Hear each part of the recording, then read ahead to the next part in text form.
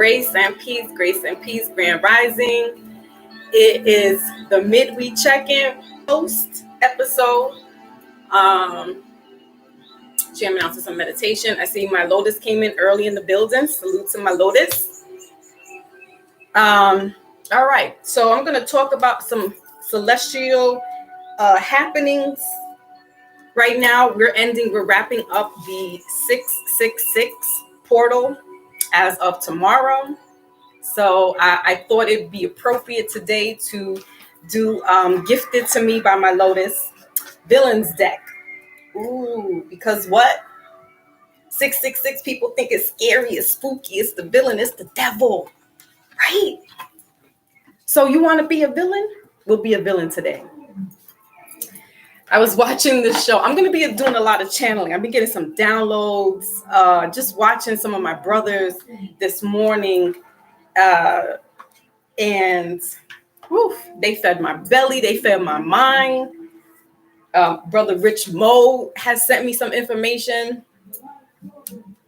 So, when you come in, If this is your message right now, this is your time to catch it.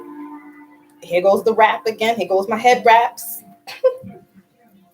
Always with the head wraps.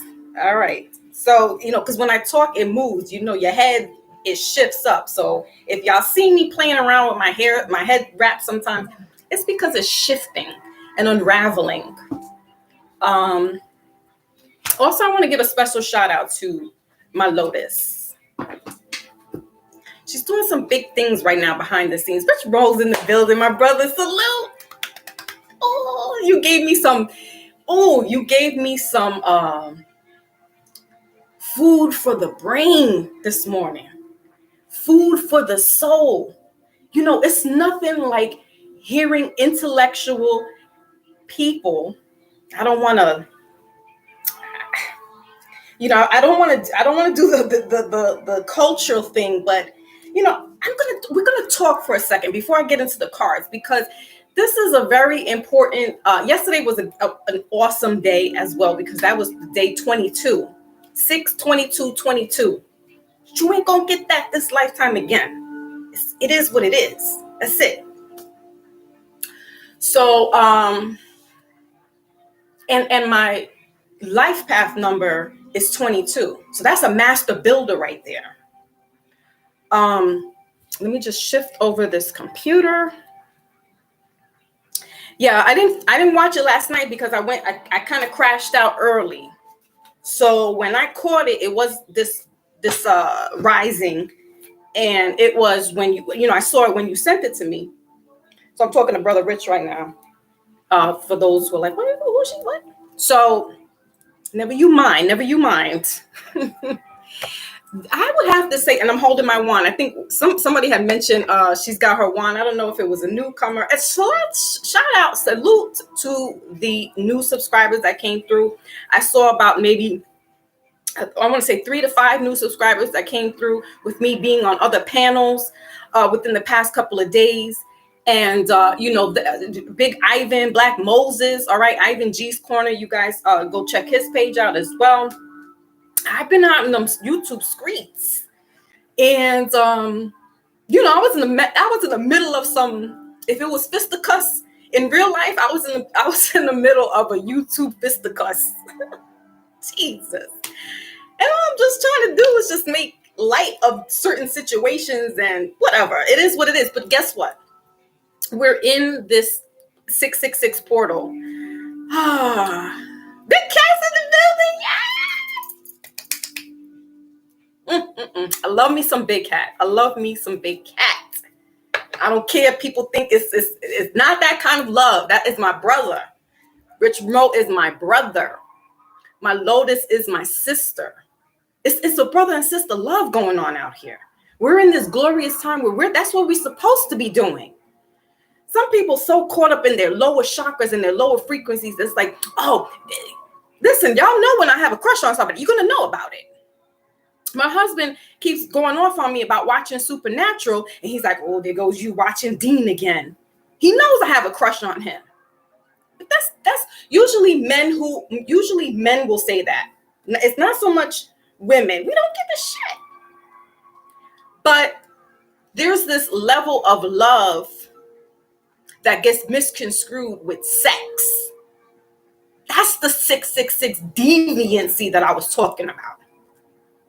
We're going to do Mindful Monday. We're doing a Mindful Monday and a midweek because I wasn't able to come on yesterday because school is almost ending, and the schedules are changing. So, I had mostly everybody here yesterday. She's off to school now, so I'm able to come in. So my forgive me, y'all, because I'm always with my head wrapped. It's because I talk and the head thing keeps sliding off. So I'm trying to hold it down. You know what I'm saying? So, so my schedule is going to be changing again. Also, is going to be changing in regards to doing my personal readings. I had a very interesting and lovely experience with a personal reading yesterday. So salute to that young lady and everybody who comes in to do a personal reading with me. Now, y'all know my style is a little unorthodox.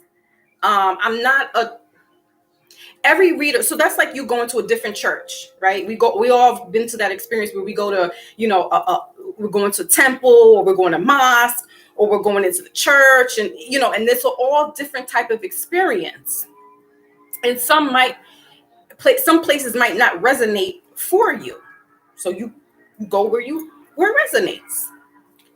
And I think I would say that I'm kind of like the unorthodox traditional reader, but nonetheless, it is what it is. It's my God-given right?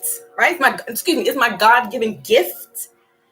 So however it goes, right? All right. So anyway, back to the 666. Tomorrow's going to be the last day of that 666 portal. Okay, Mary's in the building. Salute, Lord. Lord, have mercy. Lord, Kid Murray. Oof. Yeah. The digital building is bananas. That's all I gotta say. It's bananas. It's a blessing and a curse. It's a beautiful experience when you're with beautiful people and you're with like-minded people. But as I was saying before, I'm gonna channel a little bit first, and then we're gonna get into the midweek check-in.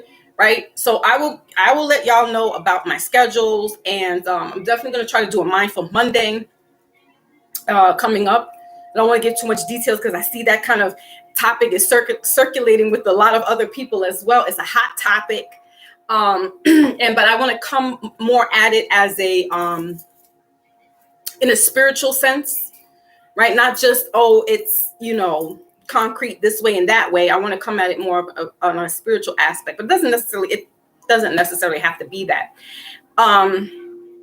Anyway, so let me slow down. Let me just slow down a second. You guys get me very excited. I get very excited here. I'm in a happy place when I come here. Even when I go into other people's platforms, and I don't necessarily have the hand up saying, pick me so I can go up on the panel. I'm usually in the streets, going back and forth, chatting, saluting everybody, putting my little 2 cents in. I get to be a little troll sometimes, you know what I'm saying? Like I get to flip the script. And, they'd be like, come on up, and I'm just like,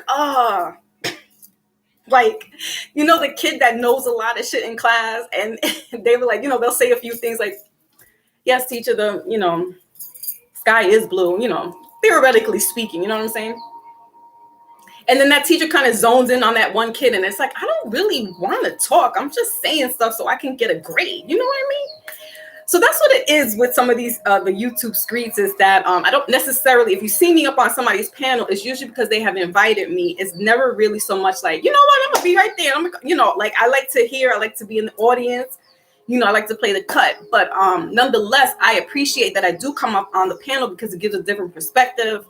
Some people looking at me sideways like she's a beautiful lady, but she's a little cuckoo. Like, what's she talking about? Angels and what's she talking about? And I'm like, y'all have to come over here to see what I'm talking about and understand, right? I'm not just talking shit out the side of my head when I'm talking about aliens and extraterrestrials and super beings and this, that, and the third. Like it's a different kind of lane that I'm in. And there's not too many of us that are in that lane. And if you do see people that are in that lane, it's usually the men folk. It's not too many of us women that are in this genre, if you will, that I have to give my hat off to Sister Myra Moss, Sister Myra Moss. She's a master teacher. I would have to say that. My mom's a master teacher.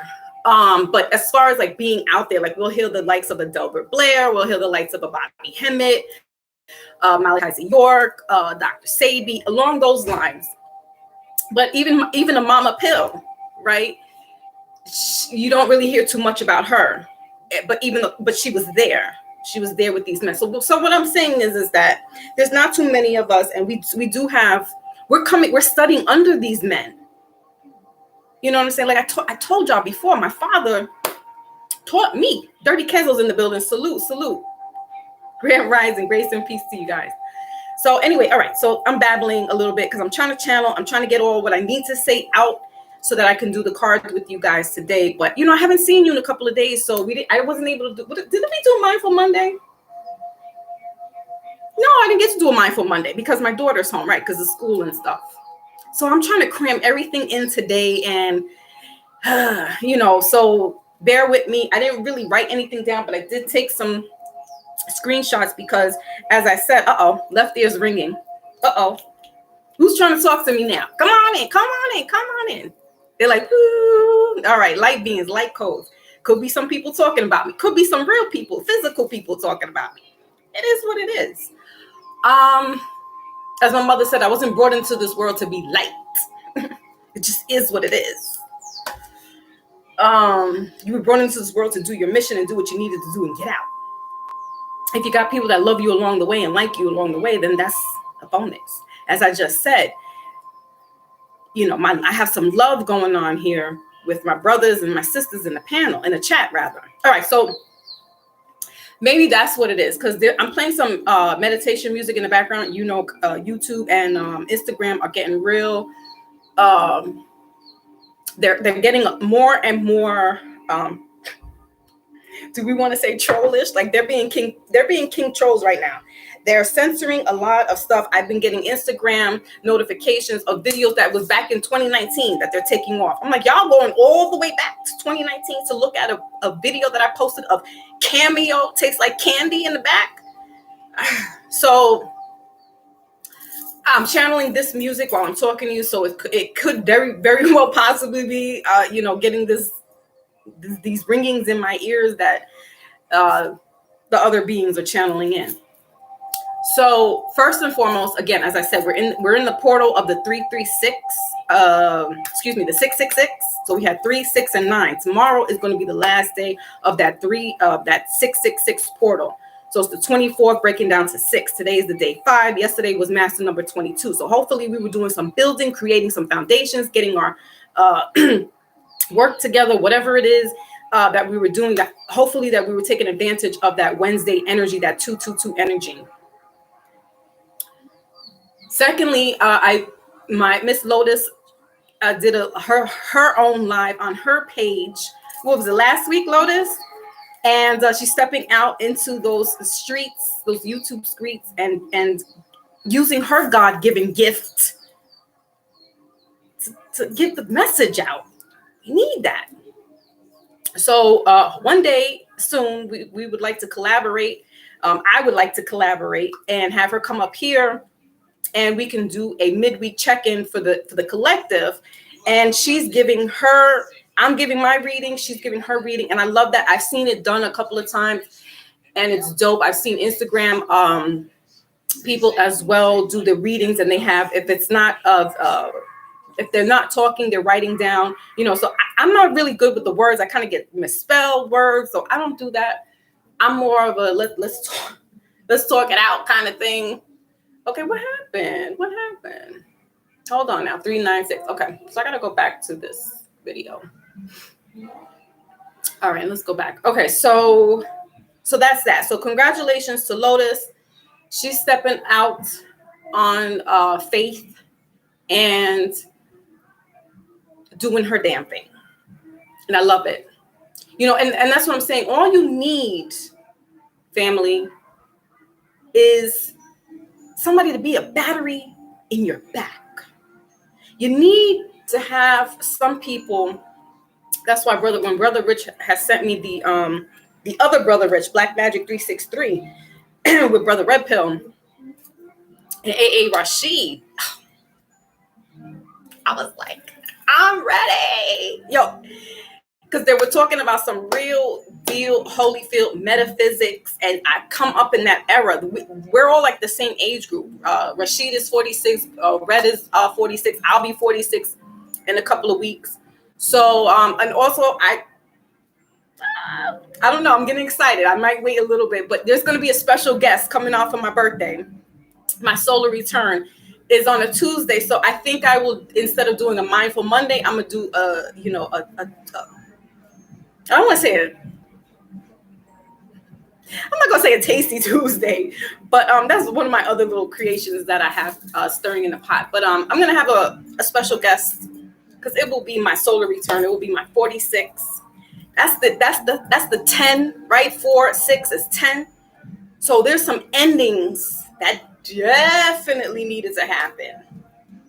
In the past couple of weeks, I have been able to remember. I kept talking about collective. There's going to be, you're going to have to tell some people about some things, or you may have to help a partner out where you might have to be the financial breadwinner.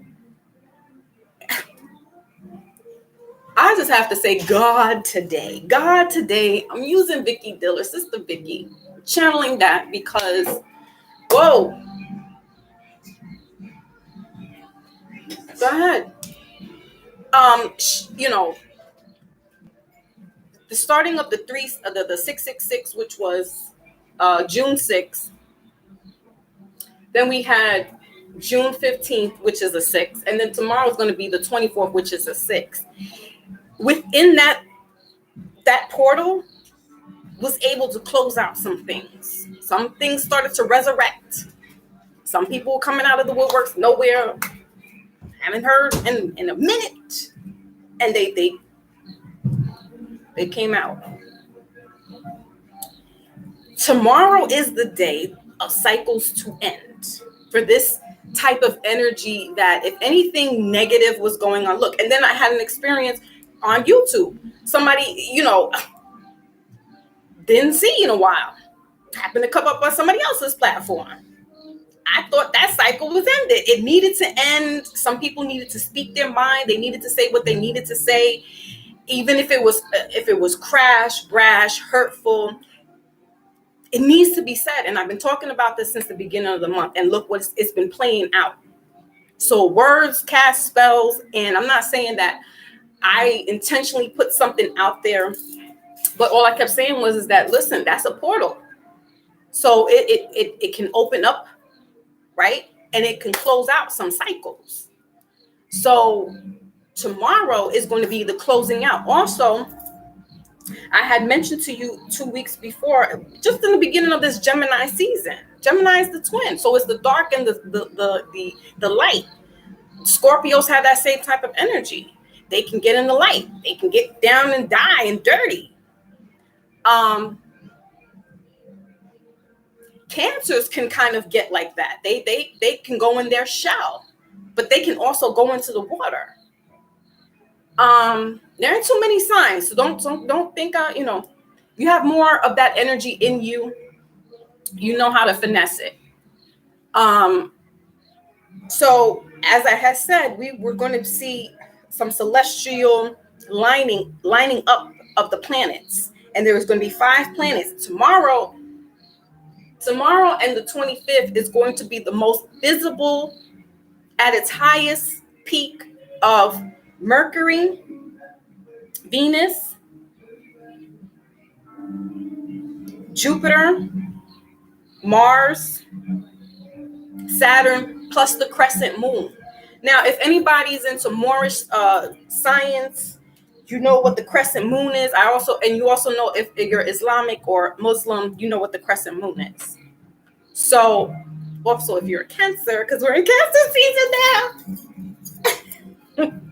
Shout out to the cancers. Not too many cancers in here that I don't see unless you have a lot of cancer water in your chart. Y'all might hear some other music playing in the background. Shout out to the little graduates that are graduating right now, to all the children that are going through this graduation period. I want to give my hats off to them because they are our future, literally. All right. So we need to keep these babies in tuned, focused, grounded, because we're losing the other babies to other nefarious things out here. So if you hear the music going up a little bit over my music, that's because literally they're right outside my building. So salute to Voodoo's in the building. Salute to my brother.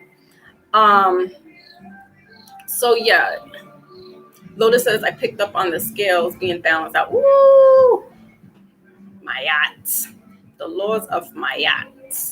Summertime. What? Cancers are the mothers. Every time A is in the building, I'm muscled. I hear you. Listen. Okay, good. Big Cat. Big Cat says he's listening. All right, perfect. That's it. You know that certain people, well, the people that I subscribe with, their channel is definitely shadow banned or shadowed something. And, you know, somebody said, even if you think that they're not watching, I'm like, little old me? Yeah, you little old you is talking some big heavy duty stuff. And if they can go in and bot your little 7 hours that you were talking, you're not. So I'm like, you know, it's a blessing and a curse, I guess, right? Because it's like there's this censoring that's going on. So okay, big cats are gonna love me some cancers. Ow. Cancers are the mothers of the zodiac. They're the nurturers. They will literally think of your mother, right? For the most part, let's think of the idea of a mother. I won't say let's think of your mother, because some people might have had a really bad experience with their mother. I have no lips today. I have gloss because, you know, when you're a talker, you know, the lips be getting a little, so I just need moisturizer today. I'm thugging it out with y'all today. I'm thugging it. We thugging it out. Sometimes I can't be the girly girl. It's just, it gets too much. I don't know how these lovely ladies be doing it. But I'm like, the effort that I got to do to just put eyeliner on, not lashes, and I'm talking about just the eyeliner. It's like, I need to make this look straight and even, you know, put a little whatever on. So I can't really be bothered with that. And beauty's only skin deep, right? They say the beauty's in the eye of the beholder. All right, so whatever. I want to get back into these celestial planets that are lining up with us. It can also make us feel a certain kind of way. We've been in this Gemini season for a season, but in this Gemini season, it's brought us this beautiful celestial gifts that are here to shake the paradigm, if you will. Shake and move us out of our comfort zone. I'm going to give you a personal experience. I've had 3. I'm just sitting back for tomorrow. Like, please do not close us out with a bang. The biggest challenge that I had was having to express to some family members that I've been having since my grandmother passed in 2018. The cancers they're the last almost the last in the celestial 12 zodiac that will come out right and say what they need to say. They hold in a lot. They're the receptives, right? That's what a mother is. She receives. We're going to get biological, right? She receives the sperm, or she collects it. However, she receives it. The woman receives it, right, in the womb. That's the mother. very rarely will the mother say anything that will disrupt the household. There are some mothers, like I said, we're on the ideology of what a mother is, not so much what your mother was. I told y'all, my mom, she loved me dearly, but she did certain things that made have to look unorthodox to certain people in the family. That was like, ooh, I wouldn't have done that. But when you start to study the psychology of a person, forget about it. Right? So the Cancers don't really, they're between a Gemini and a Leo. So Geminis really don't have too much hair in their tongue, and neither does a Leo. So Cancer is stuck right in that middle. So they can take up either energy of a Gemini or a Leo. And I'm on the cusp. I'm not on the cusp, but I'm closer to the cusp of Leo than I am with Gemini. So it really, Ivan G says, what does it take for a foxy moon to punch a wall instead of punching somebody in their throat? So Loser Ivan G, he's a real bug out. It takes a lot for me to get riled up. Really does. I'm not the one that flies off the handle. That's more like a Taurus. Leos, they kind of fly off the seat. They're not too much of the thinkers. So if you need some generals in your camp, you want to get you a few Tauruses and a few Leos, because they kind of black out. They black out, and it's like the AK is like, and bodies are on the ground. You're like stepping over, like, what happened, son? What did you say to her? My grandmother was a Leo. I'm telling you. As AA says, I promise you. That's a New York thing. I promise you. Leos will leave the bodies. If you need some metaphorically speaking hitters, you want to get you some Tauruses and some Leos. It's like the chain of command with the military, right? You get out the Marines. That's a Leo and a Taurus. They're the Marines. It gets dirty. They don't think about it. Who did what to you? Where are they? Where? They don't really think about it until afterwards. And you're like, yo, what you did and what you said was wrong. It was foul. And their ego will make it even harder for them to drop down like a Cancer and say, I'm sorry. I had to talk to a Gemini last week. I know what I'm saying. I was in the room with a Libra, a Gemini, a Scorpio, and another Cancer. And I had to use my Leo energy, because I got more Leo energy in me than I do my water sign, and get in there and get that fire. Because Leo's a fire energy.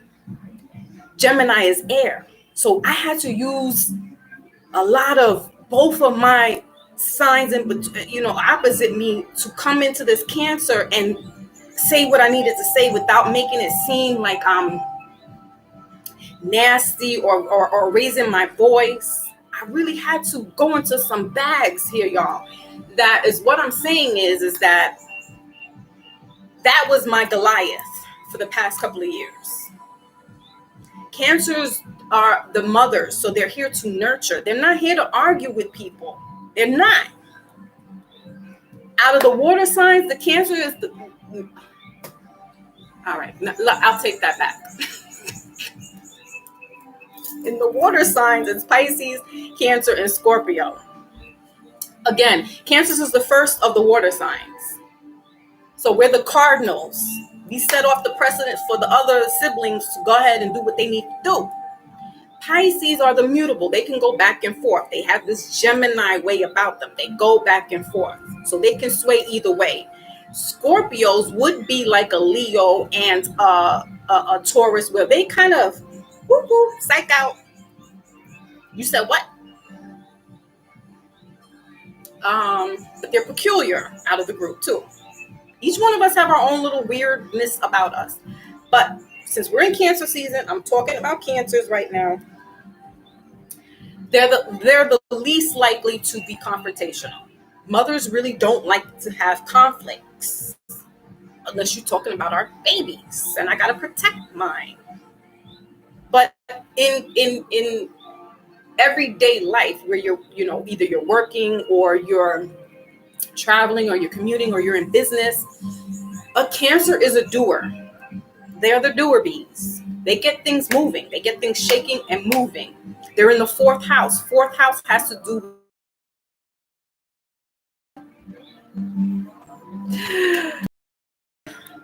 Shout out to the fathers.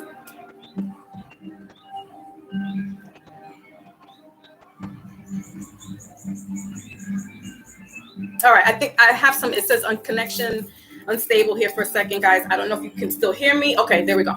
Hold on a second. Let me close my door real quick. Anyway.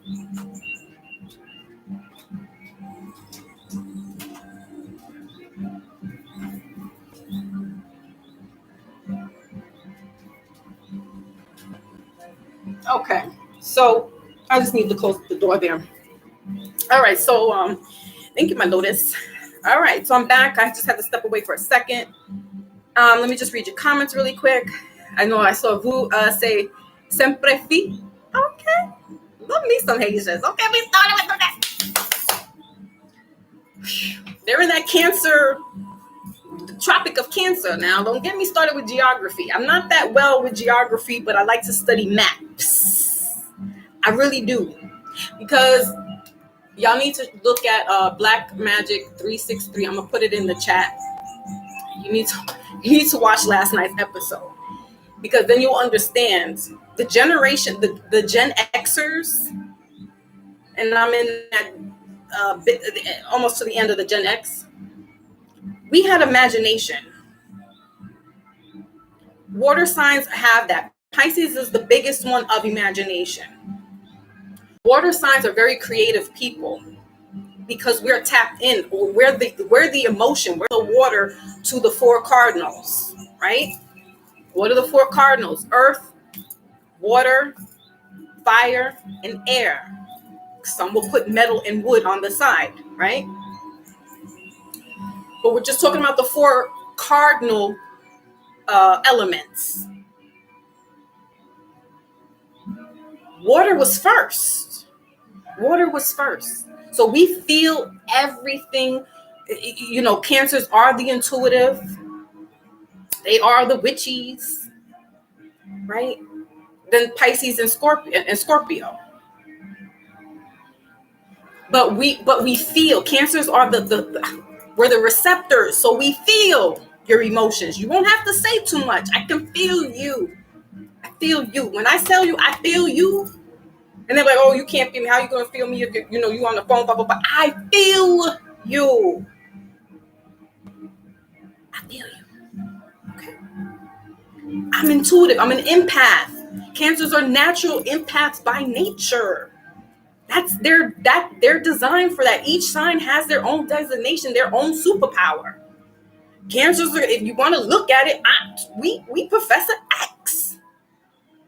For the comic book, I don't want to say comic book junkies, but for the comic book of the extraordinaires, or whatever they call them. I'm losing lack of words here now. But they feel everything and everyone. And it's almost a detriment sometimes when there's this toxicity that comes by a Cancer, because they absorb all this energy. They feel sad, don't understand it. If it's an untrained Cancer, they're not going to understand that that's not their feelings that they're picking up. They're picking up on somebody else's feelings. That's why I don't watch the stuff that I watch anymore that I do now, because I'm receptive to that. And not understand, when they say Cancers are moody, it's not so much that they're moody, they're empathic. So anything and everything shifts their paradigm and their dynamics. So like I said, with Brother Rich sending me that information last night, and then me watching it this morning, I'm like, that's the battery I needed to be like, because those brothers, I'm in their age group. I'm like the little sister, but I'm only a year away from them. So what they were talking about made absolute sense with the Gen Xers having to use their imagination, as opposed to now with these not so much, well, maybe the millennials, but this newer group. I'm just gonna call them the rainbow kids, and I'm not talking about that rainbow, because they want to dismantle what the rainbow looks like. And if you look at what their rainbow is compared to what the rainbow is, they're living on the root chakra of things, right? Their rainbow's inverted to have the red go on top. Why is it? No, when you look at our chakras, the red is not on top. The red is at the bottom. It's in the genitalia area. That's where sex comes in. That's where grounding comes in. The root chakra. So when you look at a certain flag that has all those colors, they're letting you know it's not all love and light. It's not.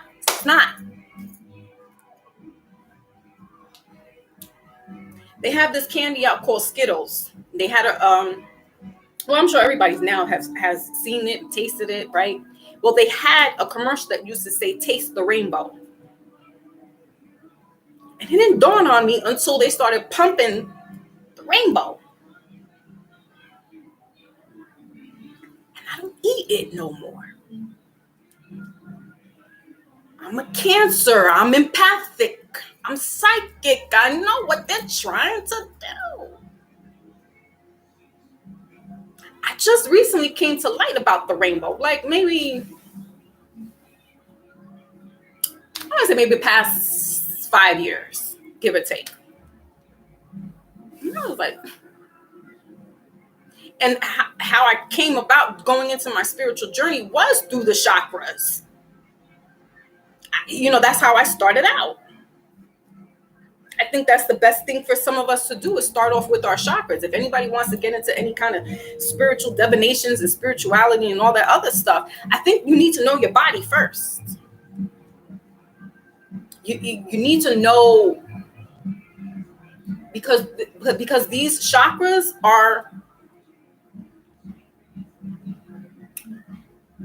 I don't want to say portals, but they move in a certain way.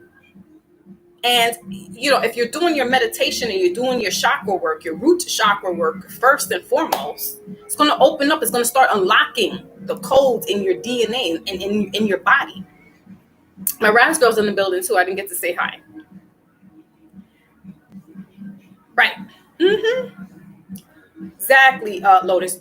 The crown chakra is the purple. So they're not showing us this. They're not telling us. They're taking that away from us. They don't want us to, get in tune with our chakras. How are you going to have the purple down at the bottom? 666. Let's get out of that.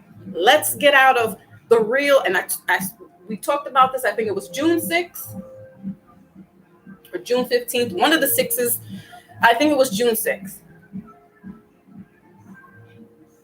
That I talked about and enlightened us what the real meaning of the 666 is. It's us.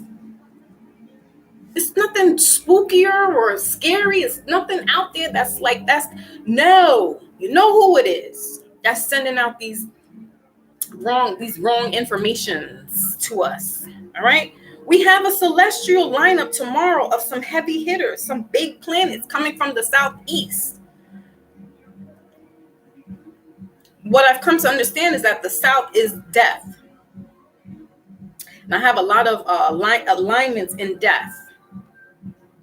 But anyway, that's neither here nor there. But it's coming from the southeast. So if you happen to look up right before the sun comes up, so that would be like dawn, you will be able to see these planets, 5 planets, perfectly lined with the crescent moon. That's tomorrow and Saturday. It has been like this for the past month. It closes out tomorrow with the 666. So when we really get in tune with ourselves, we, certain things that they put out is not going to be scary for us anymore. It's not going to sound demonic. It's not going to sound terrifying. That's what they want us to know. That's what they want us to do. Right. 6 carbons, 6 neutrons, and 6 electrons. Thank you, Lotus. It's a human. Your DNA is made up of stars. Your DNA is made up of the solar system. Your DNA is made up of the universe. What are you telling me that's a beast? So I'm bad? All right. That's why today we're going to use the Villains Tarot deck. That's why. I was watching my favorite show, Supernatural. Again, it's 2 brothers who are fighting everything from villains, demons, God, Lucifer, angels. It's a dope show because it does go into that. It's not called Supernatural for no reason. And it's 2 brothers that lose their parents or lose their mother to a demon. So the father is going on this quest now to, track down this demon and kill it. But while he's doing that, he has 2 sons who are kind of just orphaned now. They got to fend for themselves. Anyway, I'm moving because it's like 15 seasons. So it's a very long series of you name it and what could possibly. They even had a Scooby-Doo episode. I was like, oh my God, these guys are awesome. Scooby-Doo's my favorite cartoon. So they have to go through these trials and errors with each other. So one of the brothers was going through something and they had to ask death to help them, not the Grim Reaper. So the Grim Reaper works for death. They had to ask death to help one of the other brothers it's 2 brothers, but they had to help one of the brothers get some kind of mark off of them or something. There's something that they needed that no regular demon or spirit could help. They really had to go to death. So death says, well, after you were trying to kill me and you were trying to do this, that, and the third, I don't trust you humans. He's like, listen, hey, it is what it is, but I need this from you. Can you help? If not, all right. So death says, all right, takes off his ring and gives it to the brother and says, in order for me to help you, I want you to be death for one day. Ooh, Steak is in the building. Salute, Rush. Salute, Pizza. He made it. Yay. I was supposed to come on yesterday, but I didn't make it. Yeah, I do have a Supernatural deck. My little sister gave it as a birthday gift last year. Anyway, he gives the brother the ring and says, I want you to be death for one day, and then I will honor your request. Well, the brother couldn't do a whole day before he made a human conscious decision of not to kill a little girl who's dying from cancer in the hospital. So my point is that if you are a villain for one day, right? Because people like to, they like to go off of this. I think we were talking about this on Ivan G's platform when people are, they use the word crazy. Oh, I'm crazy. I'm about to go off, y'all, and I'm crazy. And no, don't talk to that one because that one's crazy.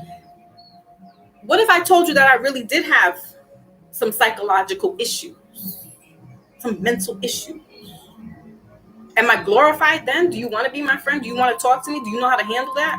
You know what that looks like? So we have this misconception and this misnomer of crazy to look cute. And when I say cute, it's my term, but I'm saying it's like we glorify that. Like that's something to be. I'm like, no, there's actual people out here that are really battling some stuff. That's not. We don't want to glorify that. There's people that really do not, that are schizophrenic, that have to live on medication, that has to, be in a controlled setting. But you get somebody who's a live wire and they're like, oh, yeah, I'm crazy too. I own my craziness, but I don't promote it out there like that's a part of my life. It's a small part, and I'm not giving it life. I'm not giving it credence, because I did have to take certain medications to keep some of that Incredible Hulk down, who was melanated because he was the color green. But we're going to talk about that at another time. Marvel is just taking the melanated person and putting it into their pantheon. But that's a very true thing for some of us. Some of us have to keep that Incredible Hulk. We're Bruce Banner out here in the streets. And it takes a certain thing to snap and trigger us, and then boom. So when Ivan was like, well, what does it take for Foxy Moon? Because you seem like, you're level-headed, you're cool. I said, it takes a lot. One thing is stupidity. I cannot stand stupidity because it gets me frustrated. Now I'm voicing my opinion. Now I'm talking to you and I'm voicing my concerns. Still going on deaf ears. You're being a D-head about it. I got a problem then. Then there's going to be a problem. All right?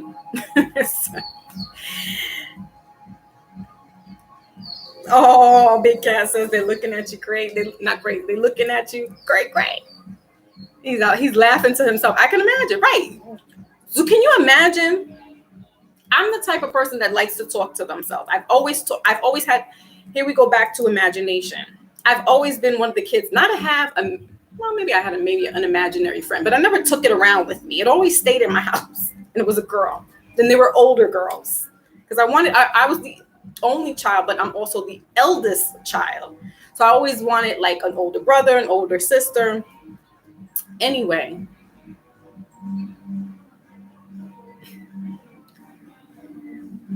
I had to use a lot of my imagination. And it creates another world for you. It creates another realm for you. Now, does that mean that child is crazy? Maybe.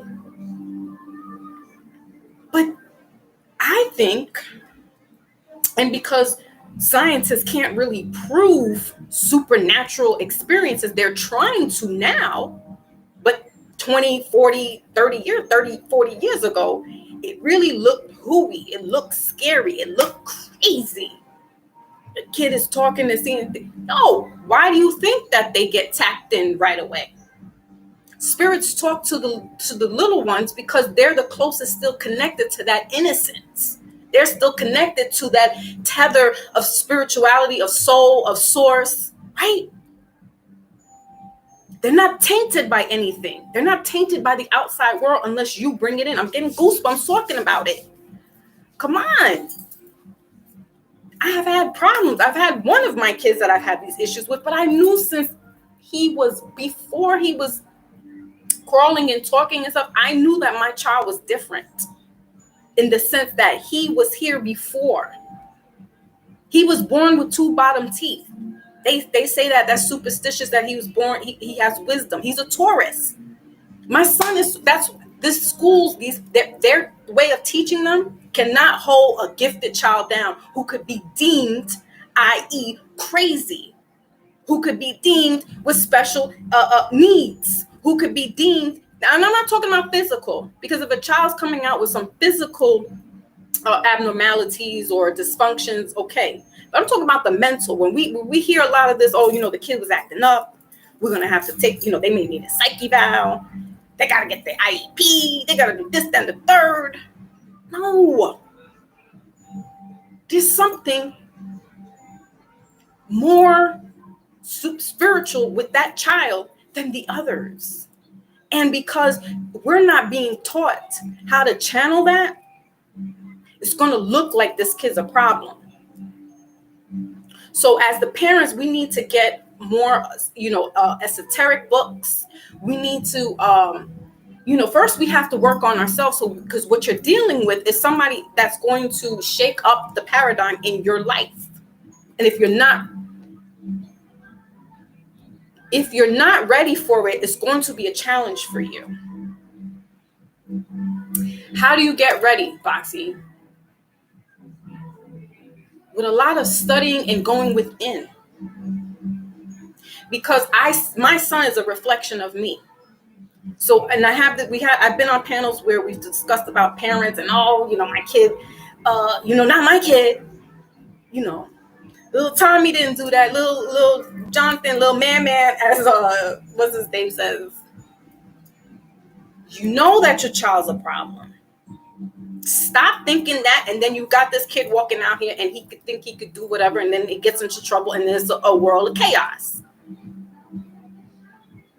If you know how you were growing up, chances are one of those kids are going to come out like you. So what my beautiful mother did was curse me in that respect. And bless me at the same time. Because she said, I hope you have a kid that's just like you. Then you will see what I've been through with you. My heart is palpitating, and I'm getting goosebumps because she sure did tell me that a lot of times, because I caused my mother problems. But she didn't know and how to equip with that. But that's why I'm saying the blessing comes in, because thank God that happened, because now I knew how to channel my kids. Because I'm the knucklehead. I'm the one that was acting up. I'm the one that was running around in those streets. So yeah, you're going to get one that's just like you. What do? Push them aside? They have to be taken care of differently than the other children. It might look like favoritism to the other siblings. It's really not. It's only because you have to deal with them on a different level. And this age of Aquarius is the most beautifulest time in the world, because we got all this information coming to us. So it's up to the parents, it's up to us we got to dive deeper and go into our spiritual bag, because we're dealing with a spiritual warfare. This is what is shifting. Listen, people are not acting chaotic for nothing. There's definitely this air in the air that's got people shifting in a different way. And it has to happen because the light beings, Usava, the ancestors are rising. They're not playing anymore. So things are going to look a little violent. And in the war, when there's war, it's casualties, and it doesn't look right. It doesn't look nice for an 18-year-old getting shot in the head. But you sent that boy out there to the war. So we got to be prepared. I'm so happy for Jamaica right now, my motherland. I am, in Long Island, New York, ancestors is trying to take that back over. And they will succeed. Because there's this era, there's this shift with ancestors coming back. Guess who's the ancestors? You and I. U-N-I-T-Y, that's a unity. U-N-I-T-Y. What she said? You come from a black queen. Who's Mama Earth? Who is Big Mama? The universe. Yes. So this shift is happening. While it's scary and it's hurtful to see deaths and casualties happen, there's this biblical hymn for those who have went to church, and it's called one in the Numbers. I might be saying it wrong, but anyway, the song, the hymnal is, I want to be one with the numbers when the saints come marching in. Thank God for my master teachers, my grandmother and my mother, big mamas. Because I was in that church since I was baptized, hearing these hymnals, singing these songs that stay with me to this day. And all you want to be is one in the numbers. You don't want to, God forbid, or heavens forbid, heavens to Megatron, that I lose a family member into this war. But I understand that this has to happen. There's going to be casualties, and it's unfortunate that it collects our babies. But if we don't guard them up and we don't arm them up, we're going to keep losing them.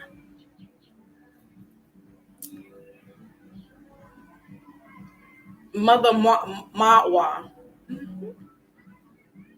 Teach the children how. I had a reading that went into Whitney Houston's. I believe the children are the world. It's not us no more. Get out of that feeling of you wanted to still live your life and you want to have hot girl summer and all this stuff. And you know who's saying this? It's our age group that are talking about some hot girl summer that you're spoiling now to your younger daughter, because now you're going to live this through hers. All right. It is what it is. That's what you want to do. That's fine. However, it's a detriment to our younger girls that are watching their mothers, their aunties, talking about hot girl summer. These little girls are not talking like that. These are the 30 to 40 something year olds that are still trying to live this life. Stop. Hot girl summer. What? If our men are dying in the street, who are you doing a hot girl summer for? Your girlfriends? I just finished watching these brothers. I had to put them on pause so I can come up here. Another episode of Brother Rich, Black Magic 363. And this young man was talking about the hairs on our bodies, right? And how the hairs are our antennas. And how some of us has this misconception of shaving it all off. Because others do that. And he said, we like those pheromones that you put out if it's smelling a little musty. That's what, and when he said that, I laughed and tickled. I was tickled pink. Why? Because DMX said the same thing. He said, it, rest his soul. He said it on Drink Champs and was like, I don't want to, her thing. He's like, give me that African woman who has the hair. She's bushed down there. He was like, I love the pheromones. And he's like, and I was like, that's a true one. Because before that, we didn't know what a shaving of that was down there. Again, the Gen Xers, that 70s generation definitely did a detriment on us as well, because that was when the big porn industry, I don't want to even put the P in front of it, but the porn industry was what got us really looking at somebody's backside and stuff clean, right? Some of them still had some hair on there, but they started shaving so that in our concept, we're now doing this. We think that's, and I'm not front. I shave my underarms. Now I stopped doing all that stuff, but clip it. There's nothing wrong with grooming. But to shave all that down, because what this brother was saying it is perfect sense. It's science. And our pheromones smell different from other pheromones. He says, why do you think in India they don't shave? He says it's their pheromones that makes a man want to go ahead and be with this woman and mate. It's not so much the hips, but yes, that plays a part. He says it's not perfume that you put on. It's not the makeup that you wear. It's the pheromones. If you smell good, we all have some chemical body odors that will attract certain men. That's the one you're supposed to be with. Not everybody's going to smell good to you. Granted. But when, I have, like I said, I had a lot of blue collar working men. So I've always smelled sweat and musk. I don't know any better. Later on, I got to experience some things, but still went back home. That's what I'm saying. Still went back home. Ooh, Jay's in the building. Say hello to Mr. Good Guy. Wait, you know what? I'm gonna salute my water to Mr. Good Guy. Salute to Mr. Good Guy. It is what it is. So It's the pheromones. I'm the 8th baby mama. Jay said, Foxy might have been my 8th baby mama back in the days. Probably would have. The pheromones are smelling right. I was around guys that played basketball and sweat. But don't get me wrong, I do like, and my dad, after he would take a shower, would throw on the Old Spice in the brew. So your nose is that sensory gateway. The hair. So this young man, you guys, I'm gonna put it in the chat as well. You guys gotta watch this episode. It's phenomenal. It makes sense. And like when DMX said, like, I like to smell that. Like, keep that bush because I like that.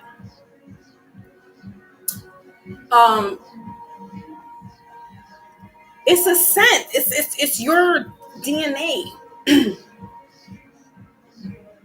You know how sometimes when after you finish doing it with somebody and they're like, "Oh, I can still smell you on me." It's their scent. They left their scent on you, or their imprint, right? So we have to get right, y'all. We really have to get on some.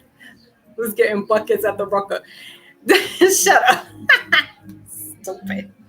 What you know about the Rucker? Let me find out. No, I didn't really step into the Rucker arena because that was like testosterone city. Like, and you had to be like the hot girl summer kind of thing if you want to go back to that. Like, everybody was kind of like more fresh to death. But I went to Rutgers like maybe once or twice. But then we had a West 4th, which was kind of like a Rutgers as well, but down in the village. And I like to be there. I like to be like with the free spirit kind of people, the free thinkers. But that was definitely a show too. You would have to, you get cute. But what I'm saying is though, we got to get right. We got to get really knowledge of real self. You know what I'm saying? And take the time out, 10 minutes out of your day to just get into your research. Find out what the hell your chart is. You know what I'm saying? Like, it's a lot of stuff that is very fascinating about us as light code beings, supernatural beings. That the things that we can do is phenomenal. And when we start tapping into that resource, the sky's not the limit. It surpasses us. And we have to teach our younger ones that and not make it taboo for them anymore. So, like a Lotus and myself, they'll come in and they'll see us doing the cards. It's not scary for them. They're like, oh, can you do a reading for me? Like, you're not 18 yet. You know what I'm saying? Like, we have to make these type of divinations and these type of rituals, if you will, and this type of language be normal to our children, so that when somebody else shows it to them and tells them, oh, this is bad, they'll be like, I don't know what you're talking about, because we're living real good right now. Theron's in the building. Salute. Peace. Breezy's in the building. Thank you for your referral. Just reading the comments. Hold on. What did Jay say? Okay. So what now? So salute to everybody that's coming in. I was always Miss Hot Girl Summer. Instead, I always get Cold Girl Winter Spring. Yo. Listen, let's be very clear though. I was going through my Hot Girl Summer when I was going in my 30s. All right. I was definitely in that life. Just trying to be cute. You know what I'm saying? It could be a midlife crisis, and maybe that's why some of these women are doing this. And that's what I said. It's the mid 40s to about 35 that are screaming out this, hot girl summer. Now they're talking about daddy shorts, hot daddy. I'm like, if y'all don't. Wait, my daddy had those shorts on, and that I wasn't looking at it. Yeah, okay. We're gonna have another conversation because I want this to be a midweek check-in, but because I didn't do a mindful Monday, it's kind of collaborating that way, and I don't know if I'm gonna be able to do all the cards that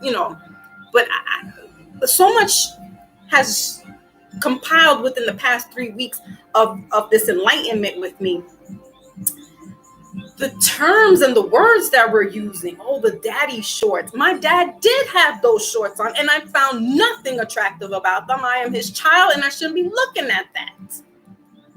But he wasn't doing it for me. He was doing it for the girls in the streets.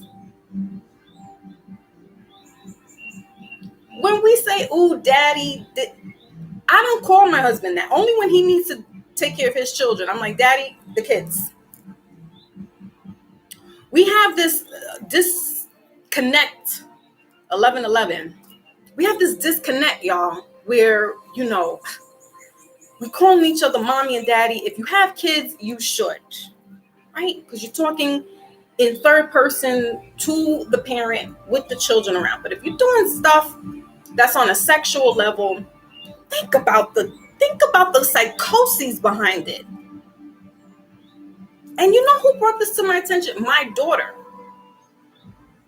Who's now like, I'm not calling him daddy, I just call him dad. Because society has warped something so innocent into something so nefarious, something so evil and defiled, that a child who was used to saying daddy now is like, "Ooh, why is this girl calling men daddy?" That she's like, "You know what, I'm not doing that. That sounds, I'll just stick to dad."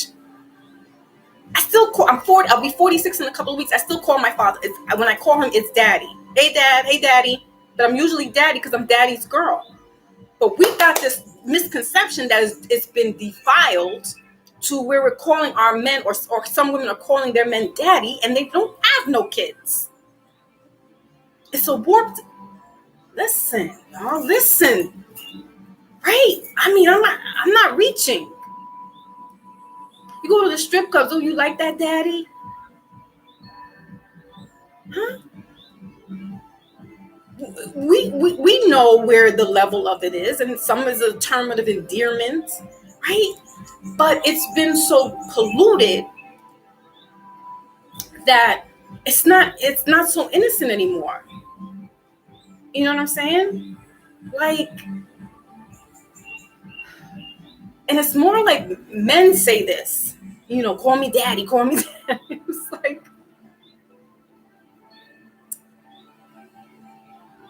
I don't want to merge sexual innuendos with my father. I've been already tainted because I grew up in that porn industry, seeing the cassette tapes and the magazines, stumbling on that shit in his box like, big jokes. What? Sex, drugs, and rock and roll was the 70s and the 80s. I grew up in that. I don't want to associate something so innocent with something sexual. That's what we're doing. So that little kids are like, I don't want to call you. Little girls like, I don't want to even call my father daddy because daddy is associated with something on a sexual level. And I'm talking to us right now because it is us that are glorifying that. It's not so much other people. You don't hear a Middle Eastern talking about.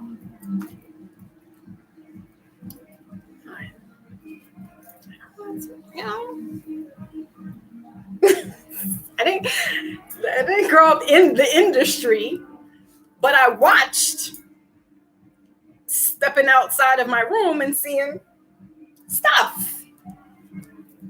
Very hypersexual back in those days, and they didn't care. There was no there's this discreetness, but if you catch it, it's like, okay, you're supposed to be asleep. What are you doing going outside of the room? Oh, I just want to get some water. No.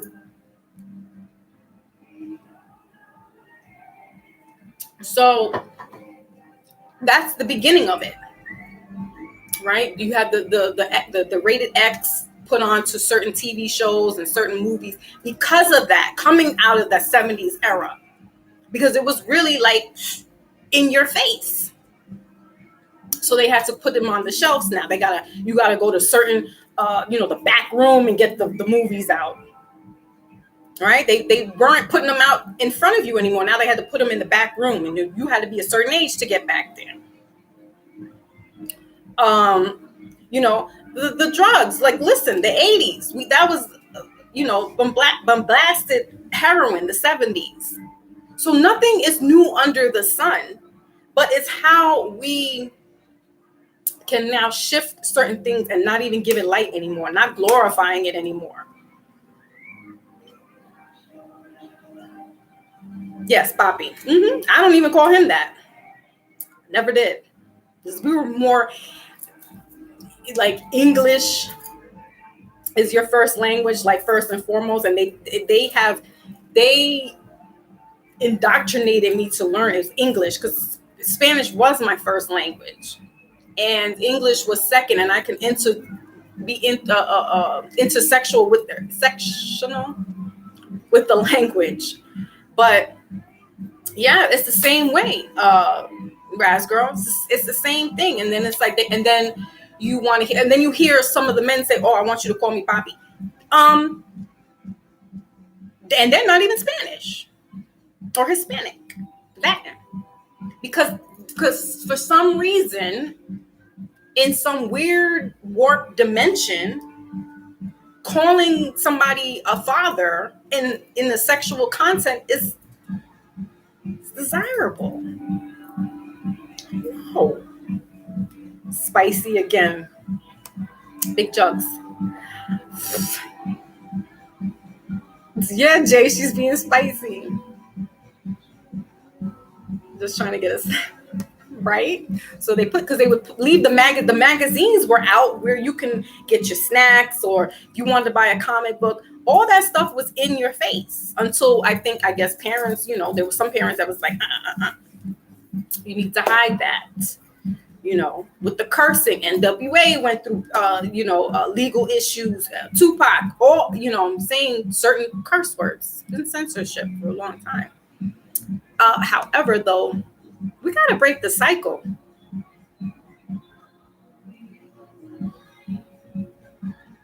They called, oh, is that what they say, voodoo? Okay. Here comes Jay Savage to disrupt the flow of things. Oh, she was being spicy last night too. Right. And New York men would be like, "Yo, what's up, ma?" Right? Because that's what I'm saying. It's still I'm not trying to bash the woman, because the men will say that too, especially in New York, as Rich said. Not Rich, Breezy. What's up, ma? Listen, if you don't have, my husband will only say that around if the kids are around. Other than that, it's my name. Like, we don't even do the nicknames no more. Like, we kind of grew up out of that. But whatever. That's the only time that we're responding to each other by saying mommy or daddy, is because the kids, like, we're trying to address the other parent in regards to that kid. And that ma, I wasn't stopping for none of that. Oh, what's up, ma? Yo, mommy, mamita. Nah. Like, because in some form that sounds good to somebody to say that. Like, it's something, I don't know. But when we start studying the human analogy or the psychology of human beings, we're going to be peeling back some layers, and we're going to see that some of us might have had some trauma in a sexual way growing up, and some of it was inflicted on us by the TV, by watching certain programs, right? That, it's free for all. If your parents weren't around, you might have been watching these shows that you shouldn't have been watching, right? Not knowing that little mind is watching all this stuff. And while it's funny, and, it's not to get too serious about, but there is a serious notion behind there, because these nefarious villains that know what they're doing. They're taking something so innocent and making it so polluted and diluted with this graphic stuff that we don't need to be seeing. A 5-year-old does not need to be seeing that stuff. We still have to do censorship at home. Show them what's right, show them what's not. What I'm doing here, like I said, with the cards, my family now, it's like, all right, it's not scary. There's no spookism to it. There's no, seances and none of that stuff. I'm not doing any of that stuff. There's no, a Baphomet and all that stuff. I don't have all that. You see what I have here. Right? Sometimes there's the foxy moon. I don't have all that darkness that they use and make it seem like that's light. No child of God is using that. So please, and even though they say, the Baphomet is Horus and all this other bloppy bloop and all that stuff, hopefully by now that they're not channeling the light beings as in the child of Ra, or the child of God, or the sun children. They're tapping into something of darkness, where you'll see the Baphomets, and you'll see the these daggers and swords and stuff like that. And I'm like,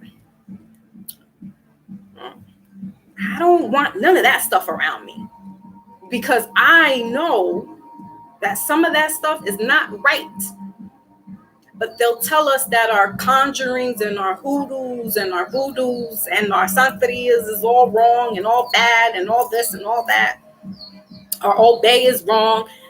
What is it? Oya? Help me out, voodoo. Right? They'll tell us that. But where do they get it from? Who are they watching? They're watching the big mamas. They're watching the high priest. And then they use their own little, their own way of twisting it around and making it for them. But what they're doing is wrong. That's demonic. We're in the 666 portal. It's closing out tomorrow. We got 5 planets aligned, plus the moon in crescent. What does the crescent moon mean? Look at your Moors and look at your Islamic flags. It's the crescent moon.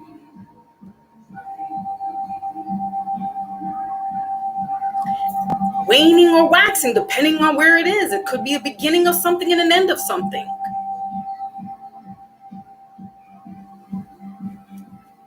Okay. So it's getting hot. Yeah, it's getting hot. There's heat waves across the country. People are walking out in their bare minimums, and rightfully so, because it is so hot that they can't, wearing having a little tank top on and some little shorts is cooling. But that's not the hot girl summer. Please get away from me. It's too hot. The heat bothers me. That's another one that will check the box off of what get Foxy Moon riled up. Heat, even though I was born in the summertime, I don't like it now. It's too much. But I understand that we're vibrating higher. Our frequencies are vibrating higher. So the energy is going to be higher. You're going to be feeling more hot. I'm going to have to get used to this, because it looks like the planet's not cooling down anytime soon. So unfortunately, I'm going to be miserable. Look at Lotus doing her thing out there in the streets. Oh my goodness, 12. Maybach's in the building. I was just thinking about you. Salute. I was like, Maybach's been quiet.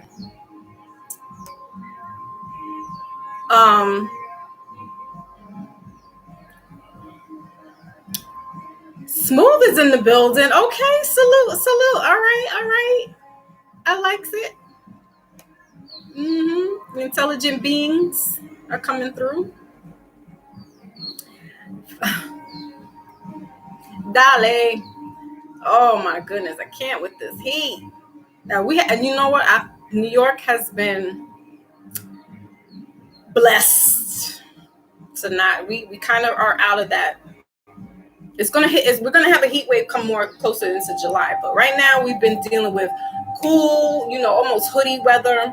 Again, it's been pretty dope,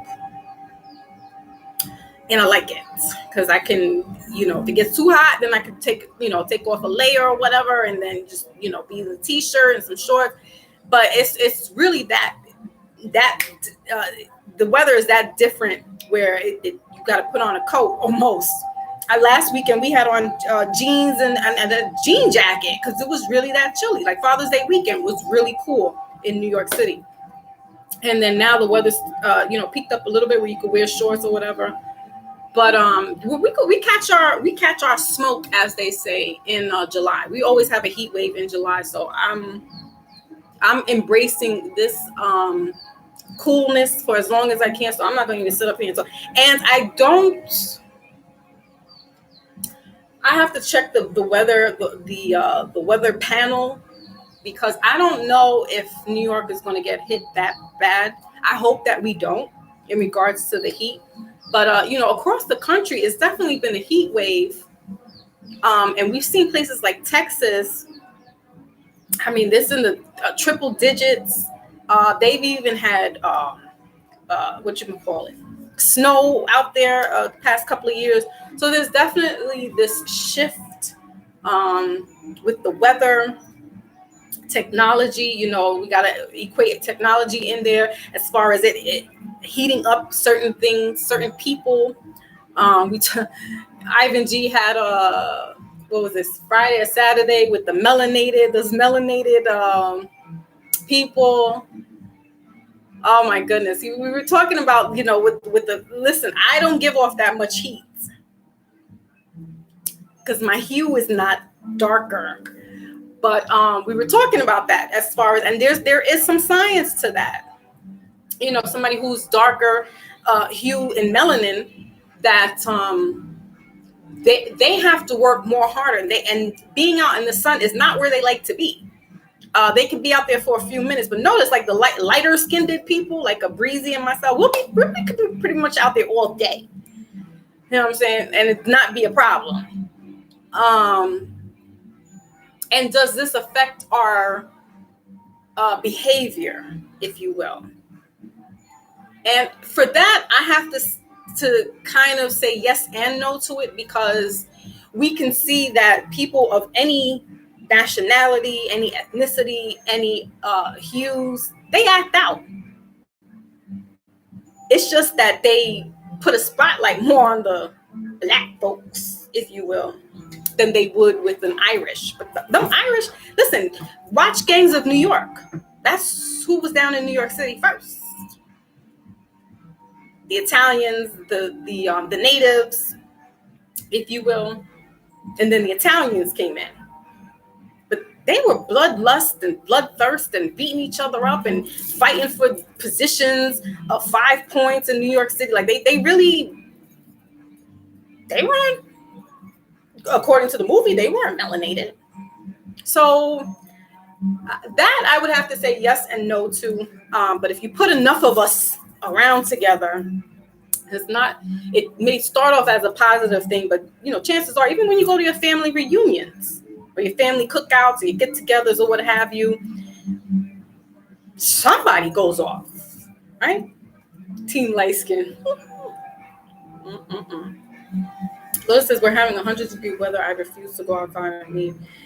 Put my children out. Wait 10 minutes. Yeah, I mean, and that's when it's unbearable. Like if it's like that, and you can't really do too much activity outside. It's not advisable. But yeah, man. Yeah, Gangs of New York was fire. It was. I liked it. I liked it. But so to say that one particular group of people, who lack melanin, they're barbaric. Think about medieval times. That's barbarian. But yes, there were melanated people around there as well. But we can only go back, or what they show us, to who was the aggressor and who wasn't. Right? So it's like, okay, if that's what you're showing us, then we're going to see that you're the aggressor. But you keep putting a spotlight on Black people and making it seem like they're the aggressor. It's this cause and effect or reaction. So if you step on my sneakers in New York City, we have a problem. Y'all saw that and Do the Right Thing. That's a real thing. Where they stepped on homeboy's sneaker and he's like, what? And he's about to go to town. That was a real thing. Now we don't, not so much. But that was a real thing. Because back then, again, 70s, 80s, we're coming out of this crack era, this heroin, we're just starting to get our feet, right and planted again. So, the economy is picking up. Parents can afford certain, clothing items that maybe another family couldn't afford. And so if you had the freshest kicks, we call them kicks, they're sneakers or tennis shoes to my Southerners. In up north, we especially in New York, Jersey, Connecticut, we call them sneakers. Down south, they'll say, Virginia, the Carolinas, Georgia, they'll say tennis shoes, and that blew my mind. I think Florida says that. So I'm like, what's a tennis shoe? Like, I'm not gonna go play tennis. They're like, no, what you got on your feet? I'm like, y'all call it tennis shoes? They're sneakers. They're like, oh, well, we don't sneak around. I'm just like, all right. So I couldn't even battle my peeps in Virginia. I was like, all right, I got you. So each hood, I guess, or each areas may say something different. I think Midwest and California might call them tennis shoes as well, because it might be a Southern thing. Whatever. But yeah, if you stepped on somebody's all white Nikes, the Uptowns, or if you had the Jordans on, somebody's going to get smacked, punched. You're having a fit because somebody just messed up your white sneakers. So that's what I'm saying. So, and the most of the time in Brooklyn, in the Bronx, in Harlem, where it can be mostly populated with melanin people, Puerto Ricans, the Black, so-called Black, right? That's what it was. Now, so shifting back into this portal with the 666,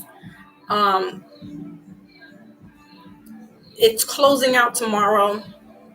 So this is a time where, intentionally speaking, if you don't want to, or kicks, right? And it was like, what is kicks? Like, but that's, I don't know. It's a New York thing. Like we've come up with a lot of stuff that has taken precedence across the world, where now people are saying the same thing. Like I told y'all, Fresh, you're the perfect person to confirm with me.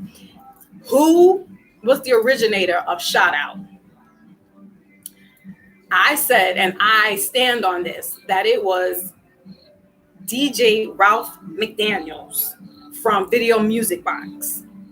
We would see him go to different party spots, and he would say shout out to whatever the venue was, and shout out to da da da da da, and that was 30 some odd, that was about 30 plus years ago. So it's now taken to it's taken flight, and people across, I've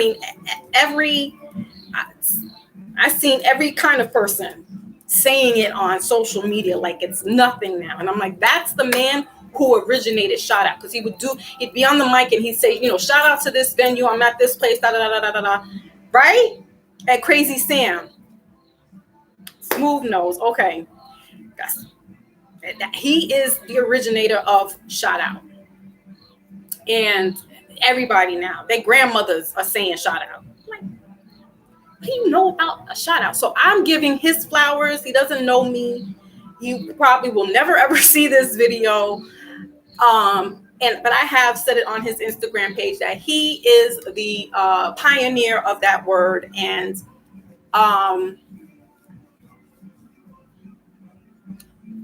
somebody I don't know what the kid's name is, and y'all probably know it, Crazy Sam. I'm going into my New York City bag for a minute. y'all know I'm all over the place. But again, I didn't get to do a Mindful Monday, and I didn't get to do a midweek check-in because my daughter's schedule, school is ending here in New York City soon, so their schedules have been kind of on and off, on and off. And I'm on mommy duty when it comes to. I can't, as much as I would love to do, she's like, Mom, you get too consumed.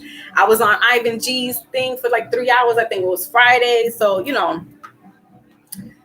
these definitely consume your time. And it's not as easy for a mother to do it as opposed to, a single, or a man to be on these panels for a very long time. But whatever. We still try to hold it down the best as possible. I don't know who it was, but they're retweeting or posting this young man who was saying that the hip hop culture is not ours.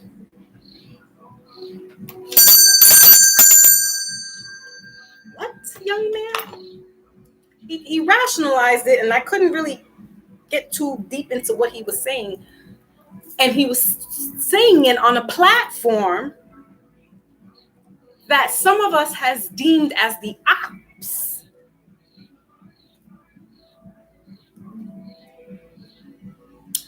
I don't know, Smooth, if you were making fun of me, but this is somebody was saying she got her wand in her hand again. That's right. This is selenite. For those who don't know, I'm holding selenite. It's almost a clear crystal, but it's for communication and for spirits. I'm not invoking anybody right now. This is for my communication right now. I'm on my throat chakra.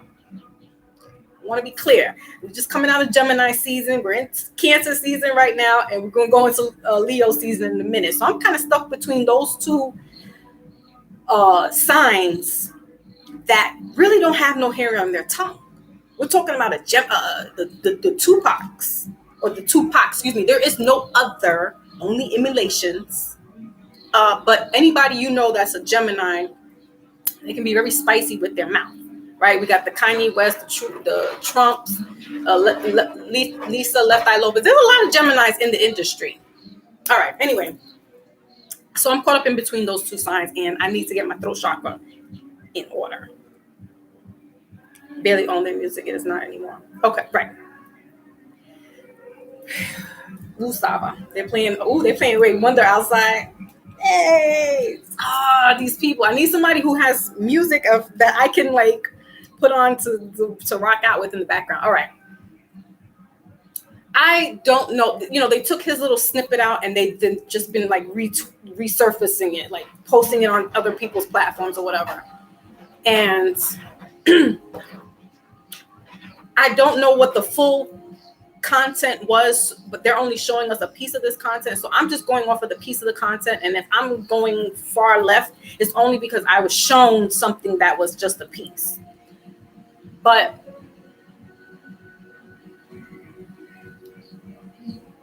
never,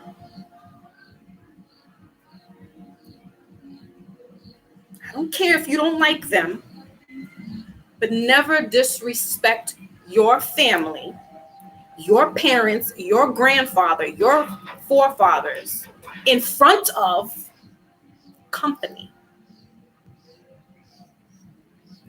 I don't know who this young man is. I think he's a rapper. The platform that he was on, some consider as an op. You don't talk about your uncles and your father and your grandfather to somebody else. It's not yours. And then you go in to say that it's not ours anymore. No, it's not. It's been accosted by you people and the others. So no, we left it. That's why on my Mindful Monday coming up soon, we're going to have bringing back some of those elements into the relationship. But we're going to bring it with the spiritual twist to it. It's not just, oh, you didn't do this for me, or what. We're not going to do that. We're not going to do that. We're going to have an intelligent conversation about relationships. But going back to this, I didn't really finish watching any of that little clip that other people were putting on Instagram because I said, this young man, where are his parents at? Now he's about 30 something years old, but I'm just saying he could be my child. I have a sibling who is old enough, who's an adult, but still young enough that I could be her mother. So anybody who's in their mid 40s to 50s, these young 30, 35, they're old enough to be your child, and you can school them and help them on that right and narrow. They're still not too, because they want to learn, but they're flying solo right now because of the father and grandfather that's not there. We got to do this group effort. So this young man, I don't know what's an op. Big Cat, do you really want me to say it? They'll shut my live down. So the person and their platform ends with TV in it. It's a big platform. All right. Again, his content was being taken out, and I'm only going off of the content that was shown that was taken out. I didn't see the full thing. I don't go onto that platform. I don't watch that channel. I don't. My spidey senses started tingling with me a couple of years ago, and then it started to unravel that people kept saying, oh, that's the ops. And I was like, I bet that makes sense to me. You don't got to tell me twice. I'm out of there. Some people, oh, no, they were good. They started off good or with the good intention, but it was just like too much. It was like Confession Alley up there. And I'm like, I don't like integration. Or yeah, where you're like y'all know I mess up words, right? Where you're questioning somebody. And this person questions, but then he also then throws in his account of when he was there and this, that, and the third. And I'm like, I don't remember seeing you, bro. I don't know who you are. You kind of spark, and I'm not in the industry, so of course I'm not going to know. But I'm from the grandfather that this young man should not be talking ill will against. The Cool Hercs, the Melly Mel's, the Cavs, Starsky Lovebug, Cool J. Those are your fathers and grandfathers, and you need to school some of them about this. Because yes, hip hop is ours. Hip hop is the Bronx. Hip hop is Queens. Hip hop is Harlem. Hip hop is Brooklyn. That's all New York City. Oh, Staten Island. Can't forget about Wu-Tang. Long Island too, right? Leaders of the New School, Busta Rhymes. We wouldn't have heard of them, but if they didn't come into our boroughs. Bronx would be the male, and the Queens would be the equivalent. Would be the female. So there's that mother and father.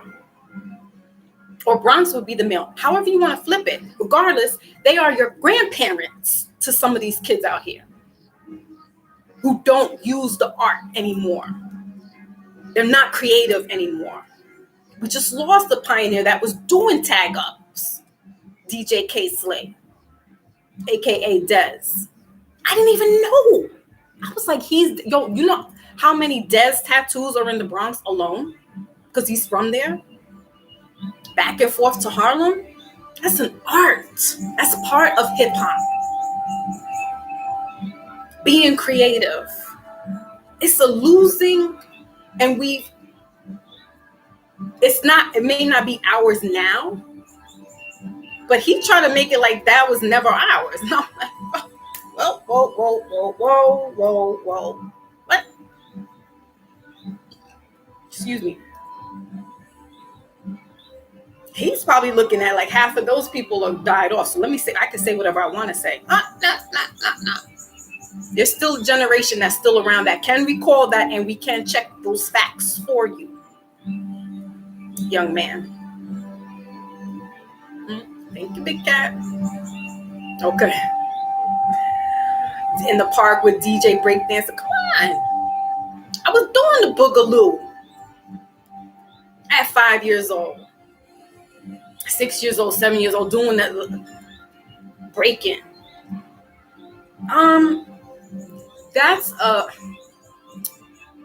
That is you would equate that to the pyramids, to ancient Egypt and the ancient civilization. What the beginnings of hip hop was, even before that, when we had who was it? White lines. The more I see, the more I go. That was the beginnings of a hip hop. But what you see now as a hip hop.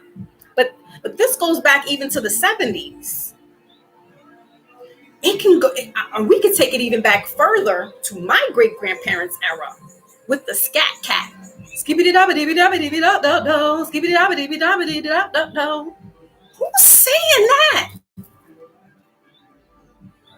Ella Fitzgerald. Skibbity dabba dibby dabba dibby da da da. That's in my great grandmother's time. So we have to re-educate the youth. They may not have. They don't have to build anything now. We built it all for them. This is that entitlement generation where I got everything now. Yeah, who do you think you got it off of? You got it off the backs of us, your parents, your great-grandparents. That's where you got it from. So salute them, pay homage, literally get your flowers out and put it out there for them. Put it on the altar and say, thank you. Thank you, Baba, Abba, Mama. Thank you. Thank you. Stop shitting on them because you weren't okay. Take their essence and appreciate it. But don't go to nobody else and be talking bad about your family. Oh, you don't ever do that. I don't care how bad, how dastardly your family is. You don't ever go talking sideways to somebody else about your family. You don't do that. I don't care if your mom beat you with a switch and told you to go sit in the corner and you don't get no dinner. You eat your dinner for breakfast. You don't eat that food, you're going to eat it tomorrow. Remember, Mommy Dearest? Listen, that's how I roll. And that's how I was brought up. Oh, you don't want this now? My mom sure did put shit in the refrigerator and saved it for the morning. Listen, we hard knocks. Please. Please. Stop it. Yeah, the P-Funk, old blues singers. Right. Gab Calloway was rapping. Thank you. That's what I was trying. That's what I was channeling was Cab Calloway. But I know Ella Fitzgerald did that as well. She was kind of like the queen of that. Scat. They would call it scatting. Scat, scat, scat, scat. Where's that from? It's all in us. It's the DNA, the drums. When you hear, especially African and Caribbean families, you hear that the bongos. My father used to play conga. Ricky Ricardo with the you hear that, you're moving.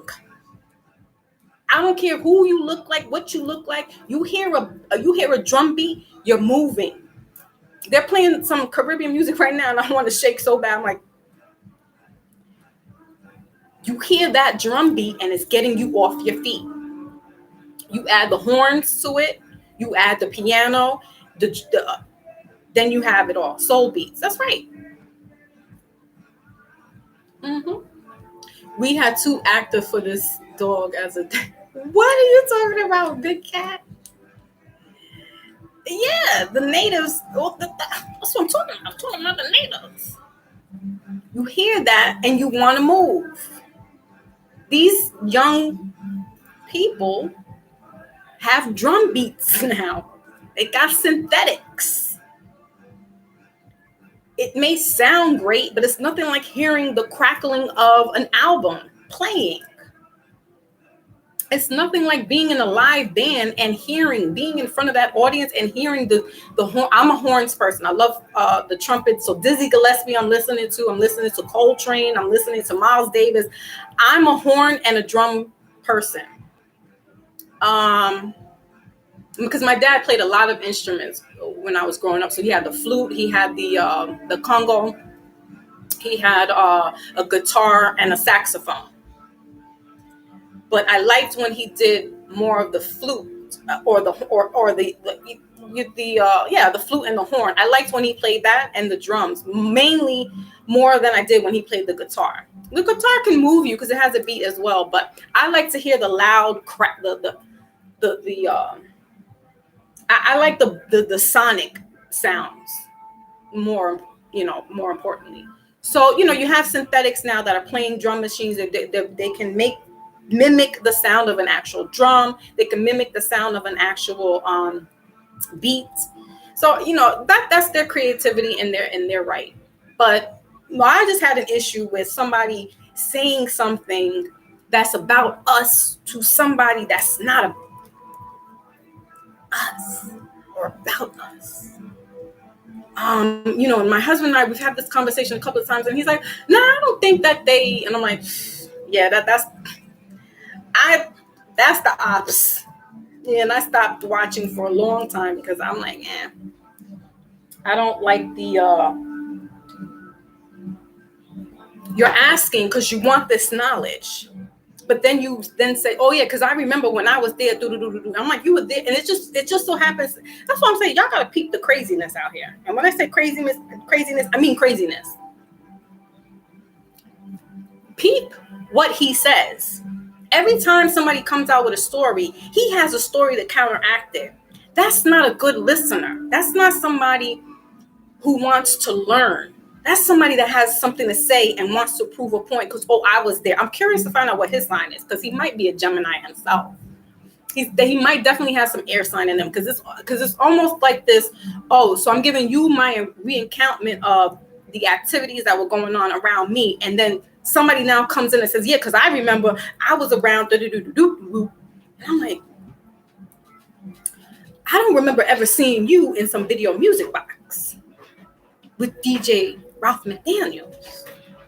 So I don't know what DJ you were doing, but I don't remember you.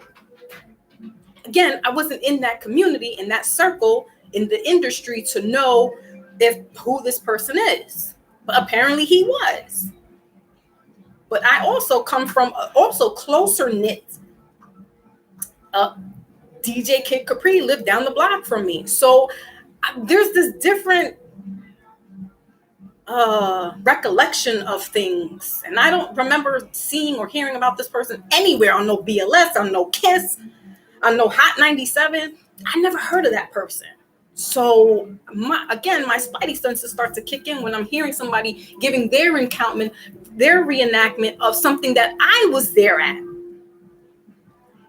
He has this counter for every story that was said. Somebody else he has to come in and chime in and say, "Beats to Eli." Eli's in the building. Salute, salute, salute. You know what I'm saying? Right, Voodoo? I mean, that's like you telling me, right? You definitely have said some things about the era around New York City. Even if you didn't grow up in it, there's some people who have some recollection. But somebody who was really there, you're going to have to fall back a little bit. And you're going to have to just hear what they have to say because you, sir, were not there. But for some reason, he's got a story for every story that comes out. He's got a counter story. And I'm just like, what? Okay. All right. And I can't say anything because I am not in that type of limelight. I don't roll with them. But I just know that I never heard that name mentioned on any of those radio stations that I just mentioned. I never, or video shows that I've mentioned. I didn't even see him on MTV when it first came out. And I watched MTV when it first was aired. So I don't know whose man's is this, as they say. I don't know whose man's this is, but he's there. and it is what it is. People are like going over there, like the best thing about it was that it did open this channel for artists to come out, especially old school artists, because he definitely had like Lord Jamar up there, like heavy, and it was good to hear because Lord Jamar is coming from that. Now we don't punk. Listen, he came up with the song "Punks to Jump Up to Get Beat Down," and got flack for it because in that song alone was derogatory. It's not what would be considered hate crime now. So they had to change that word and take that word out and take a few things out of that. Come on, this is brand new beings. 1990, when did that album come out? 91? Somewhere around that time, right? Censoring Tupac. He was saying some Dolores Tucker with the B words, right? So listen, people have been sensitive for a very long time. It's just now that certain people are in certain positions that can really execute laws and outlaw some of this stuff. So yes, I will give my nod. I'm not going to give my hat off, but I will give my nod to that person's platform for having some of our old school who's kind of opened the door now to let us interview us. Right. So I will give a nod to that. But there's now different channels we can go to, and we're still going over there and we're still, saying certain things. And it's like, okay. MTV was trash. Yeah. But back in the days, it was like a different, because we heard a lot of this, Wham, who else? All these artistic white groups. Listen, my mom, everything was in my mother's discography. My mom's played all that stuff. Everything, anything, everything. Not anything, but if it sounded good, we're listening to it. And back in the days, remember Tina Marie and Wham, they kind of had more of this soulful. So she's playing things that sound soulful that would like emulate us, but we're listening to it. And we're like, ooh, we didn't know that Tina Marie was a little Portuguese girl, a little white girl, right? She just sounded like, as they would say, a sister. But we didn't know that she's this little white girl from California for a long time. We're like, no, she's light-skinned in it. There is no black in that girl, except for, I'm being rude. Y'all get me. I could be a little troll too. I could be a little sideways, but I won't be sideways. Boxing with the tie-dye, it's officially summer when it's yeah, where's my incense? I got like my incense now. It's love and light, peace, it's good life. We live in Irie. That's right, summertime. Thank you, Voodoo, because I'm like, I missed 2 days, so I'm making up for it now with this post. And then apparently there's more people that have planners coming on later on, and I'm like, wow, this is just, everybody's doing their thing now. There's people got platforms. Last year there wasn't that many. Now there's like everybody's got, little platforms coming up, sprouting out, and it's awesome. That's where kind of like a that the op person did what they did. So again, I'm going to give an honorable nod to that, because it wouldn't have gotten Yadamin podcast. It wouldn't have gotten a Drink Champs. It wouldn't have gotten a Joe Budden. You know what I mean? Like getting more of those people to come on, or who's this other guy now? Oh my goodness. Oh my gosh. He was down with like Most Def. Talib, right? He has a podcast now. So everybody's eating. Basically what I'm trying to say. We can all get on this. Everybody has a different perspective and different things to say and do, and we can all get in where we can fit in. It's not one size fits all. Right? Let me grab my cat because he's scratching at the door. Like it's one or the other. In or out, in or out.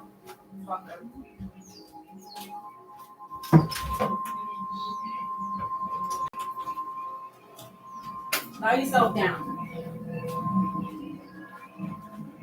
Okay. So, yeah, I mean, that's all that it is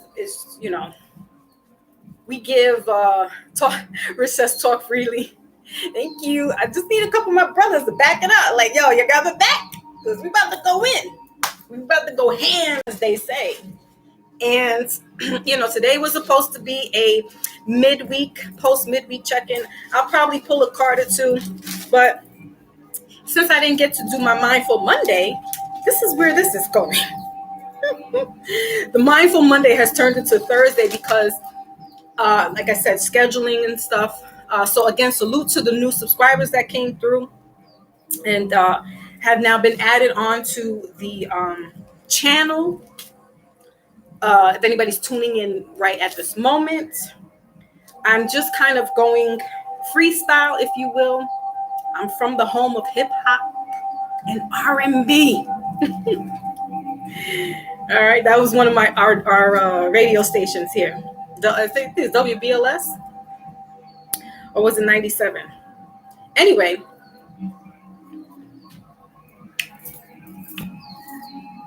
as Big Cat says, drink that water, eat your fruits and vegetables, because health is wealth. So anyway, yeah, Lotus, my familiar. It's this idiot. He leaves when I start lighting stuff up. He leaves, and then he goes out, but he wants to get in. But he doesn't like the smell of my incense burning, or when I light the Palo Santo. Anyway, but he does come in, and he loves the ambiance. So well, that's what I'm saying, guys. So we're talking about this. We're coming up to another 666 portal for those who are just stopping by, and I'm refreshing the course. We had a 6/6 June 6th. We had a 6/6 day on June 15th, and now on June 24th, we're having another 666, which will end out that cycle of energies that needed to be brought up and closed out. Yeah, he doesn't like the smoke of the incense. Not so much the incense, but the sage and the Palo Santo is kind of strong. But my cats, I love them to death, but they're like little douchebags sometimes. Just because of that. When I start reading, they come out and then they'll lay on top of my cards. I'm like, what the hell? Get out of here. So anywho, we're in this portal where things need to happen. I myself have had personal experiences on camera and off camera where I had to speak my piece. I had to get that David and Goliath gumption to, just kind of wing it and then just flow and let it go. You gotta flow, Joe. You gotta flow, Joe. You gotta let it go, Joe. For those who don't know the Fat Joe song. And my middle name is Joe. So anyway, I had to let it flow. I had to speak my piece without being indignant, without being disrespectful, without cussing, because I was talking to what would be considered my elders. And I had to speak my mind. I had to speak my piece. Because, certain things, some might not see it that way, and that's okay. I wasn't trying to drive a point. I was just wanted to say, in that moment, in that space and time. Now, some people be like, "Oh, you need to, you should have let that go." I'm a Cancer. I don't let certain things go. I just told y'all what Cancer was an hour ago. Cancer is the mother of the zodiac. She holds in the emotions, i.e., why she's an emotional person, aka moody. Cancers hold in a lot, and it takes a lot for a Cancer to spaz out. You don't really. FBI's got the Cancers as the number one on their emotional, or rather on their list of killers or emotional killers or something like that. something to that effect. And I'm like, I can see that, because like I said, the Taurus and the Leos, those two, you need some capos in your crew. They don't really think too much. They just do. Cancers are kind of like that too. They're the cardinal sign. They set the stage. Everybody else then follows. You get what I'm saying? So I had to,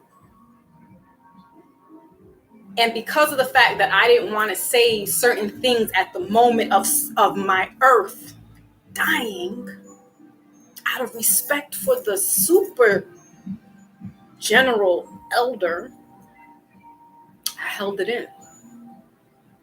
And what is it? It has manifested into my dreams. And that's not healthy. When you have something that you couldn't say, and we've talked about this in our readings, where, and especially the past couple of months, is letting somebody's going to have to be told some things. You might have to say something, or somebody's going to tell you about yourself. And I didn't have this plan. I had a reading that day, and I was going to go down to see the Central Park Five, Raymond Santana, because they were coming up to Harlem, and I wasn't able to go down there because my family came from out of town. I said, families first. And because cancers are about family, that's what they're going to do. They're going to drop everything for their family. I said, let me go do that. And so I did. And it took a while. It took me, I didn't come off the bat like, it took me a while to like, because I have so much respect for these family members. And respect was my killer. Respect is my downfall. But don't ever lose it. Don't lose it for yourself, and don't lose it for others. But respect can be a downfall because you put so much respect in this person. It may stop you from saying what you need to say because you're like, damn, say what you need to say. Mean what you need to say. Mean it. Say it and mean it and move on. Yes, Smooth, because he's a Cancer. Bingo. But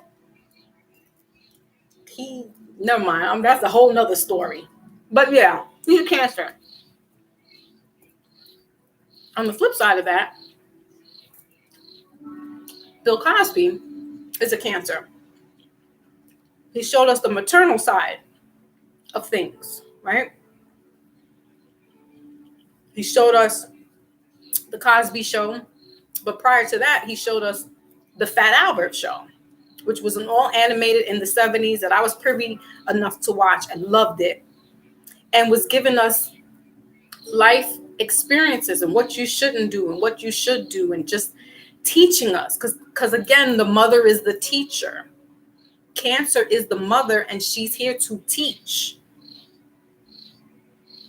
So Bill Cosby would be one of those examples of a Cancer, even in a masculine or in a male body. He still has that nurture. He still was showing us, let me teach the youth, even if whatever other discrepancies are coming up and all that other nonsense. I'm not taking away that man had a show that showed me and talked to me about certain morals besides my parents. I'm not taking that away from him. And what 16-year-old should be in a place that's called the Playboy? That we know what Playboy is. I'm telling y'all, I'm coming from that era. Lotus said it. She was going to get candy, and the stuff is right there. Big arms. So what I'm saying is that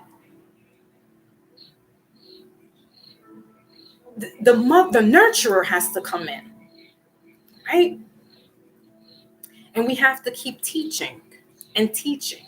Doesn't matter if it's a male or a female. Like I just gave you an example. Bill Cosby is an example of what the Cancer nurturer is about and the Cancer teacher is about. A lot of moon energy. The moon is going to be crescent when you look up in the sky tonight. There's 5 planets that are in line with each other almost perfectly. And they said it hasn't been like this since 1864, I think, before they emancipated the slaves. It's a powerful time right now, energetically. On the screen, and it wasn't directly at me, but I was in the middle. We had a little, I don't want to say confrontation, but there was this energy that wasn't,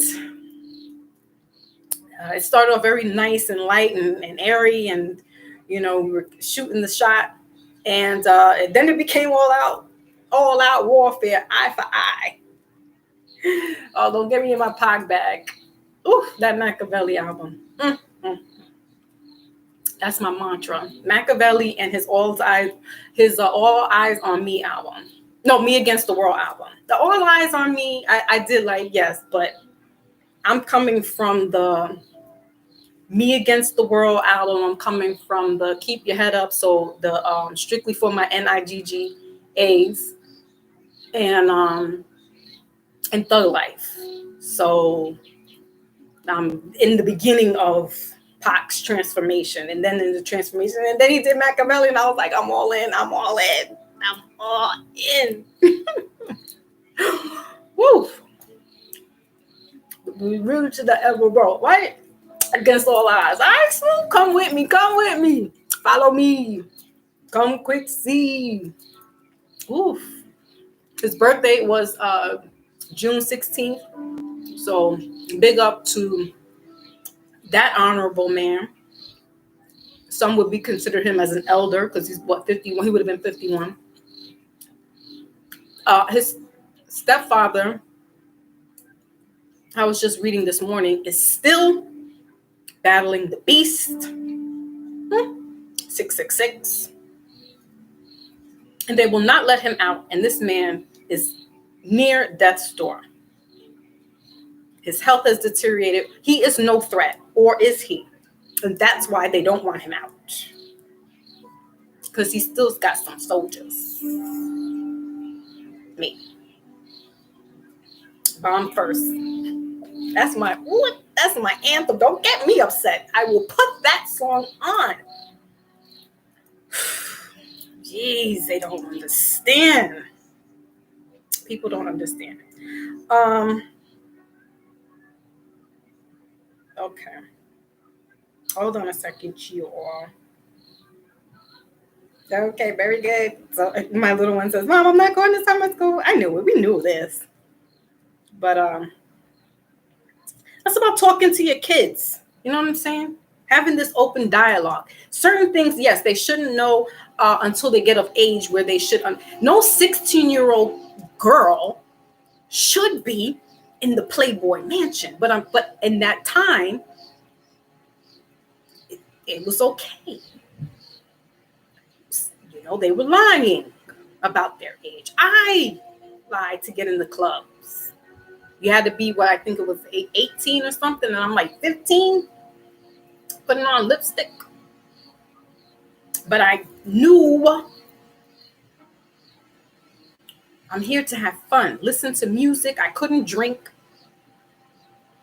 And I watched.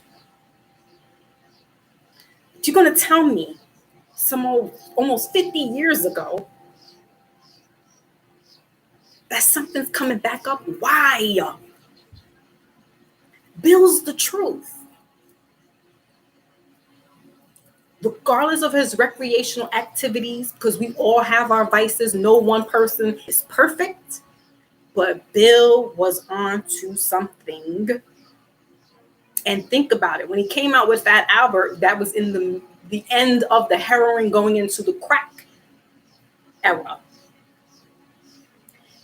Right as the crack era tapered off, he gets the Cosby bag, where it's the Cosby Show. That lasted for a couple of years. And then he had the Different World, which was talking about the kids going off to college. And not just your city college. No disrespect, Grandma.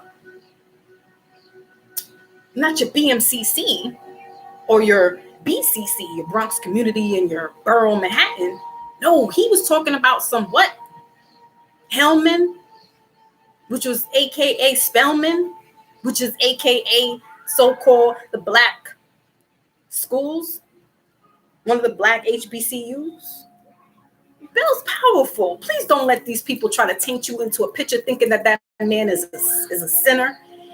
Listen, when you're in that business, you're going to do some strange things for a piece of change. I'm not saying that Bill is innocent, but I knew that he knew how to go into that Cancer feminine energy and teach us the other side of the coin. Okay, so you got a mama and a papa that's on crack, but let me show you that you can also have an auntie and an uncle who's a doctor and a lawyer living in the brownstones in Harlem. Having the kids go to public school, but then I'm gonna send my daughter off to a good college. Stop it. Stop. You went to BMCC? My husband did too. I went to Bronx. I only did like 2 years in Bronx community. But listen, my daughter went to BMCC. Pink is in the building. Ooh, salute to Pink Sugar. Cancer season. Let's give it up to the kids. There goes the other Cancer. Like, hold me down. Hold me down, baby. Witness the power. Never leave a nigga alone. I love you, bracket girl. Turn this house into a happy home. Me and my girlfriend. All I need in this life is me and my girlfriend. Down to ride to the bloody end is me and my girlfriend. Wasn't talking about no Jay-Z and Beyonce. Pac was talking about that thing. Those things. Right? I love you, black and chrome. Turn this house into a happy home.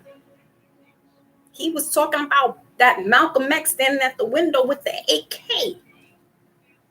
I will blast you and turn this house into a happy home. Stop. Y'all better stop playing with Pac.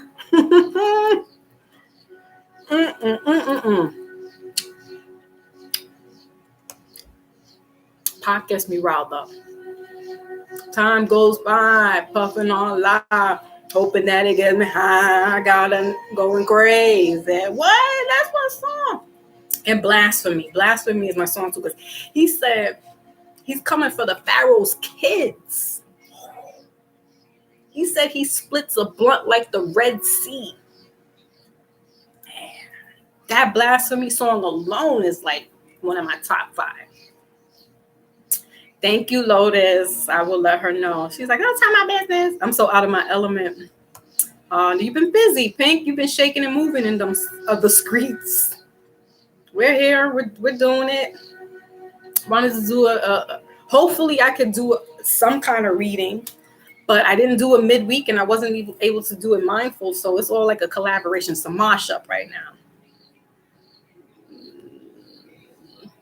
What's Breezy saying?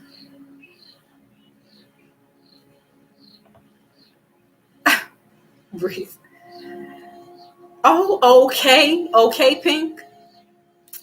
All right, Nino Brown. White Man's World. And he's got Brother Malcolm talking on there.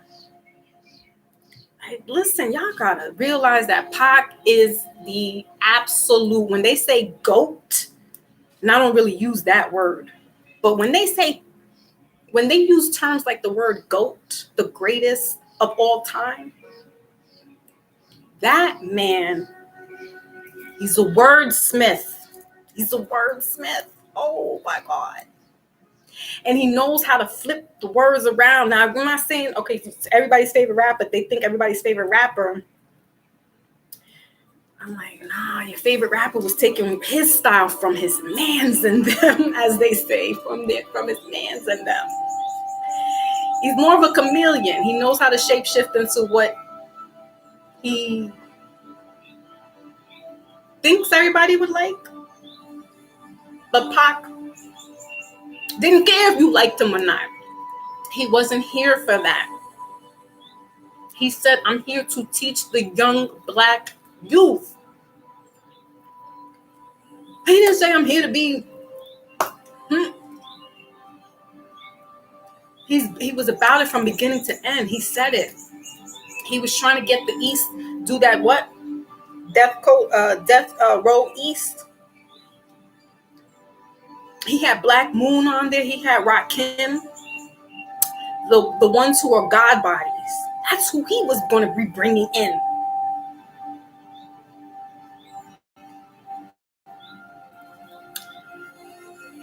I get emotional with Pac. I really get. He was a prophet. He's Black Jesus. Brothers be crucifying me daily, is what he says. They be crucifying me daily. He said his mom was a virgin. We skipped to the burbs, got kicked out. Now we back in the... See, that's one of the reasons why he had to be silenced. Why Matula Shakur is still locked up. Why Mumial Jamal is still locked up. You're talking about intelligence. Scholars. Metaphysics. Huey Newton was a doctor. He was a Bill Cosby, but in a revolutionary form. When you talk about him, please say Dr. Huey P. Newton, please. Took shots to the head, now Huey's dead. Pot said that. I wish I could play him, because I'm getting that spirit of Umaru up in me. I'm getting that Umaru spirit. Come on. One nation. Somebody call upon me? Sure did, Kid Murray. We sure did. When we say the GOAT, we put Kid Murray next to it. But you know what I'm saying? Only that word shouldn't be run lightly either. And not everybody gets that title. There's certain elements, like in hip hop, that you have to acquire to get to that level status.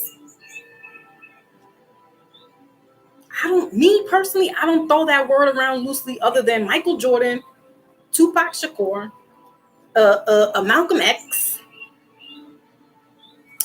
Huey, Dr. P. Newton. I mean, I have a small little a stand where certain people are given that title.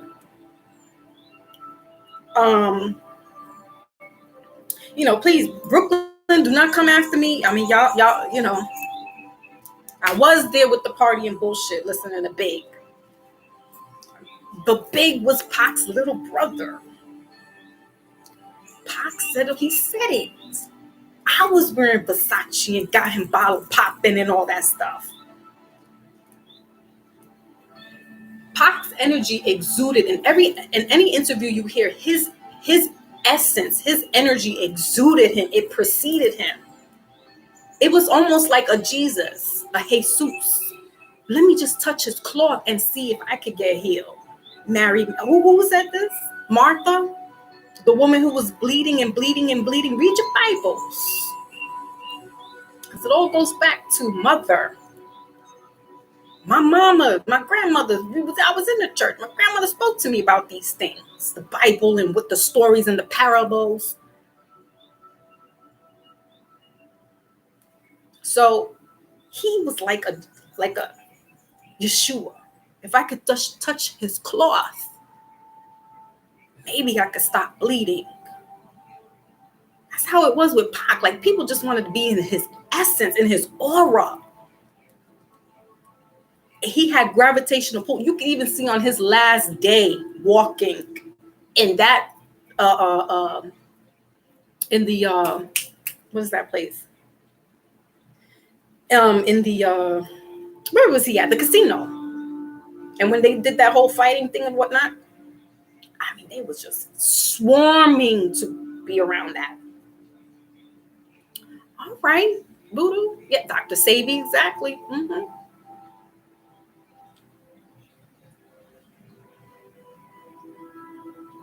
And touch not the unclean thing, and I will receive you. Ooh. Talk black to me. Mm-hmm. So, and some people are not into that. And, let me just say this. If you're not into scripture, you're not into the Bible or whatever, But there's a certain, we're all spiritual, or yeah, we're all spiritual beings at the end of the day. Certain parallels or parables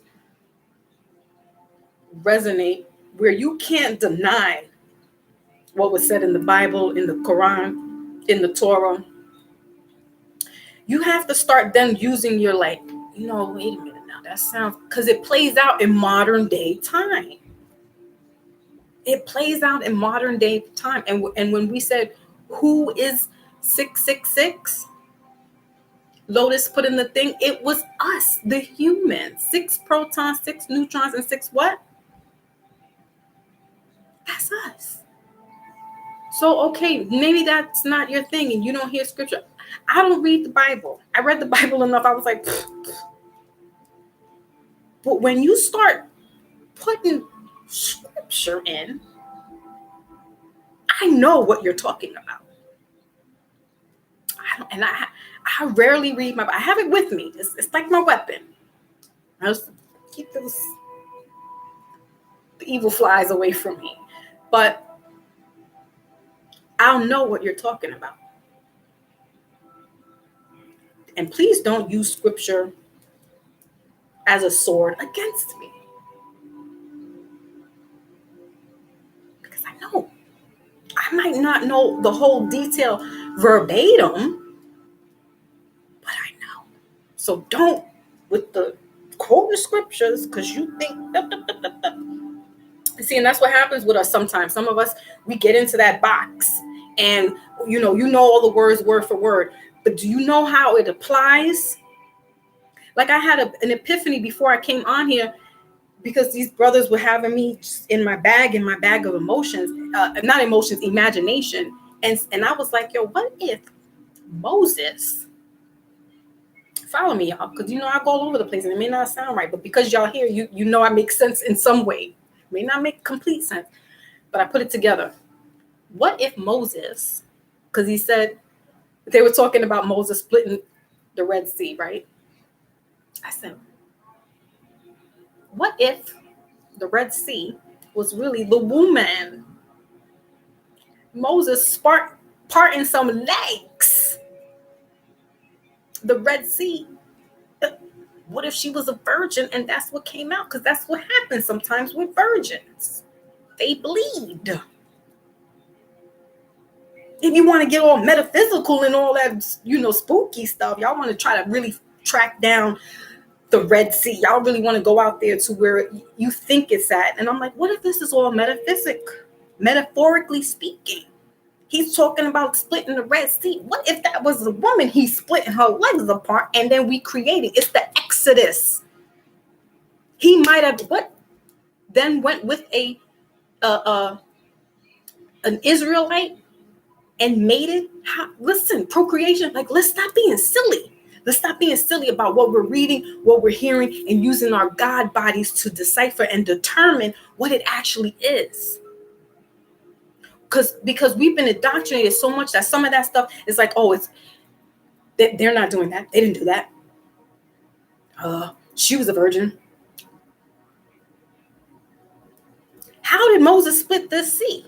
Because they use those words, right? Split, open. Because now I'm connecting it with Pac, and he was talking about the blunt. He said he splits the blunt like the Red Sea. He cracks it open. Right? What do you do when you're procreating with the woman? You're parting open the leg. You're cracking open, right? I mean, if I'm bugging, and I might be tripping. But what if that's not? And what if he's really talking about I made it with the Israelite, and this is the... Never mind, y'all. Never mind. Thank you, Rich. Thank you, Lotus. Thank you. Wet. The seed, the womb, man, the woman's womb. That her whole lower part, her vaginal, it only gets wet. when she's near her man or a man, and that's when he's about to insert. It's not really that, like, it's so far past us that I have to bring it down, and AA got me in my bag, Rich. I was like, I'm sitting there listening. He didn't say that. That's not what he said. He didn't say any of that.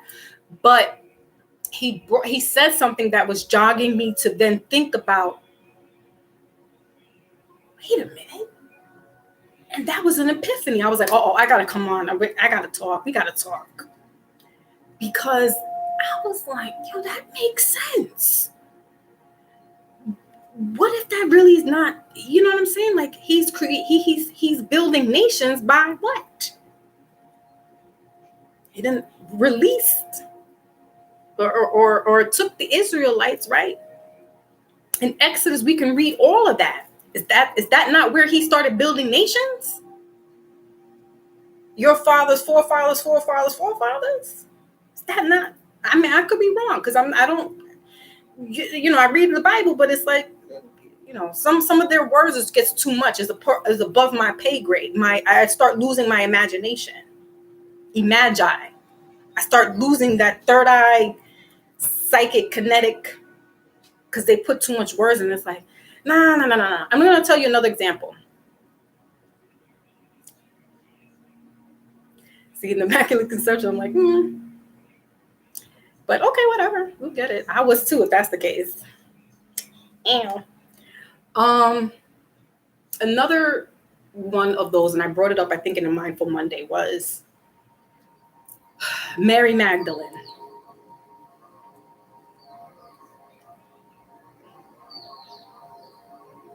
Ooh.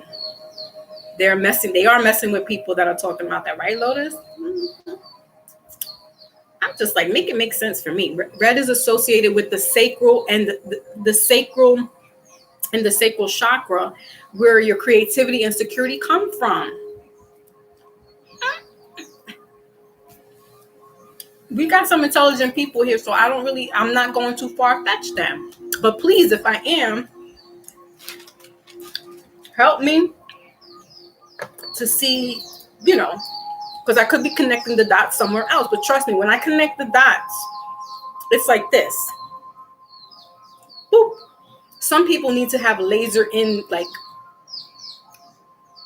this is why I probably could have made a good detective, because I'll be surveillancing all over the place. Like, I go the long route to get back to my destination. I always do. I always have been. I like the scenic route of stuff. I'm going to take all this in and I'm going to make it make sense. Sometimes we want the quicker way to get home, right? We'll put in the GPS, find the quickest way to get back home, right? To avoid traffic stops and, traffic. Sometimes I like to be in that, or the long about way, because trust me, like AA says, I promise you, I'm going to get back home and I'm going to have that answer for you. Just takes a little time. Love and loyalty is here. Ooh, salute. Yes. Listen, we've all been busy. We definitely have, but we come back and we form like Voltron. Yeah, Lotus. Yeah, we need to have more of those type of conversations. You never too far-fetched. Always. I mean, sometimes it can sound far-fetched, smooth. It definitely can sound a little sideways, where, like, I was on Ivan's thing and it's like, I don't know about that. Some people are like, and that's fine, because it doesn't, because we want to be rational all the time, right? We were raised in like this society of things need to be shown evidence, right? Everything needs to be concrete. We need to see it to believe it. But thank God for the other people who are the metaphysic teachers, your Delbert Blairs, your Bobby Hemmets, right? Your Dr. York, that take us to another level where it's like, yo, that's possible. And if it starts to resonate in your soul, then it is. That's the proof. You are the proof. I can't prove it to any other person. It's hard when they try to say, prove that you're innocent. Prove it. We want to see. It's harder for you to prove that you were innocent than you could if you're guilty, right? Because they'll be like, oh, we got you here. At this time, you stamped in. At this time, think about when you're late at work. I used to clock in at a different location just so that, I wouldn't be late, right? They were like, you need to stop clocking out over there and clocking in your building, because they wanted to know the exact time that I clocked in, not where I clocked in over there, because there's times that has lapsed. We need to know we need you clocking in at this building, not across the street, because that's time that they can't count for, right? I mean, for real. Let's talk about that. Even the job. I'm not going to even talk about penitentiary stuff, the illegal stuff. I'm talking about straight up. If you had a job, clocking in, right? So it's easy to prove somebody's wrongdoings and their wrong convictions, but can you prove somebody who was innocent? It takes a lot to prove that too. Like, no, I was really here. We saw. It's hard to kind of prove somebody that they're innocent, right? That's because that's what the law is about. You're guilty until you're proven innocent. Ain't that what they tell us? Right? So I gotta prove to myself now. I'm gonna just leave this like this. I gotta prove to myself that I'm innocent. To some people, that it's going to be hard for me to prove to, because you already have it in your head, because I'm a certain kind of way, I'm guilty, right? So it may not make sense to certain people, and you know what, that's the beauty of it in itself as well. You're not going to reach everybody, but if I can reach a few people, or you can reach a few people and explain to them certain things, that's the beauty of it. And then that's how the flame keeps going. That's how the flame keeps going. So let me the last thing I was saying was the Mary Magdalene story, right? I was reading a book a couple of years back by the author Dan Brown. And he had this book called the Da Vinci Code. I don't know why my thing keeps messing up with me, y'all. He had a book called the Da Vinci Code, right? And in that, he had mentioned they were trying to find the Holy Grail. But how he said that the Holy Grail, it's not a actual grail, but Mary Magdalene's womb. And this book was written back in the early 2000s. And I was running with this book because I was like, yo, to me, it was making sense. You're using your imagination. It sounds credible. It may sound too far-fetched, but if you have imagination and discernment, it's going to make sense for you. And I was like, yo, what if that was true? Securing the bloodline was nothing to do with a chalice at all. But keeping the secret of this woman who y'all told us is a prostitute when she really was an apostle, a disciple, and she was Jesus's mate, Jesus, Yeshua. Ooh, you're talking blasphemy again, Foxy. You're talking blasphemy. But this man wrote it. I don't know if he's European. I know that, it wasn't a melanated person that wrote that. Maybe you can put it under fictional. But he was getting receipts. There's a movie called Angels and Demons with Tom Hanks in it. And I think Dan Brown, that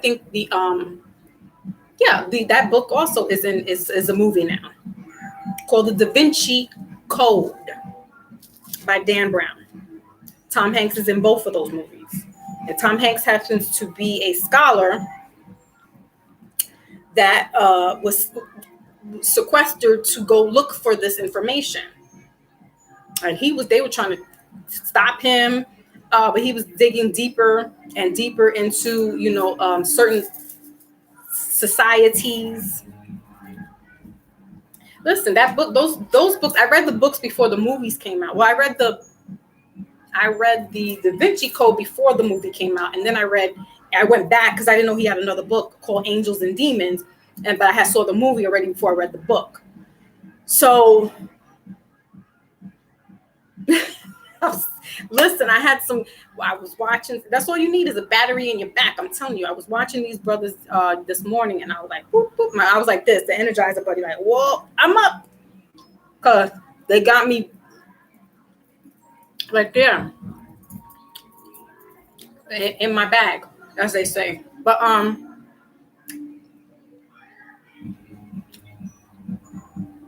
they were saying this book is fictional, right?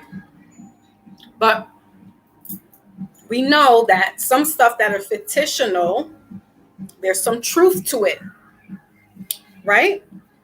There's some truth to it. So I'm like, well, who's to say that's not that, Jesus didn't have a wife. About maybe 2 months ago, less than that, I watched this movie called Magdalene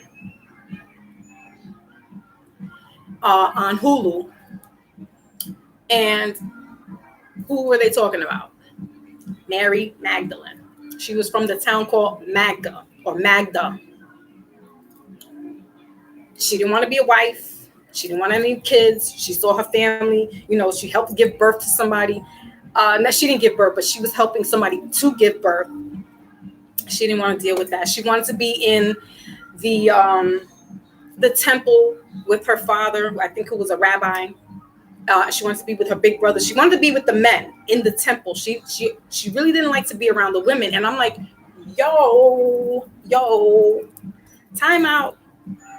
Because I told y'all a couple of stories ago about me going to church with my grandmother and not wanting to stay downstairs with the Sunday school service. I wanted to be upstairs listening to what the pastor had to say. I wanted to be one with the numbers. I wanted to be with the saints. So I'm listening to what they're saying. So that's the story with Mary Magdalene in this movie.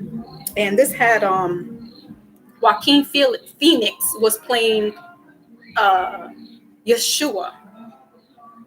Of course, they're going to put, most of them were all, as they say, Caucasian. There wasn't, there were two, so James and I think his brother was Paul. Is it James and Paul? Voodoo, who are the two brothers? I know James is one, and I think it's Paul. There were two brothers that were, as the disciples or the apostles, right? She made up, so it's actually 13. Yeshua makes 13. The 12 disciples was including her. They don't want to talk to you about that because they don't want the women folks to. Like, listen, she sat up there. Some of the guys didn't like it, but she left her family to follow and teach. Right, Big Mama energy, Cancer energy. I wouldn't be surprised if she was a Cancer. You need to do some homework. They don't really talk too much about her, but she was one. Was right. Wait, what? Right, Mary was a Magdalene. Wasn't her last name exactly? They gave her that last name because she was coming from Magdalene or something. Magdalene.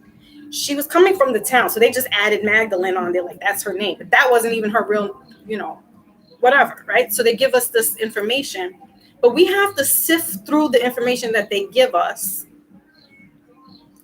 and go into our spiritual bag, as they say. The bag. Y'all know what the bag is? The bag is all right. Metaphysics.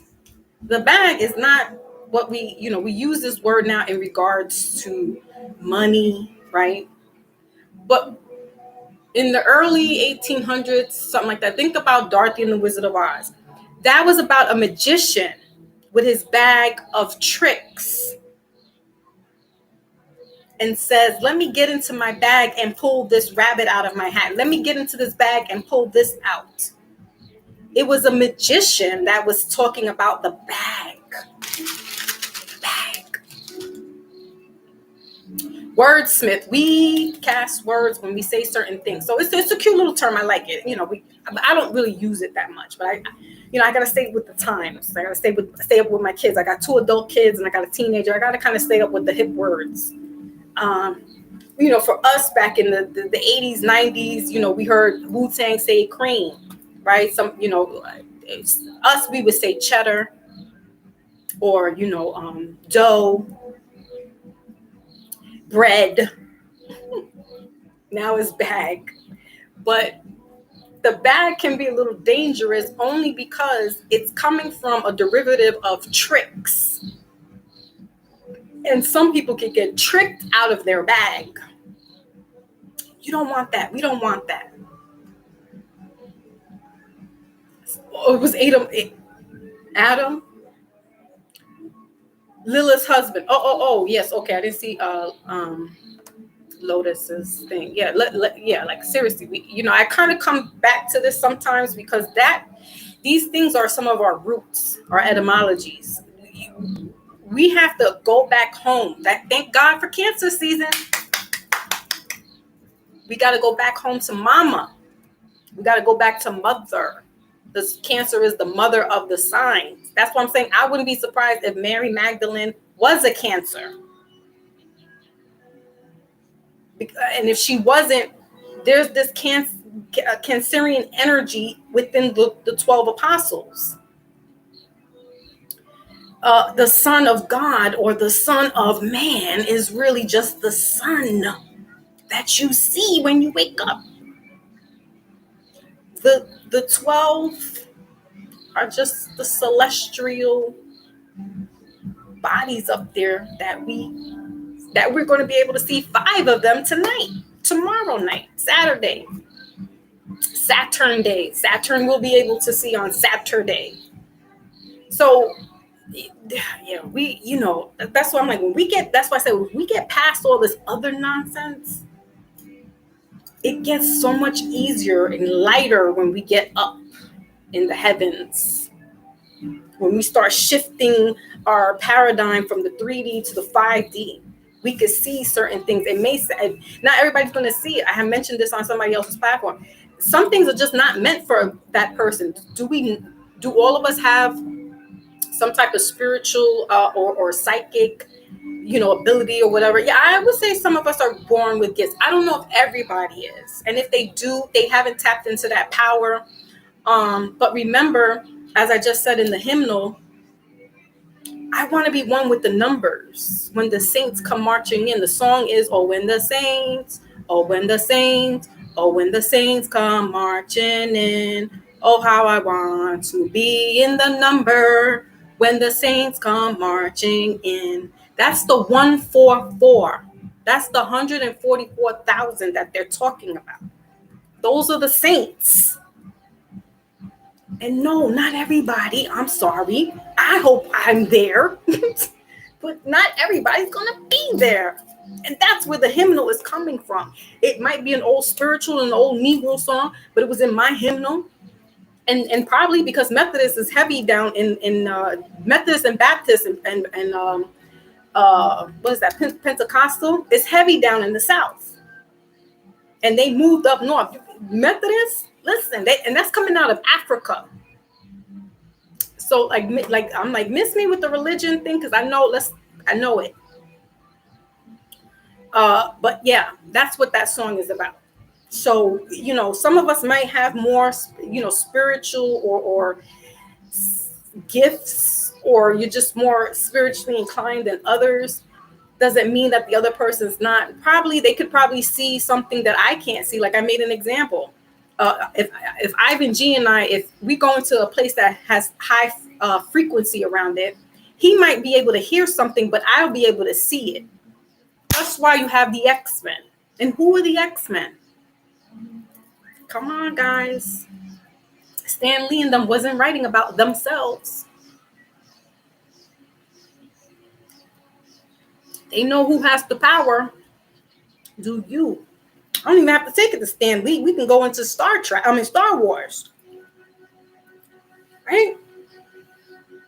Take it into Star Wars. Who They try to tell us that Darth Vader, first of all, Darth Vader started out as a Jedi. For those who don't know Star Wars, Darth Vader started off as a Jedi. Why do you think he was battling his son Luke, who was a Jedi Knight? He's a Skywalker. Listen, go watch those movies. I even said, what is your favorite science fiction movie or show of all time? I would have to say Star Wars first, because I grew up in that era with Yoda, and then Star Trek: The Next Generation. I also came up with what is it? Ballad Galactica. I'm aging myself. Y'all know this. I'll be 46 in a couple of months. I mean, a couple of weeks.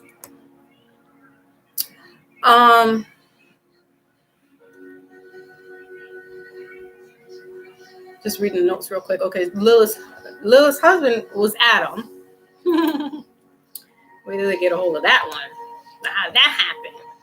Why did that happen? Because Lilith was like a pink sugar. Lilith was like a lotus. Lilith was like a Raz. Was like a love and loyalty. Was like a Foxy. We don't take that shit. No, you lie down. And let me get it on. That's the story. Right? So they created this other woman. This is what they do. They make creations. Frankenstein and his monster. His creation. Let's make the perfect man. You made a monster. You're reanimating. Necromancy. Who does that?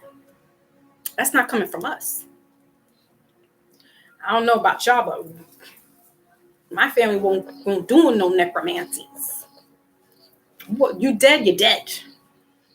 We will keep you immortalized in a picture and light some candles, bring some flowers, but we're not bringing you back.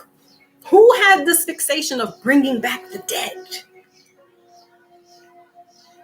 Because they didn't understand what our religious or our powers were. They turned it into sci-fi, science fiction. That alone lets you know it's real, and then there's some fake. There's some truth to it, and there's some fake. That alone lets you know that they out here. Yeah. Mm-hmm. So,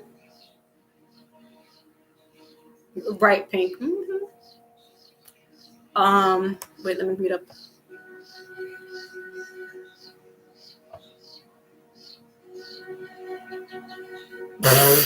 Jay stupid.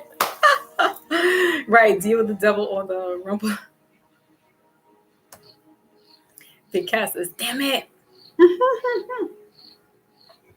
I mean, when we start having these type of conversations, and there's nothing, I mean, you know, we spoke a little bit about the Bible, but remember, everything that was written is about us. So it's like, you're not telling us nothing new under the sun, because that's really about us.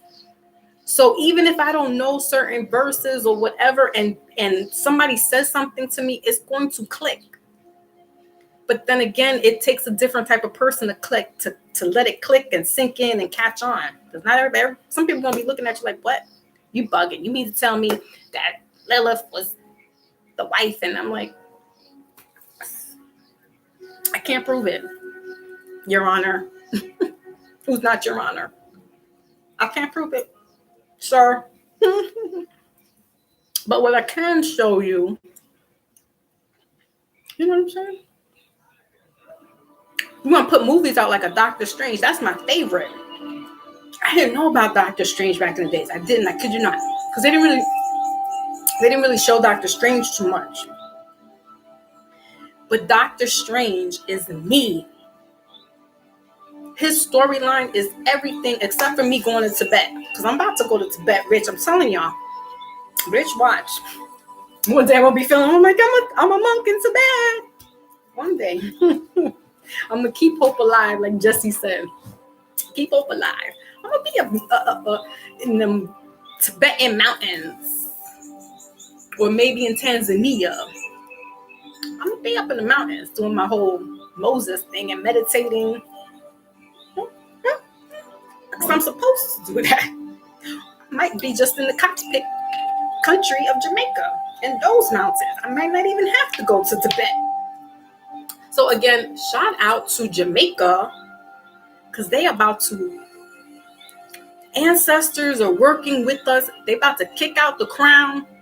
Long Island's about to get their, listen, they're getting free passes to get on their beach. Where's my phone at? Oh, it's a whole new world. It's a whole new world. The natives are rising. Hold on a second. Okay, so July beach back. Cooper's Beach. This is in Southampton, New York, which is southern tip of New York City. If anybody's been to New York City and knows 42nd Street, like that would be your focal point. It's south. This beach is south of that, southeast. And it says here, join the Shinnecock Nation to demand the Southampton Village Board of Trustees give free beach access to tribal members. The Shinnecock never relinquished the rights to use the ocean and the beach. They shouldn't be forced to pay.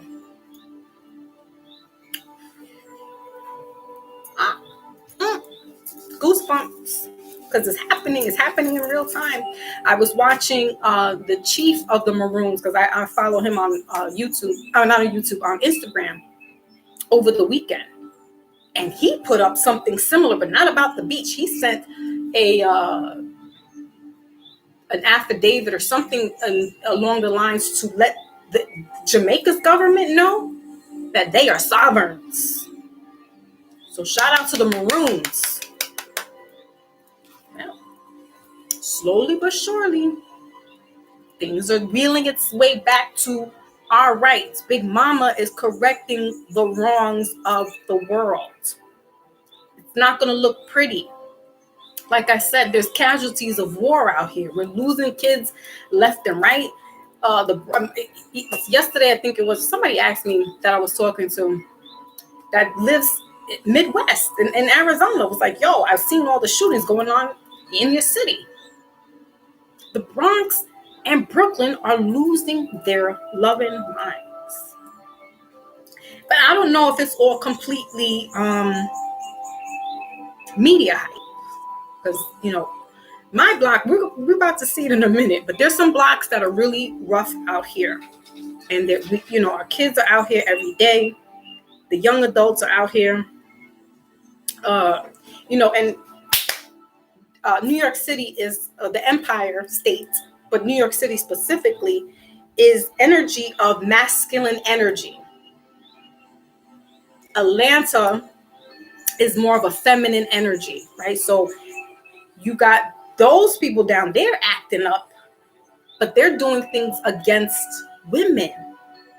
So there's this unbalance. The laws of Mayat are getting, the scales are off thrown, but Big Mama's coming here to correct that. So, we got to go through these challenges. We got to go through the hurt of, casualties of war is all I could say. Casualties of war. Tribe. Ooh, Lady Fresh is here. Salute. Tribe, gangs. There might be some that are derivative. All I'm saying is that the nations are rising. That's all I have to say. The nations are rising. And y'all, since I've been on this platform, I was talking about Brother Truth Kalani and changing, some statuses to, getting off the corporation. If you could do that, fine. I still haven't made that leap. Excuse me, because I'm a lot of fixed energy. So for me, it's like,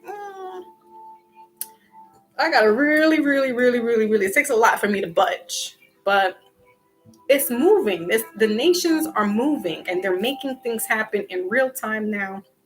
Like I said, and with Jamaica, that's my motherland. Like for real, for real. Like my great grandmother was born there. My great grandfather was born there. And then they came to the States. So I'm third generation born into the States, but that's where my mom's family came from. So I'm all about, whatever I could, I sent it out there. And now he's like, yo, you gonna recognize this. And then eventually they're gonna try to cut ties with the crown. Barbados just did it. It's just a matter of time when the islands start cutting certain entities off. You've been feeding on us for way too long. It's depleting the land, it's depleting the people. Kingston is like a mini New York City back in the 70s, and it's 2022. Kingston, Jamaica. There's no need for that. The Bob Marley thing, like, there's that family alone. They're still there, but that city should not be so violent the way that it is. And we're in current time. There's no need for that. Port-au-Prince in 80. There's no need for that. 80. No need. Not during this current, not with all this stuff, not with us watching on a computer, the phones. You mean to tell me these people are still wearing what? Rags? No. No. No, sir. No, ma'am. They should not. I'm not saying that they would be that they would be living better, but even in certain countries in Africa, some of these people are becoming these what you call billionaires and getting their bag, and their neighbors are looking like homeless people on 42nd Street. No. No more Mr. Colonizer. No more Mr. Colonizer. So what I'm saying is kudos for the nations because they're rising. Rise of the Nation. Didn't they have a movie like that? Rise of the Nation. Okay, all right. So let's we're almost at the 3 hour mark. Read this okay.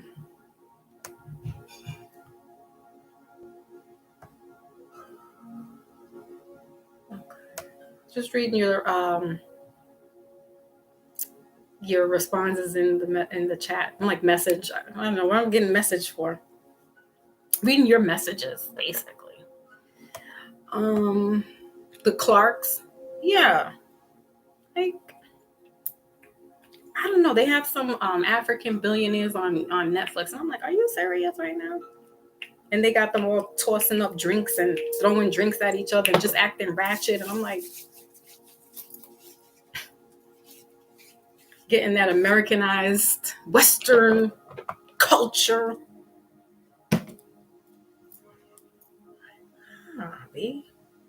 I'm not saying y'all gotta be running around here in skirts and doing dances and stuff, but you emulating the wrong type of thing, and you setting a whole nother precedent down of the BS. Because that's what our Western televisions and movie shows. I'm like, but that's not us. Just like it's not us looking out there and they showing us, voodoo and people wearing grass skirts and stuff like that. And we know that's not y'all, but some of them are, and we know that. But this United States, I'm not gonna say America, because the Americans are who I just read to you about who's getting what and what they're trying to do with the land. The state is what's really like, man, y'all could do this. Y'all could get in the bag. I just told you what the bag was. It was a magician carrying a bag around and saying, let me pull something out of my bag or my hat. But before his hat, he was saying his bag. All right. So let us do a quick um let's do a quick read for the collective in regards to your health, finances, and let's do a love. And this will be combining them all because I was very heavy influenced this morning by watching. Oh yes, while I'm here now, and I remember who I was doing. Um, if you go into this page, Black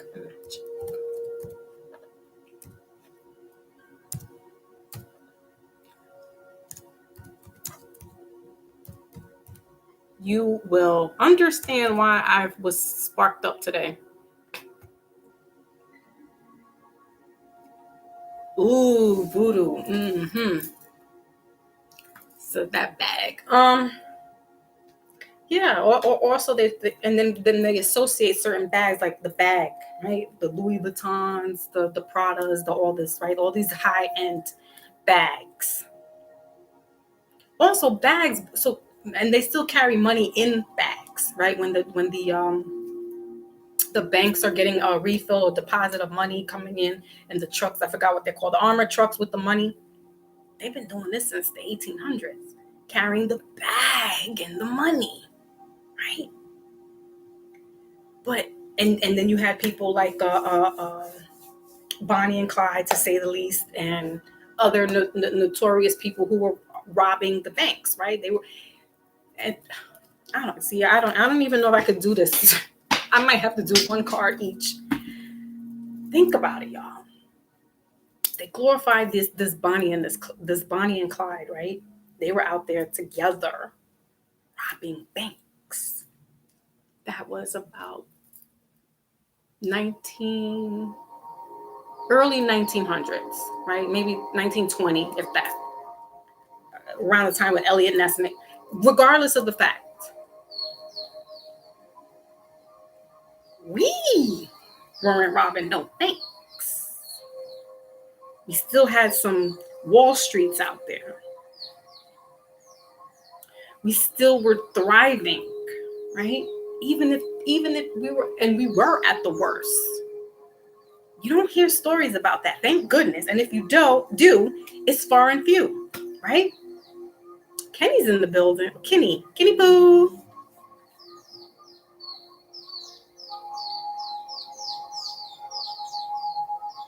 So okay, good question. Says because Kenny Pooh got me outside of my bag now. I was like, wait a minute now, because we weren't that they don't have those stories, right? And then they glorify this Bonnie and Clyde. Everybody's favorite rapper was talking. He emulated that whole Bonnie and Clyde, right? Even it's like a term of endearment. Oh, I'm gonna ride or die like Bonnie and Clyde. They was broke to be robbing some banks. They were broke. And she went along with the program because she didn't want to be with her family and whatever. So, yeah, they were two degenerates running around, terrorizing their local towns, right? And, right, voodoo.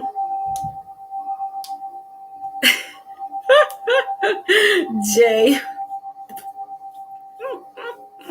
She was wearing that nice dress, that real nice church dress. She was covering her body up. They were doing that stuff, is what I'm saying. And so, we have some of your favorite rappers, because I don't. Only me and my girlfriend that Pac was talking about wasn't about a woman. Mm-hmm.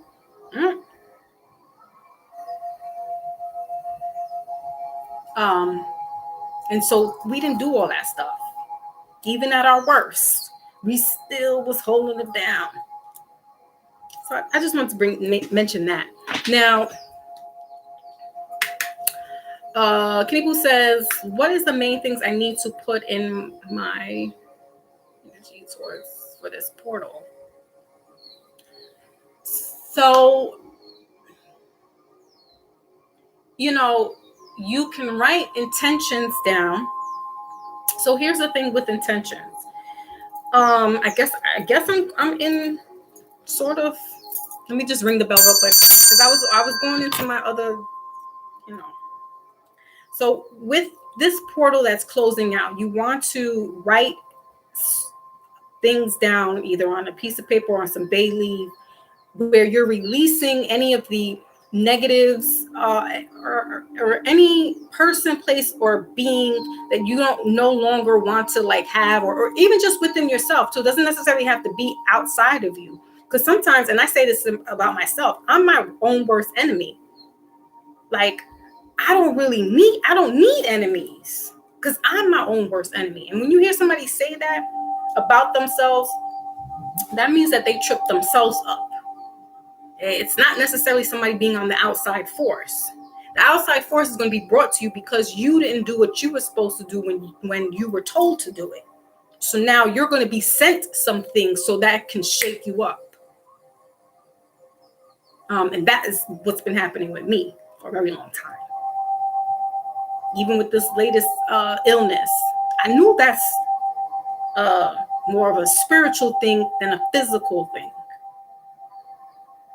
Because there is such a thing as an evil eye. Like I posted my picture in the pin, or whatever y'all call it. I don't even know the terms for that.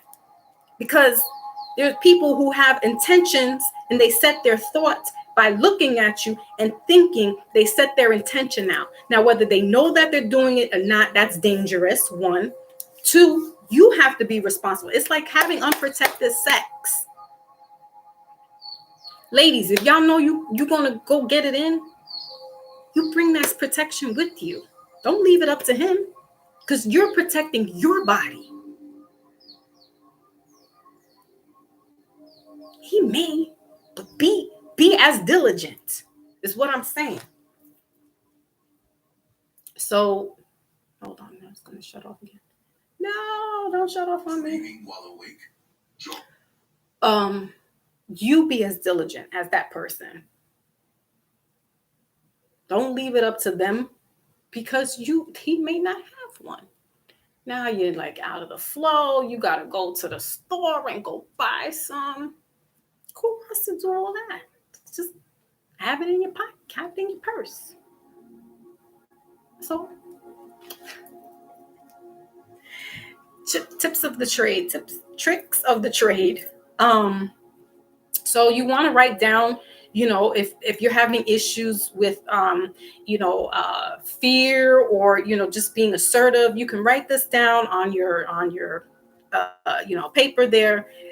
Set that candle to it, let it light out, and then get rid of that paper, either by the water or, just outside, let the wind take it. And if you can't do any of that stuff, it's just having your thought being transferred down onto a piece of paper, writing out what it is that you want to close out of this cycle. And I'm reaching Kinney Poo, because this portal is closing out. So you want to, I wouldn't say to capitalize, it's more like to release. You want to let go of certain energies that just are not serving you. You could be trying to figure out why certain things are not happening. You may just need to let it die and go with it and then start up anew.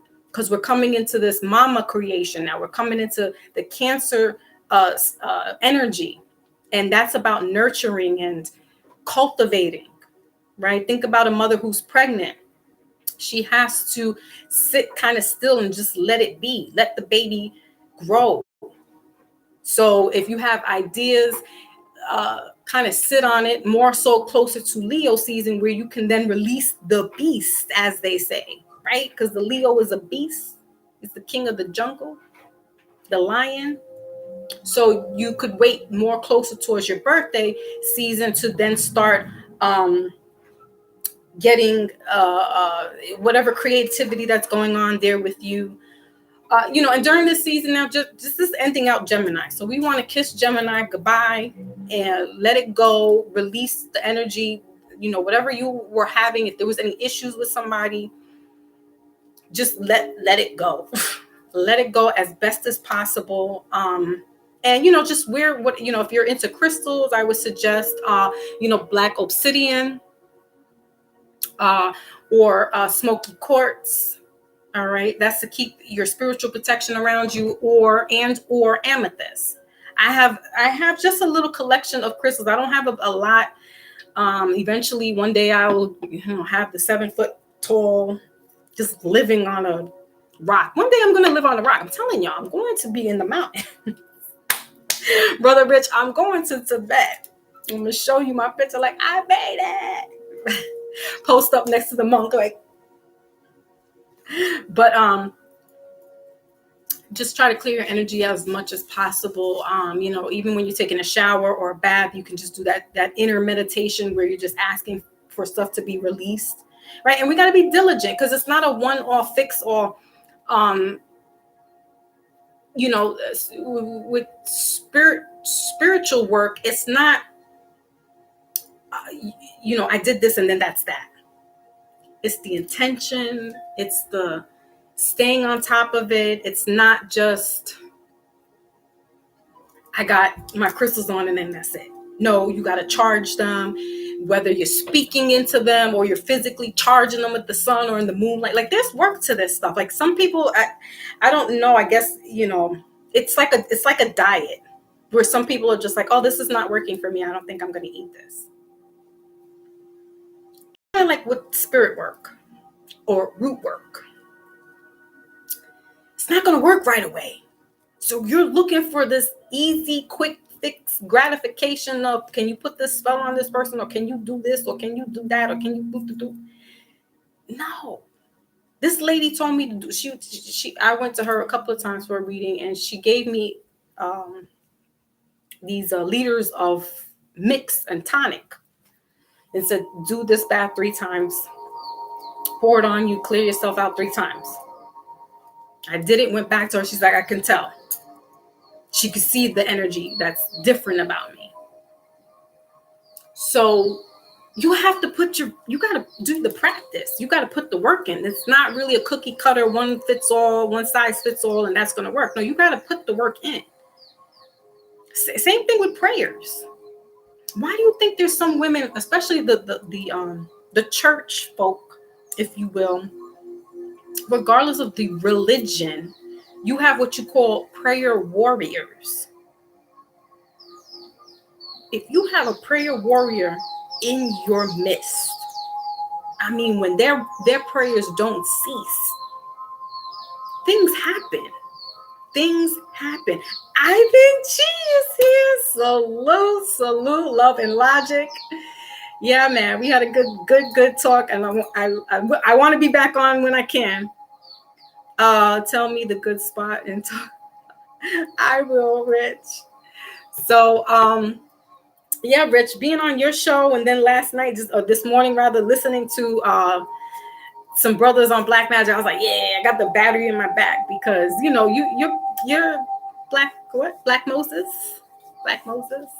who really didn't split the Red Sea more like a woman. But that's another story, another time. That was about an hour ago. Spiritual warfare. That's what we're in now. So you need to have some type of protection. Even if you can't get crystals, I'm telling you, the power of this, you'd be surprised what it does and how it moves and where it moves into places that you can't get into in the physical. It moves into the metaphysical. So I hope that kind of helps you out a little bit, Kenny Pooh. Oh, you're very welcome. Good. So, and come back, I kind of always discuss about the crystals, but, yeah, just be diligent. That's the most important thing, is consistency, being diligent. Ivan, hold on a second. Put a pin in it, as they say. Be diligent as far as, what it is that you want. When we want to manifest stuff, it's like, okay, well, I put it up there into the universe. You got to sometimes leave it. You got to have faith that what you're working on is going to come to fruition. However, you need to be diligent. It's not la la land. This isn't La La Land. We really got to put in the work. And I think a lot of people have this misconception of spiritual work and root work with root work, as Ivan says down there in Deep Heart Land, that it's this, we can just like let it be and that's it. You know, no, that's work. It's work, and it's grueling work. Like somebody who's a construction worker or something. It may not be that physical, but you're putting in your physical, your metaphysical. So you're doing a lot of work. Just people can't see it on the outside. And that's where we have to train our thought. We got to reverse the psychology that we've been brainwashed with and indoctrinated with and flip it back around. Because this is natural. They want us to have quick, fast, hurries, get quick schemes, armed robberies, right? With Bonnie and Clyde. Like, they showed us these people who want to get rich real quick. But they don't show us the ones that have to go back to the drawing board, start all over again. Get up, get down. Get up, get down. Y'all know what the pulse, the heartbeat goes up and down?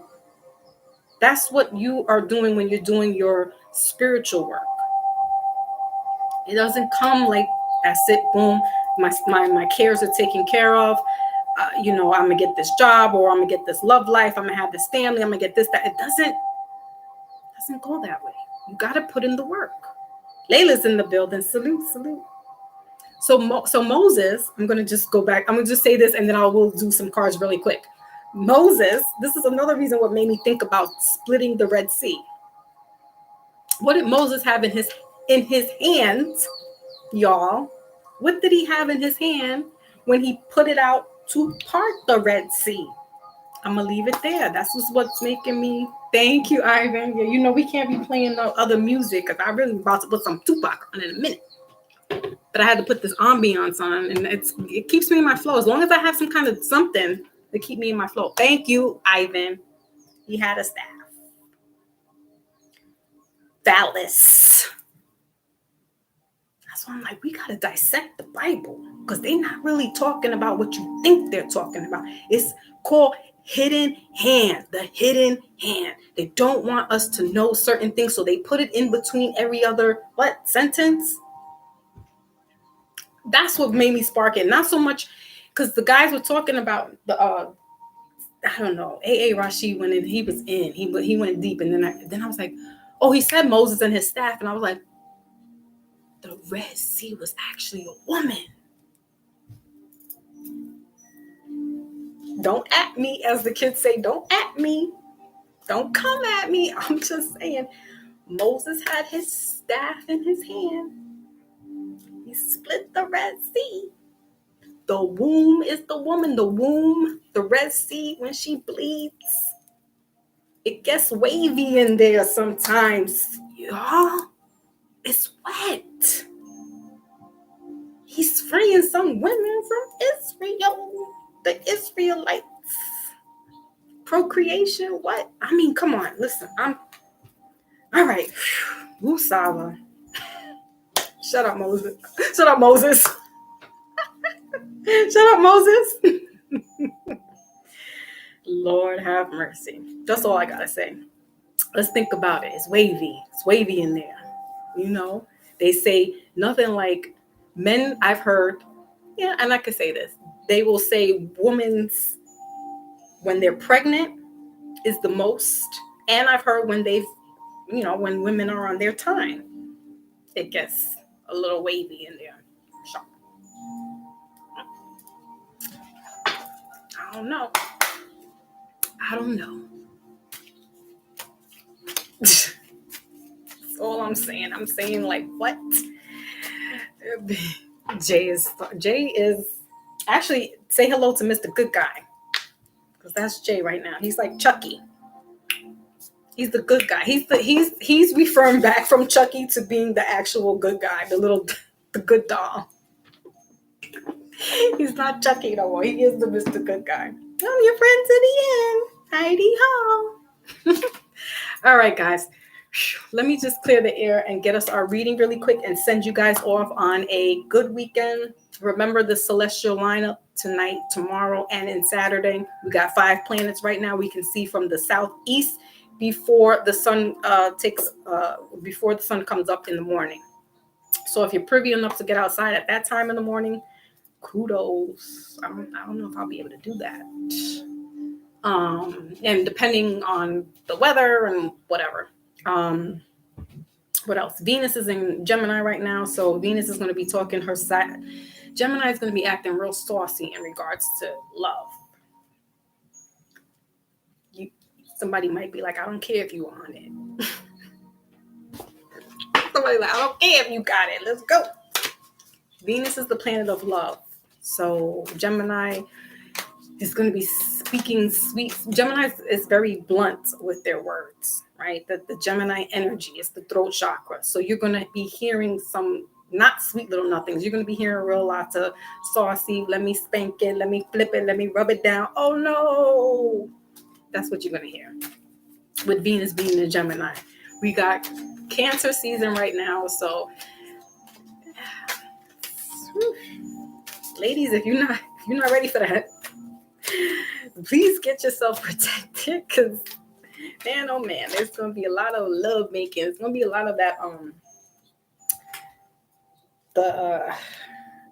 the nasty side of the B side of the songs.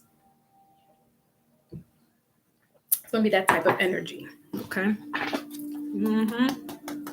Geminis are going to be spicy with this love season, and Cancer, Jesus.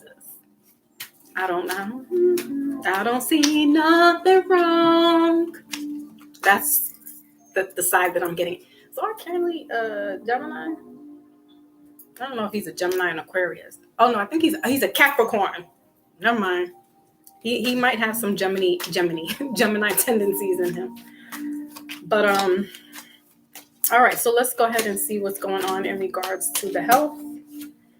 All right, so we got the 10 of coins and the Fool card here. So this is Aquarian energy. All right, I like it. Gemini energy here in regards to health. Bottom of the deck is the Knight of Cups in reverse. So a lot of stamina. That's what I just said. A lot of stamina. Look at him. Look at him, Gaston. The energy in here. Saturn is Gemini's your first house. Oh, it's going to be very saucy. I mean, spicy for you. I don't know. That's much. Listen, I mean, he's not sounding, it's not. I don't know. Pink will get at me with that one. And she's like, no R's. I'm like, but listen, Kels, just the music. Whatever. Anyway, see this red light district going on over here? So this is that sex energy that I was talking about. It's the stamina. The Aquarius is an air energy as well. So somebody could be taking on this risk of, somebody said they're going to risk it all, is what I heard. Somebody's going to risk it all in the department of the sex. They got their pentacles up or their bag. They're looking good. This could be more masculine energy. So men, you could be having, women looking at you in a new light, like, ooh, around this time. Because I just said Venus is in Gemini right now and we're in Cancer season. So you could be having the ladies running after you, all right, because you're looking good, your health is up, this vitality. You could be out in the sun doing some calisthenics and stuff and some running, and somebody's peeping you out, checking you out. All right, but the health is looking good right now. It's looking healthy. It's looking hearty. Okay, so this is a good thing. Yeah, I know. Sometimes he helps me go to sleep at night listening to that. Yeah, fiesta. And I like that song that he did with what's Ja Rule? I wonder, will you still want me? I'll be loving you. That's that energy. That's what I'm telling you. Somebody is going to, this whole Cancer season, Gemini is in Venus, and it ends the end of Cancer season. So can you imagine? There's gonna be some mamas, some ladies coming up being mamas. They're gonna come out pregnant. Because there's this man who's got a lot of stamina. He's got a lot of stuff swimming around. So that's why I'm like, if you're not ready, ladies, if you're not ready for that life, please use that, whatever it is that you use to protect yourself. Because somebody has the stamina. They don't care what's going on down there. They're, like I told y'all earlier, men, I've heard this twice now, and from melanated men. They don't care if you shave down there. They like it like that. Why? Because they like this. You have a natural smell to you. It's your pheromones. It's not so much for us with the men is how they look. But the men like to be like, if they think you smell good, trust me, they're going to want to be next to you. But if you have your own natural body scent and you're intimate with your man, they like that. So, and DMX said the same thing. He was like, give me Bush. He's like, and then he growled with it. And I was just like, oh, X, you're a real man. You are a real man. Because it's like that 70s, like, don't care, we funky, but we getting it on. Hot time. Who was writing summertime earlier? That's what it is. Summertime. This is that type of energy right now. This is that hot sex. This is that, ooh, Raheem Devine is coming through, that sex, like hot sex in Georgia. Woo. With no air conditioner on. Listen to that song. It's called Garden. Okay, moving on to, we can't clarify right now because it's just too much. I'm gonna just get out the messages. I'm not gonna clarify. I'm intuitively gonna clarify it, and that's what it was. So let's move on to finance.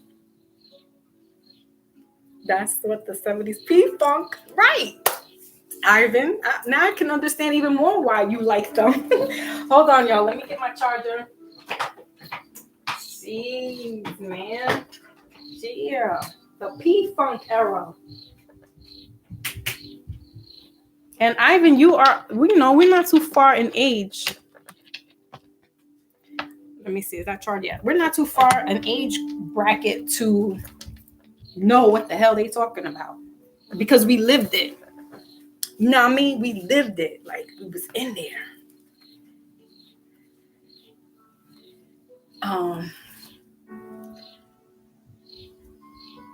Oh, they getting that Mr. Good Guy. Okay, so that was for your health. But even if it's not anything to do sexually, this is just you. It's like the beginning of the cycle. I think we went back a couple of cycles where people were. Oh, excuse me, guys. I got a lot of gas into. My burps are coming up. It's that orange is kicking in. But this is that's feeling good. We're coming out of this, the long winter months for some of us, and some of us are in that heat wave where we're just there's somebody, especially a man in particular, that's really taking advantage of being outside and getting their arms up, they're getting their legs up, they're looking, scrumptious, as they say. They're looking snackable. But this is causing this, and remember, when we feel good, we start to look good, right? We're carrying ourselves a little differently. Our thought process is different. We're not letting certain things bother us, right? So it's mind over matter. It's what it is. Okay, let's move on to finance. And then we'll do romance, because romance gets a little sticky.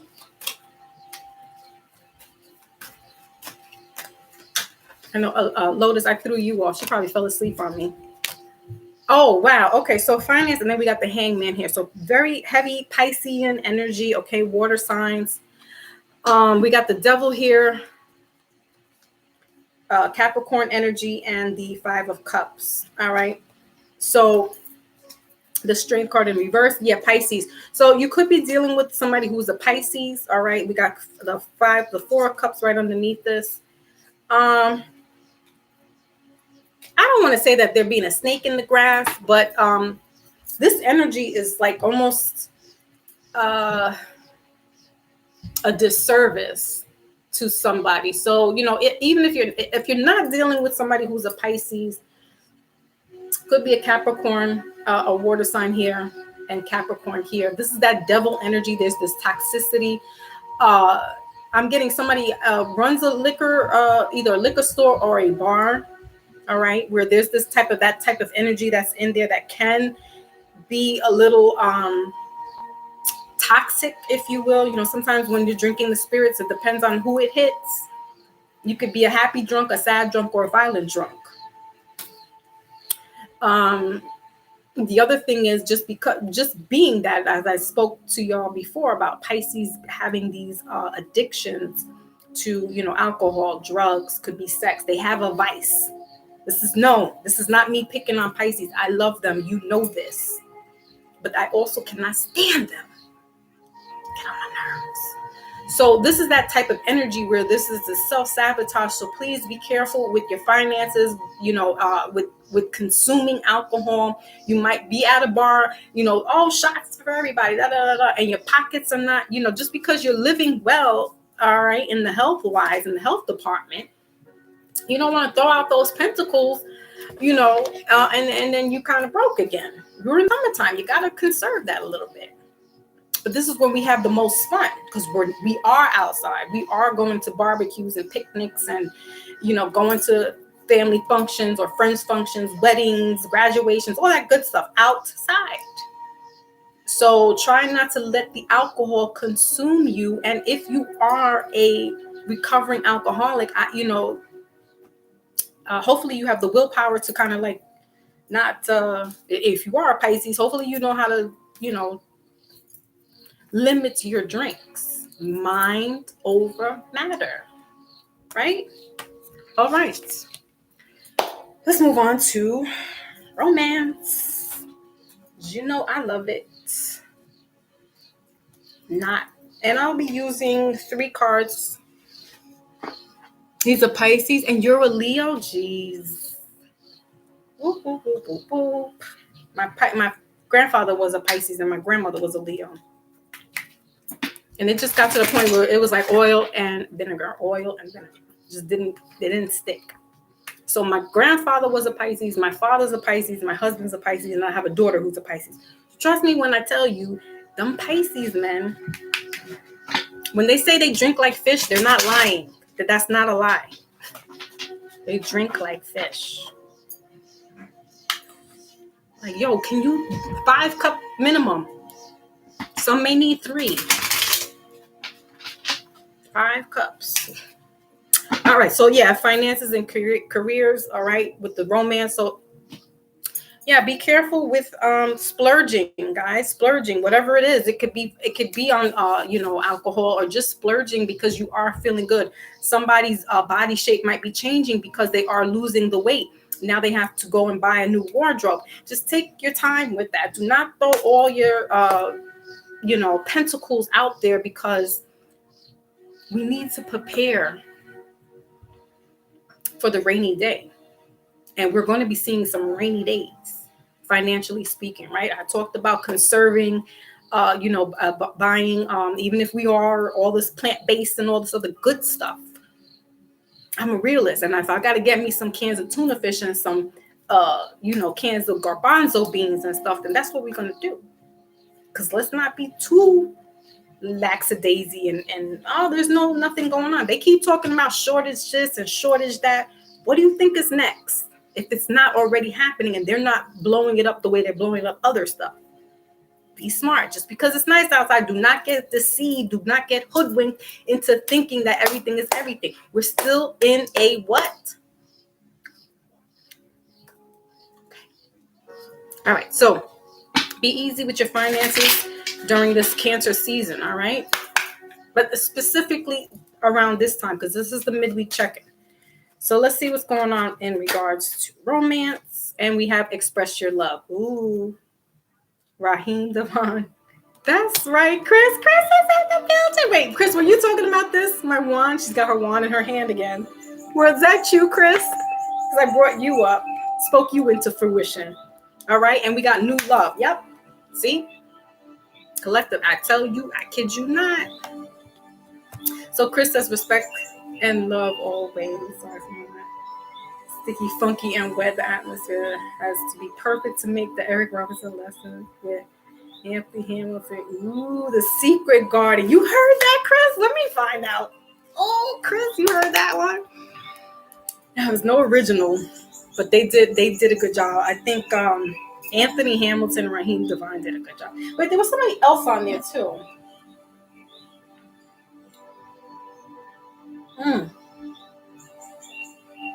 Tell you that Secret Gardens, boy. Barry White's version and El DeBarge's version. Look, I'm late. Oh, what? So, collective, express your love. I just said Gemini is in Venus. You guys saw me shuffling. This is not pulling something out of the hat or out of the bag. There's this new love coming through, guys. For the not guys, men, but y'all know I say guys as everybody. That ready or not, here I come. You can't hide. That's a Gemini. Lauryn Hill. They're coming for you. I'm gonna find you and take you on me. All right, it's that true love, real love. Mary J. Blige, new love. Trust your love. Express your love. Come on. I just said, baby love making music. It's gonna happen. Somebody's gonna be in that. I'm out of that. I'm out of that era, but that's, this is that pheromones. Look at these little cherubs around her. It's the pheromones. When you look good, you feel good. Smelling all good. Somebody just can't get their hands off of you. I mean, where's Pink? Uh-oh, Pink. Aquarius all day. Aquarius. You're an Aquarius. It's like not any Aquarius. It's like one other Aquarius that comes by.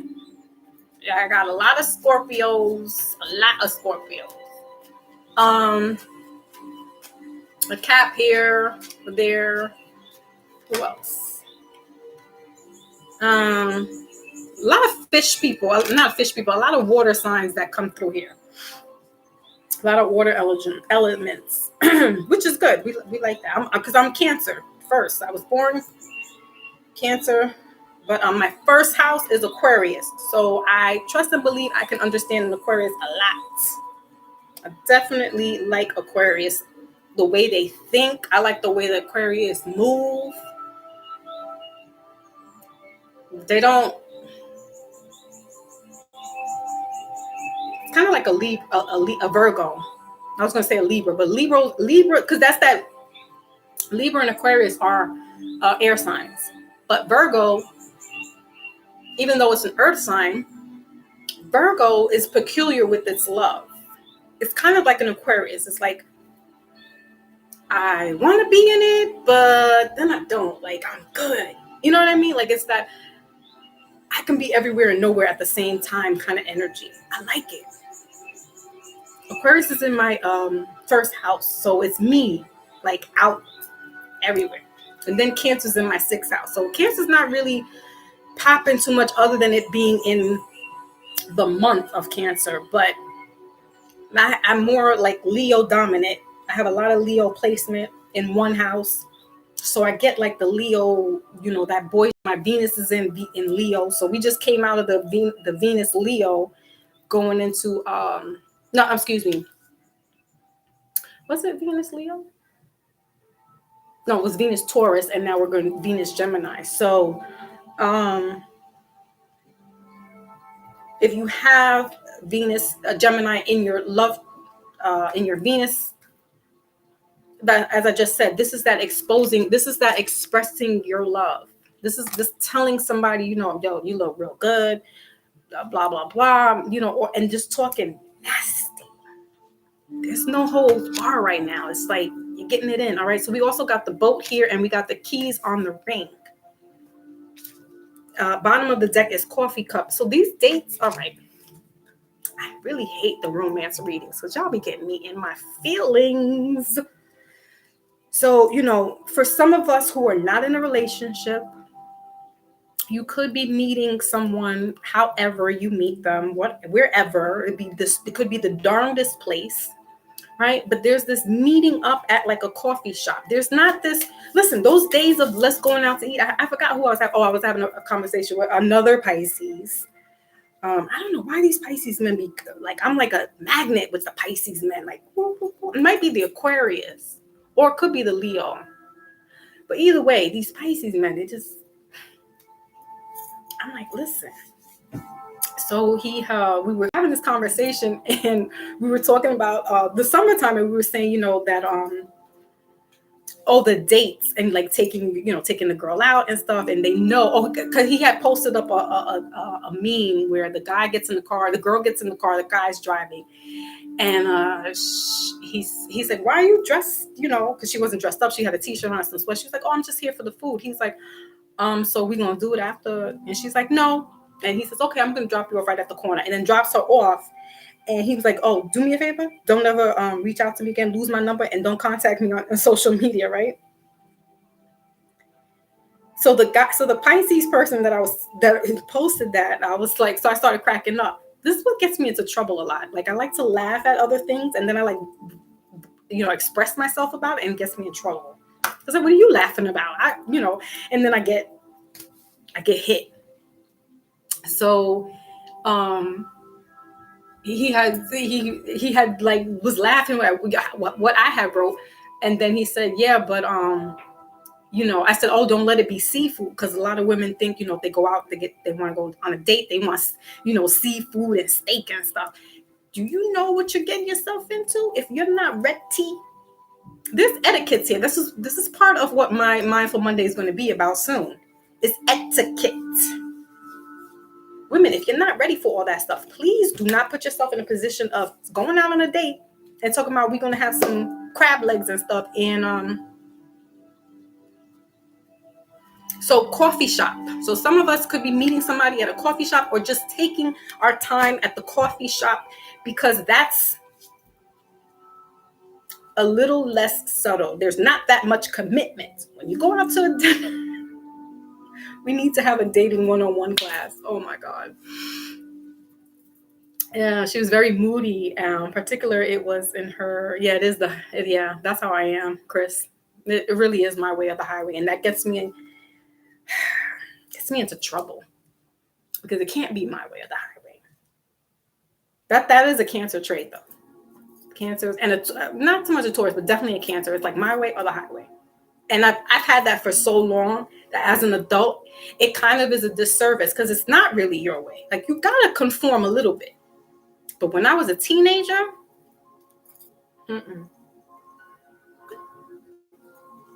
it definitely was my way. And I took no shorts. I didn't want to hear it. I was really on my thug life Pac stuff. I was like, I don't want to hear none of this. That's definitely a fact. Gemini and Libras are the best signs for Aquarius, for relationships. Then Libra did me dirty back in the day. Ugh. So anyway, new love, right? Real love. You expressing your love during this time. All right, let's look at what this keys here. It says many options. Yeah, one night stand. So this is not happening, guys.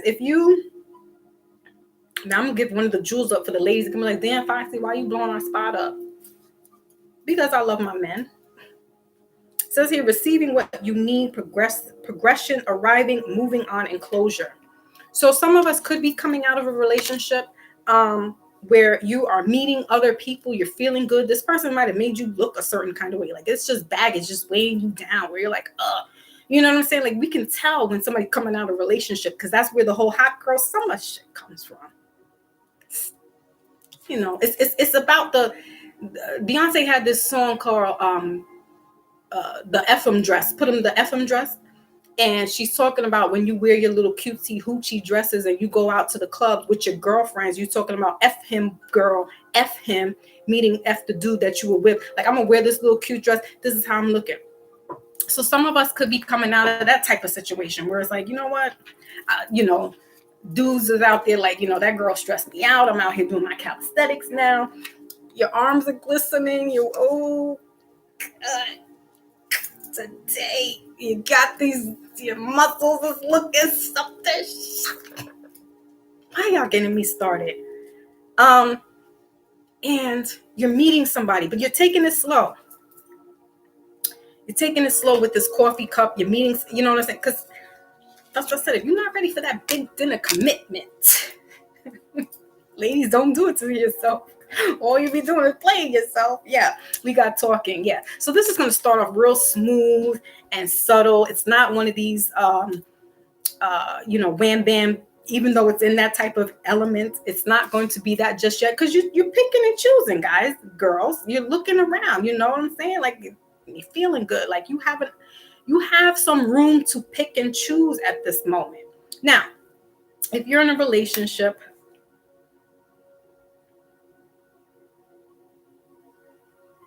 Libras, I don't know. Yeah, they kind of do talk. Not as much as an Aquarius. Like I said, I have my Aquarius rising, but I'm really, honestly, I'm balanced. They have what they call it's something cross. I don't know. It's one of those when I did my signs, and I'm literally balanced out all around.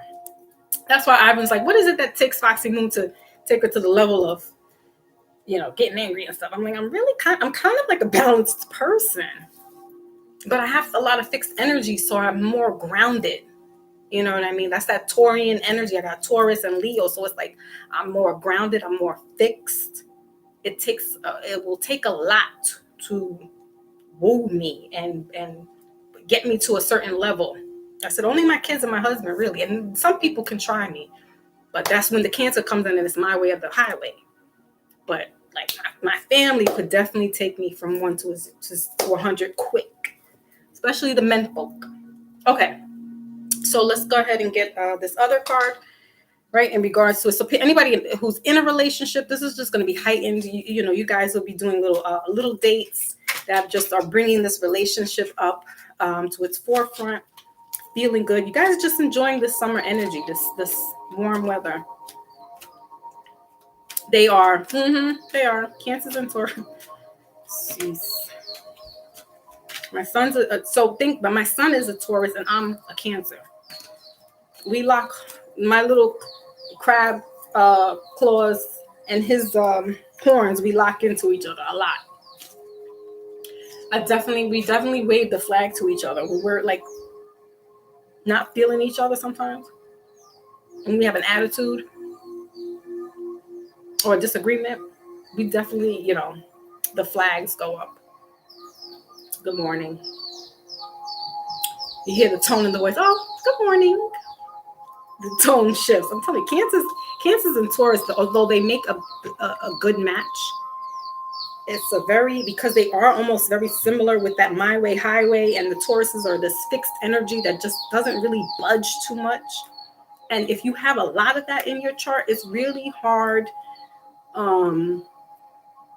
to get somebody to move. Like I said, that's what makes me my worst enemy, because there could be opportunities that could be coming across, and because I really got to really sit on it and really think about it.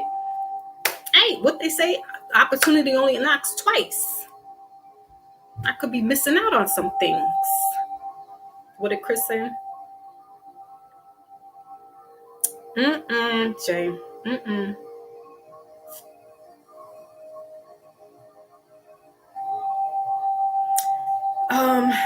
There's our leaders, yes. Cancers are a cardinal sign. I think Taurus is a cardinal sign in the earth realm. They're not. Women are different and men are different. But the Cancer men and the women Cancers they are the same. This I know. I promise you. Like AA says, I promise you. Cancer, because it's that energy. For some reason, like certain signs, man or woman, they are the same. Like uh Pisces, men and women are the same. Cancer, men and women are the same. Scorpio, men and women, I don't, like I said, I only know one. Nah, I know they're peculiar. Um, hmm. I want to say Taurus is a cardinal sign though. So there's three different and I forgot the name of them. I think Lotus went to sleep on me. But they're not elements, because the elements are the elements: fire, air, water, earth, metal, and wood. But each of the signs have each three signs have what you call the cardinal, the mutable, and the fixed. Ooh, Aunt Dog is here. Salute, salute. Good to see you, Aunt. Um, Stop. Aunt is what? You're a Taurus, Aunt, right? If I'm not mistaken. Scorpios are the same. Yeah, Scorpios. I mean, that's that water. It's a water sign. They can get emotional. All right. So anyway, in each of those elements, or if you will, they're elements. Uh, there is the cardinal, the fixed, and the mutable. The cardinal is the leader. The fixed is what it is. It stays right where it's at. And the mutable can sway either way. It can be Aries. Okay. What did I say? Taurus, that's a Virgo, so that's fire. Yeah, Aries is a little spicy.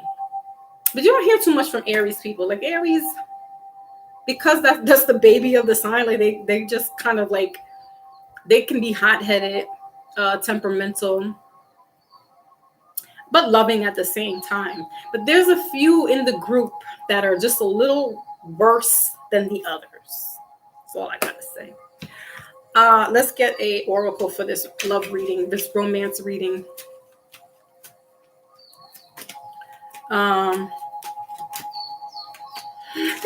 Stupid. Mm-mm-mm. All right. Well, okay. So we got guilt and moment. Yep. All right. So let me get on the moment for a second, because we got guilt here as well. All right. So there could have been a divorce or separation. Is what I'm saying, that somebody, listen, hey, we got some relationships that just shouldn't be, and some that were meant to be. And in that, we have, it's for the moment, right? The relationship is for the moment. Could be for a season, and it could be for a lifetime. This is what we're dealing with right now. We're in the season of Venus and Gemini and Cancer, Sun in Cancer. So there's this emotion coming through. There's this bringing of, if you're in a relationship, this is just heightening your relationship more. There's more of this. It's more sexual energy, or sexual healing, if you will, that needed to probably happen in a relationship, right? The opposite spectrum is, listen, I'm tired of your ass. I'm done with you, and you're moving on, right? This is where this new love is coming in, right? And expressing your love. Maybe you couldn't talk to somebody. Maybe you listen. Some people are certain signs, again, are very sexually charged people.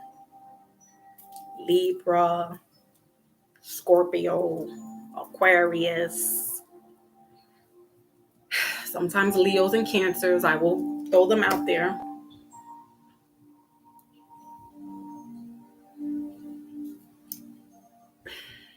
For some people, it's a make or break deal. Some people like to be what they call sexually creative. Now, Some people really like the freak in the sheets type of energy.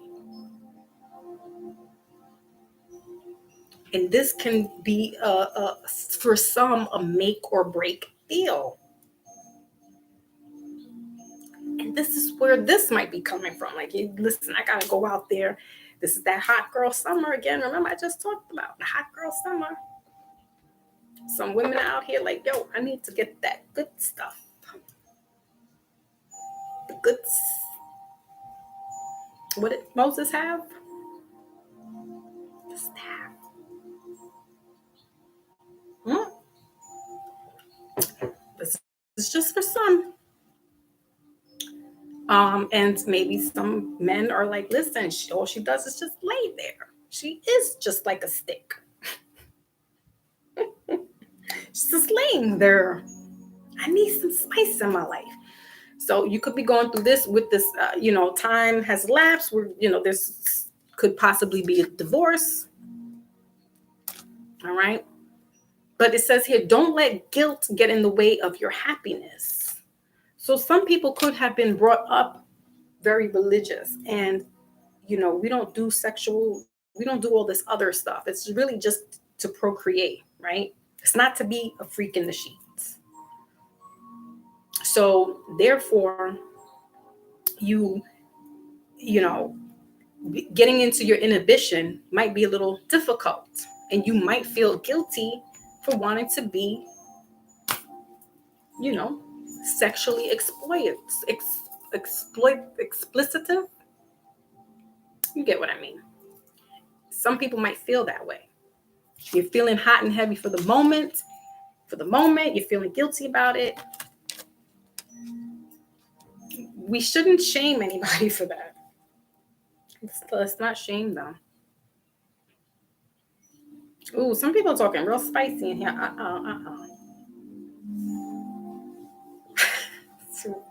Jay, what? Oh God, it's getting spicy. As I just said, it's getting spicy. So that's what we're dealing with. That's what Cancer is looking like for you guys. This is just in the moment. It can change next week as we go into another midweek check-in. We'll see. It could be a post-week check-in or maybe a weekend, depending on how it looks. But I will have to get very spicy. Picante. All right, so let's leave off with a oracle. All right, so this is a fairly new oracle deck that I will be using called Divine Beloved. It's not the wisdom deck, but we will take it as such. Okay, so we almost have 4 hours. Woo! Okay, I made up for lost time there. All right, so 2 cards came out. We got emotions and release. Thank you, Evening Star. Bottom of the deck is creativity. So I know, was it Kenny Pooh wants to, she's a Leo. So creativity might be kicking in. It might be cultivating now during this Cancer season, but come Leo season, you'll be able to do some releasing of your emotions. All right. Cancers, yes, it's emotional time. You can spaz out and not understand why you're spazzing out. It's the energy. All right. It's the energy, but we want to get centered. As she has it. Oh, look how cute. She has a Scorpio here, a snake, a frog, and a snail. So these could be signs for you. I'm getting mourning dove and cranes. All right. So if you see these kind of animals or insects or bugs or whatever, you have it, you name it, amphibians, that's just letting you know that you are connected with source. But specifically, if you are, there's no, and I mentioned the rainbow. I love it. Love it. Remember we talked about the rainbow earlier? Look at this rainbow, guys. So you're looking at it in a different way, right? But see how, again, the rainbow's that root chakra when really it's this that's supposed to be here. It's the reverse. We need to get some old book. I need to find an old book that shows what the rainbow looks like. I don't think it's that way. Whatever. So I'm going to read what the cards say. We're going to read what emotion says first. It says, I release strong emotions. Virgo's in the gang, in the building.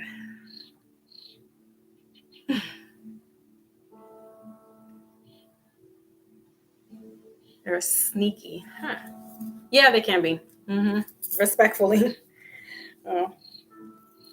My mom, my master teacher's a Virgo. So that's why I said I learn from the best. She's a master teacher. My father's a Pisces. As far as that, the game is to be told, not sold. That's for my father. And his best friend, who was a Libra. So,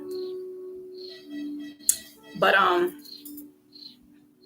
anyway. Okay, so let's read what emotion says here. I'm going to read what the card says here. This is what we should be focusing on, what Divine Beloved wants us to focus on, okay?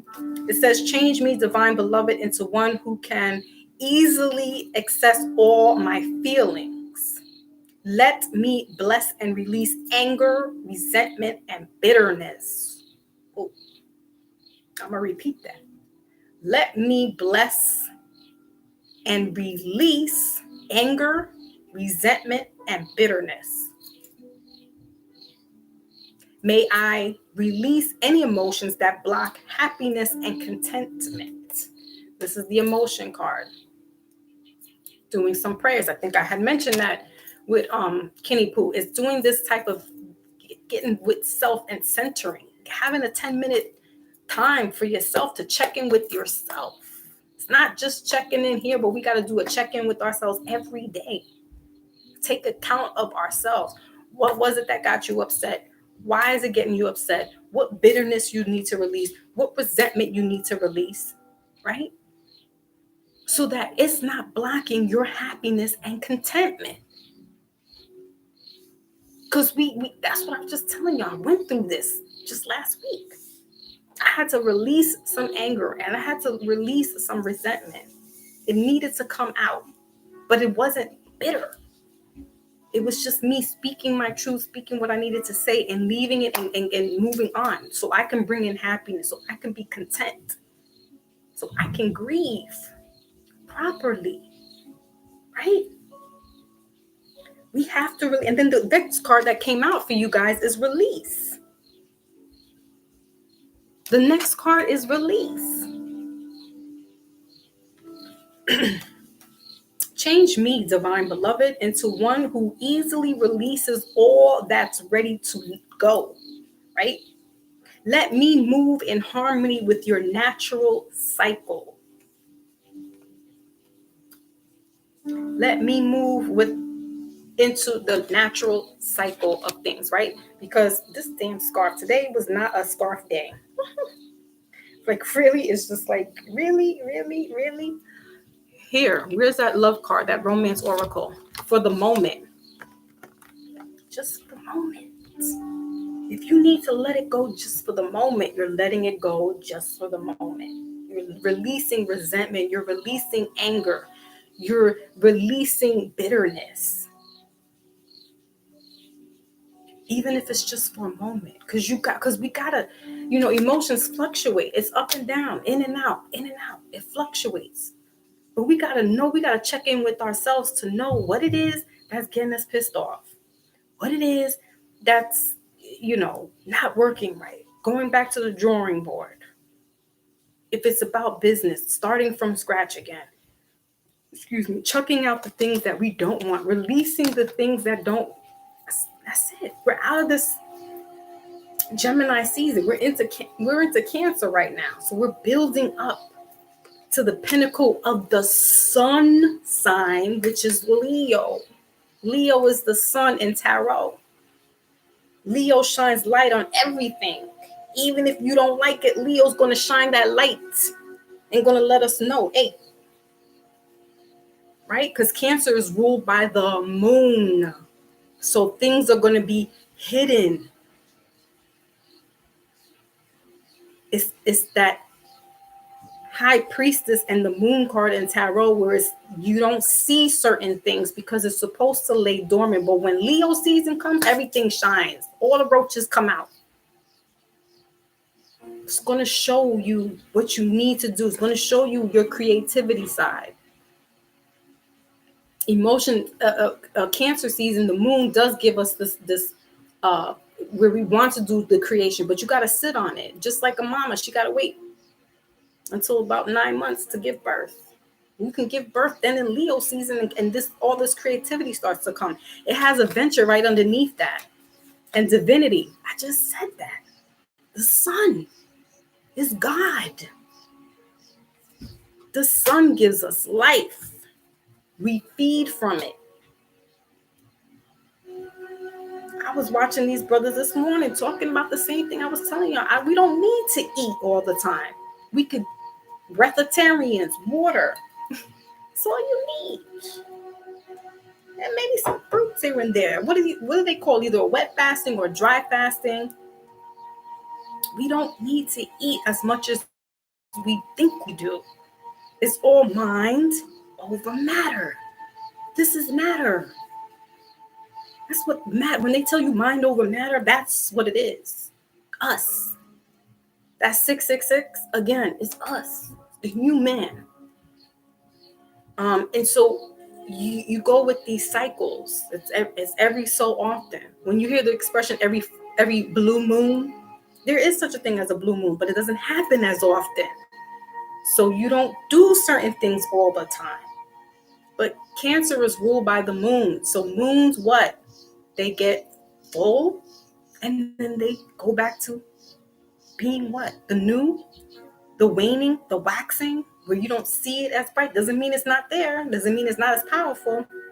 But when there's a full moon, it gets real powerful. So this energy with Cancer being here and the full moon, and then we have the sun in Leo is the sun, whatchamacallit, the sun sign in tarot, but it's God.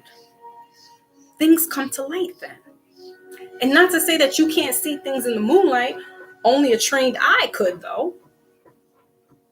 Only a trained eye could see what's in the what's in the moonlight showing you. But the sun will show all of that. So this is that time where we got to start taking accountability for us, checking in, seeing where we're lacking at, seeing what this is happening with us, checking in with other people, checking them, right? Holding space for some people. They're not ready. If they're not ready to release and it's in the moment, somebody doesn't want to have the hot girl summer with you. All right, I release it. Keep it moving. One bad apple don't spoil the rest. We keep it moving. You know what I'm saying? But you gotta hold that with you. You have to take that moment for yourself. That not creativity, that accountability for yourself at that moment. You know what I'm saying? And again, if this is regarding in a relationship with somebody, this is helping them. You might have to be a helpmate to your partner. Where if they're not financially secure, you are, or whatever the case may be, this is you being a helpmate and helping them out. It's a partnership. Trust me, somebody does not want to be laying around and you not doing nothing, and then and then it's going to be this hot summertime fun. No. No. All right, guys. So that was the midweek and the Mindful Monday incorporated together. I know I kind of went in different avenue. It's could have been like, I don't know about that, Foxy, but y'all for the most part were like, yeah, you're making some sense there. So that's all that matters. Only some sense is better than no sense, right? Some sense is better than no sense. Gotta make sense and then fine. All right.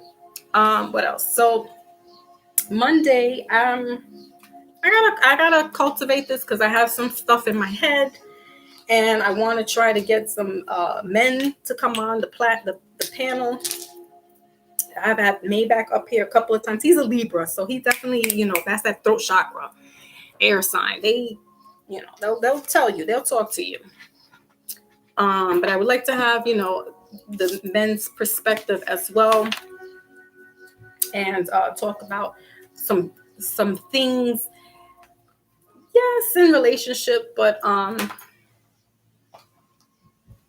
yeah, in a relationship, but as a whole,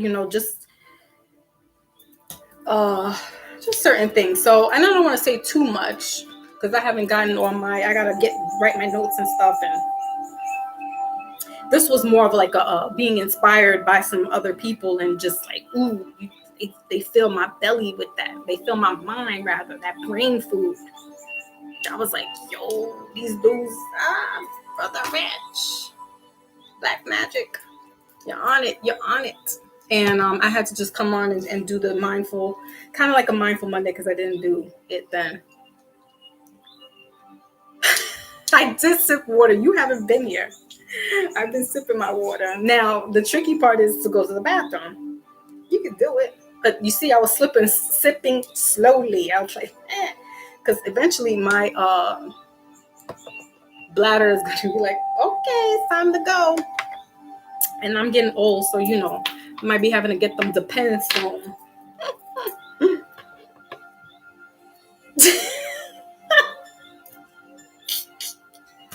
Nope. I'm barefoot. Today I'm barefoot. Maybe if I go outside, I'll probably, but I don't wear those no more. They're too heavy on my feet. They're just like, give me some, I got some New Balance slides. Give me some New Balance slides and I'll walk through the streets. Yeah, you've been through it with me without using the bathroom, right? Nah, I've cheated a couple of times now. Like, no, I'll be like, yo, hold up a second. I gotta get to the door. Did I go to the bathroom? Because it's like, you can't. Mind over matter, Mr. Miyagi. I don't think about it. It ain't gonna happen, right? I'm not thinking about it. It's not gonna happen. Now, when I get up, that's another story. It might be like, whoop. So, yeah, I'm gonna have to get me some Depends or something. Teflon bladder. Foxy did. More. What you saying?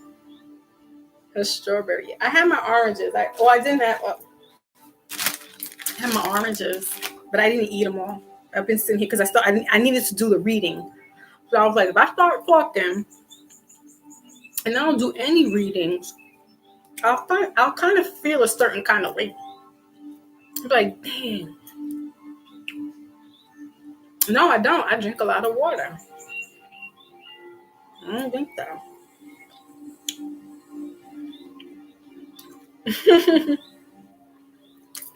Is that the rich mo? Y'all are silly. Silly, silly, silly. Okay, so what else do we need to advise us with? Personal reading I'm still doing. I probably so I'm working out some things because in honor of my birthday month or solar return, I'm going to be giving a coupon to you guys if you book a reading. There's going to be some type of little reward to it. And so I'm playing around with that incentive because I want to give back to you guys. But also, it's just paying it forward. It's my gift to you. But I have to figure out this website because it's killing me. I don't go on it often to play around with it. I pretty much go on it like when I have to go do a reading. But other than that, I don't really and I should. I really need to fudge with it a little bit more. But so if anybody's interested in a personal reading, they can go to www.foxymoonspiritualalchemist.com. Now, disclaimer, and I don't know if I have a disclaimer in there, but I'm not a medical professional. I did that a couple of years back, and I'm not working in that field anymore. But I do know a little something about a little something. If we have a reading and it talks about your health, you either go with it or you don't, right? Again, as I said, in this line of work that I do, it's hard to sue a priestess, right? You could probably do some other stuff, but when you're working with the man's law, you really can't sue somebody in that respect, right? If you're not sure about what you're getting into, and this is for anybody, this is not coming to my page, getting a reading with me. This is if you go to any spiritualist, all right, or any tarot reader,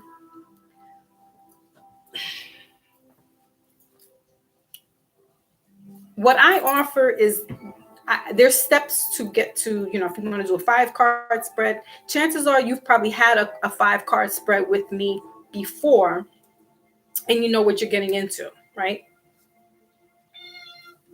My cat said, right.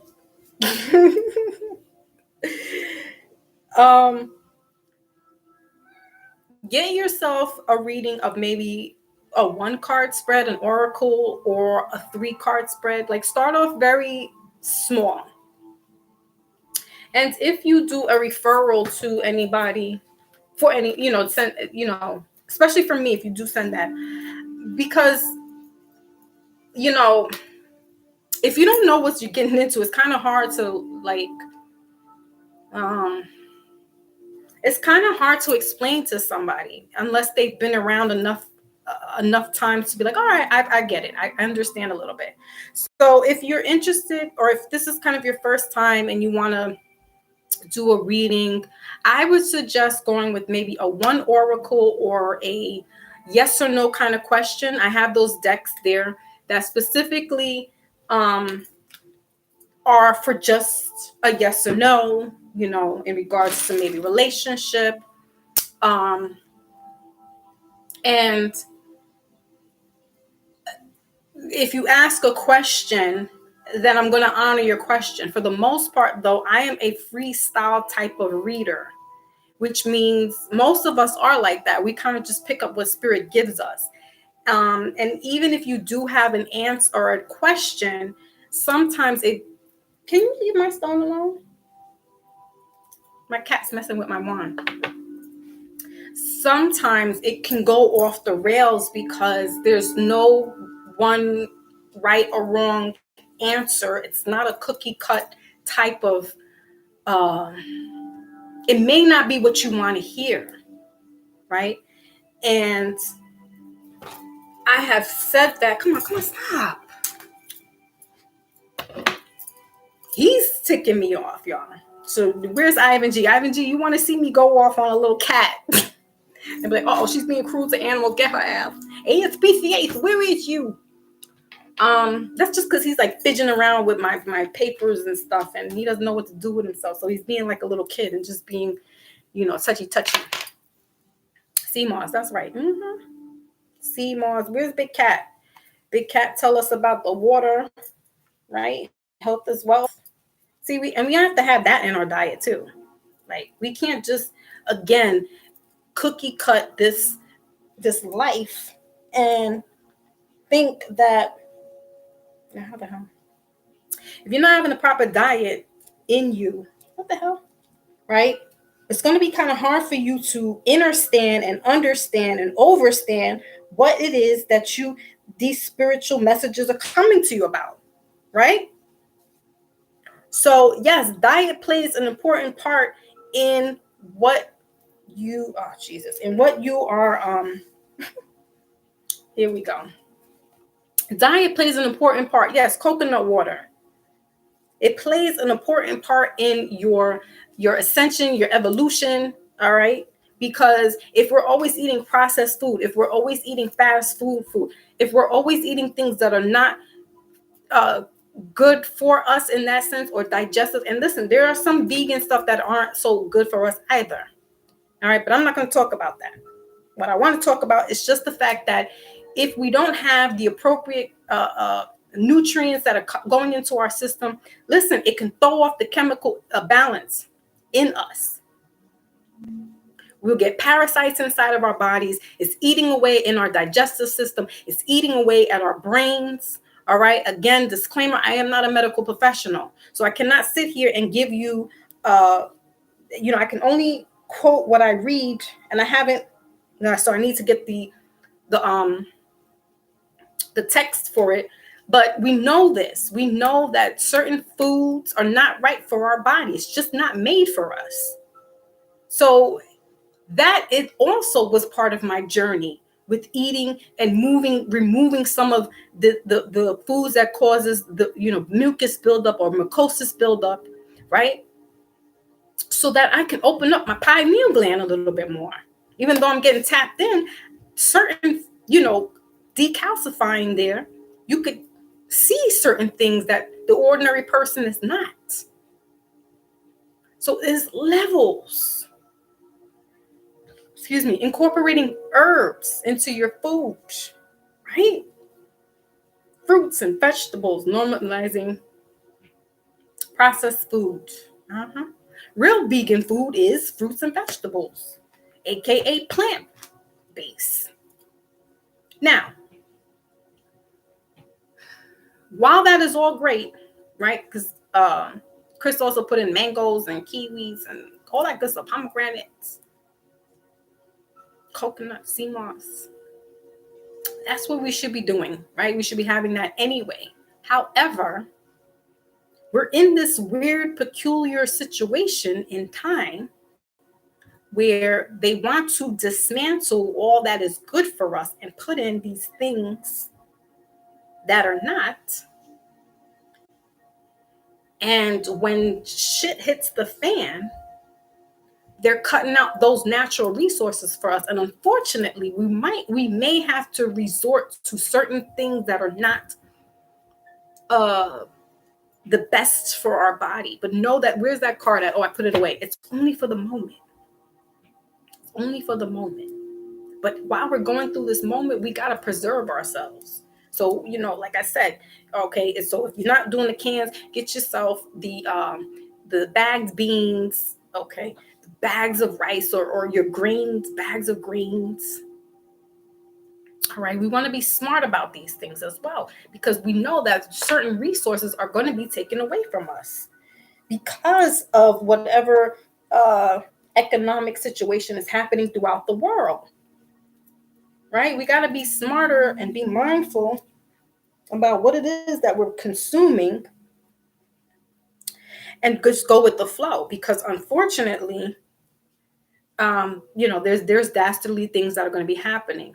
Now, what I want to say to that is that spiritually speaking, certain things we don't really need. Like, think about, like, Rich and I make a joke. I was telling Rich about my one day I'm gonna be a monk. But think about the monks. They eat very little. They're in prayer or meditation. They live their life very simplistically.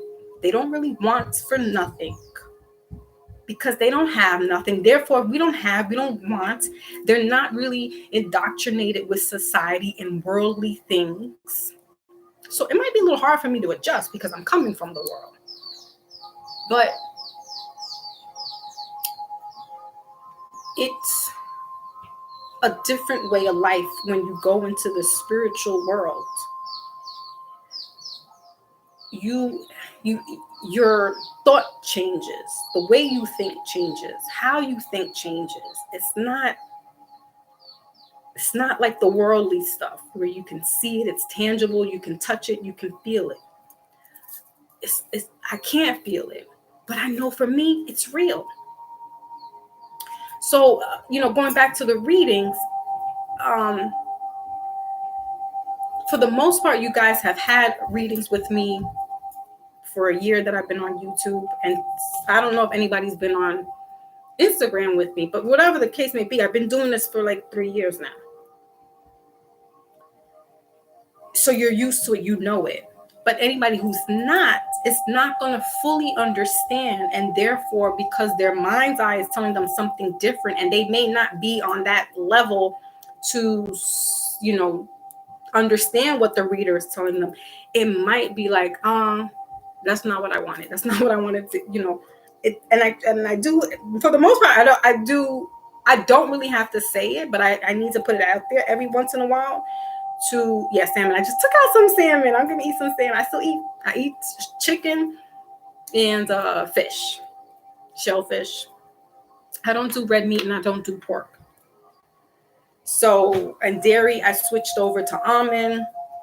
You know, every blue moon, I'll have some cheese. Sometimes y'all see me snacking, but that's the only dairy that I have. My ice creams are non-dairy.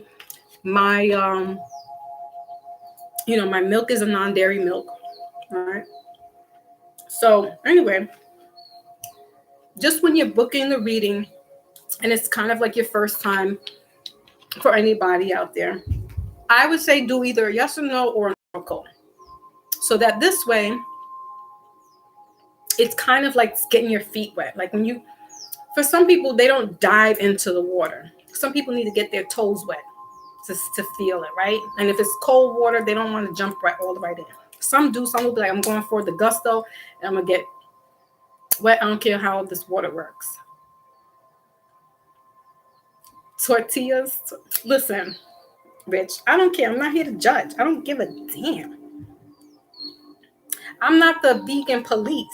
It is what it is. Because I'm not vegan. I'm vegetarian-esque.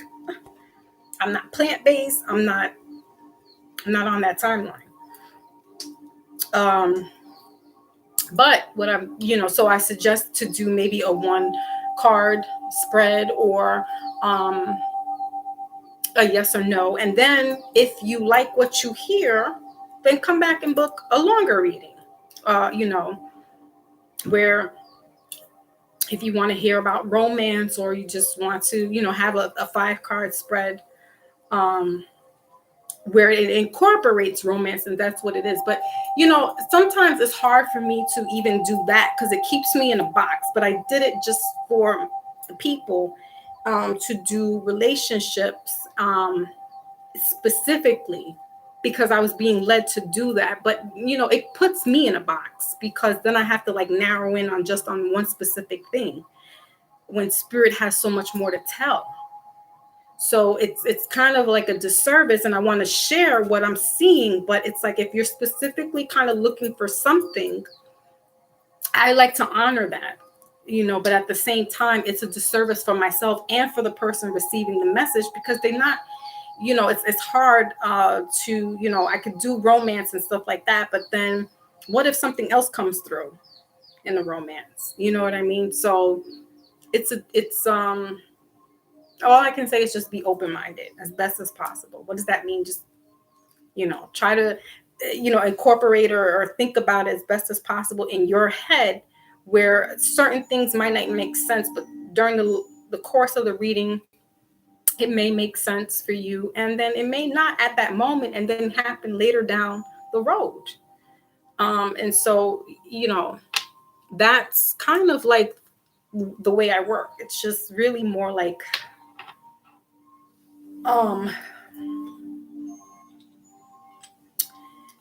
it's hard. It's like,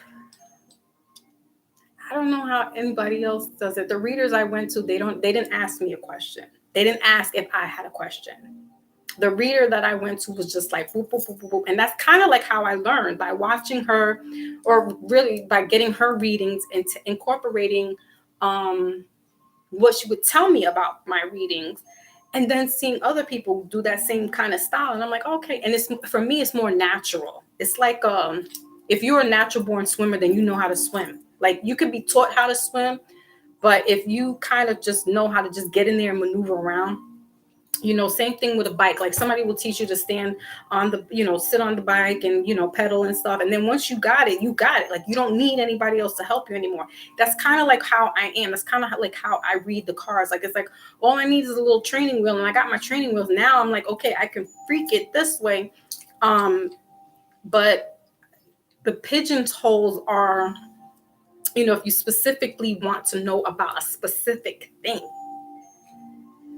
It's like that's my challenge because I don't really operate in that realm. I operate in a different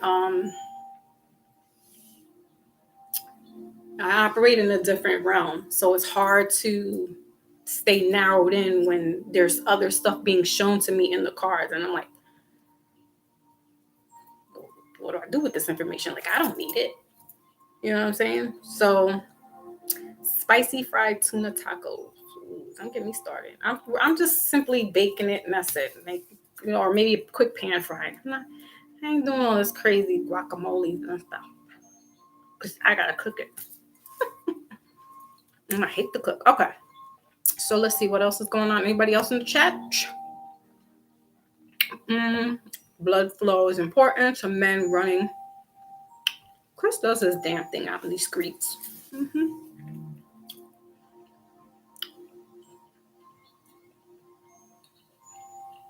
And listen, because Voodoo made a good, interesting point. He says normalization of calling processed foods vegan. Vegan is real fruits and vegetables.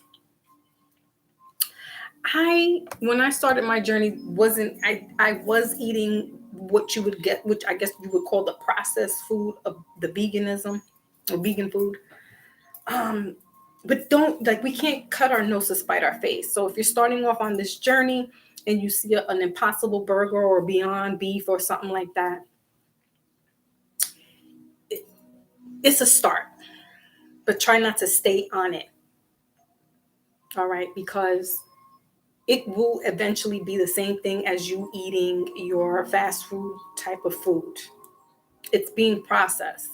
So, for fancy schmancy people, you can, pound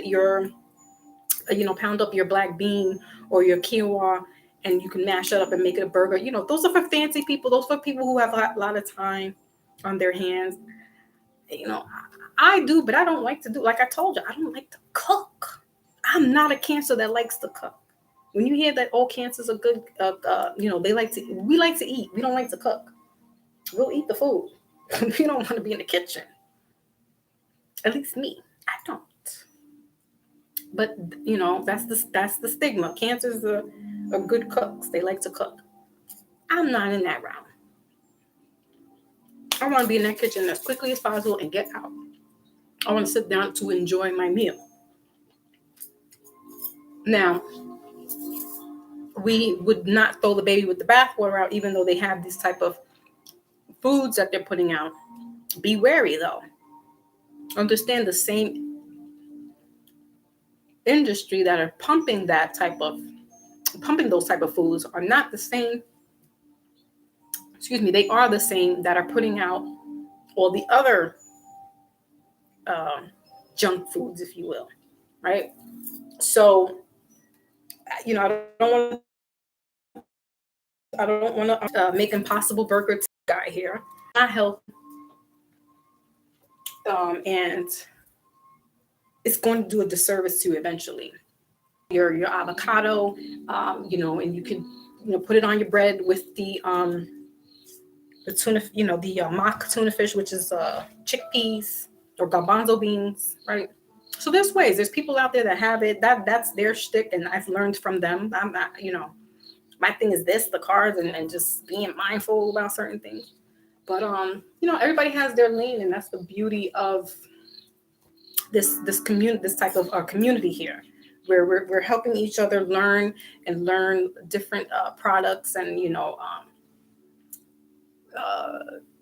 herbs, like a Dr. Sabi would tell us. His diet is very rigid, though. I gotta tell you that much. I really was trying to get on that diet, and I was like, I failed. Epic fail. So it's very rigid. You have to be, if somebody's very, strict with the diet, that might work. Is cooking good? See, now we can eat. I know my brother Zay, he comes on sometimes here, and he has his sea moss. So I haven't had that yet. People order plates who don't have time to do the extra work. Yes, that would be perfect, Kenny Pooh. That would be perfect, because it'd be somebody like myself who I'm like, even if I have the time, I'm not making these kind of burgers. I'm not trying to grill and do all that stuff. I really am not that Cancer. I really am the Cancer who's like, oh, y'all finished cooking? Okay, it's time to eat. I don't really like to be, when my kids were little, I try to feed as quickly as possible, have a meat, a vegetable, and a starch. And that was it, like go really fast. I had to be in the kitchen. I still got to be in the kitchen no more than 30 minutes. I do not like to be in the kitchen. I was not blessed enough with somebody who can cook. I can take the turns. I don't. Between my son and I, we kind of do that, but I don't like to be in that kitchen. That shit sucks. Then I gotta be in the kitchen and I have to wash the dishes. I just got them how to start washing dishes. I'm like, oh no. I ain't gonna eat then. And that's another thing that trained me out of not eating so much, because it was like, all right, I'm cooking. I don't want to eat this shit. Or I may just eat a little bit, but for the most part, water is what fills me up. Water does fill you up. So you don't need to eat a lot because it fills up your body, and you won't need to eat maybe some fruits and vegetables, but to have a heavy meal, you should be eating it maybe closer to about 4:00 or so. 6:00, I would say the latest, but we shouldn't be eating at no 9:00. And I get it because I was a working parent. I get it where you have no choice but to eat at 9:00 sometimes. That is a process. It's a process, and it's hard, but if there's a dual parenting there and there's a co-optive parent, then it makes the team work better, makes the engine go. But if it's just one parent doing it, it's a lot of work, and I salute them. My hat goes off because I know what that is like, to have to do everything and then take care of yourself. My body died out on me. It was like, oh, no. Excuse me. God said, nope, sit down. So there's levels is what I'm saying. There's levels to all of this, and it's not, one day I'm going to be a vegan and then I'm a vegan. You got to cut that stuff out. You got to be mindful. You know how many times I walk past Popeyes or McDonald's fries? Listen, Temptation Island is real. Those McDonald's fries.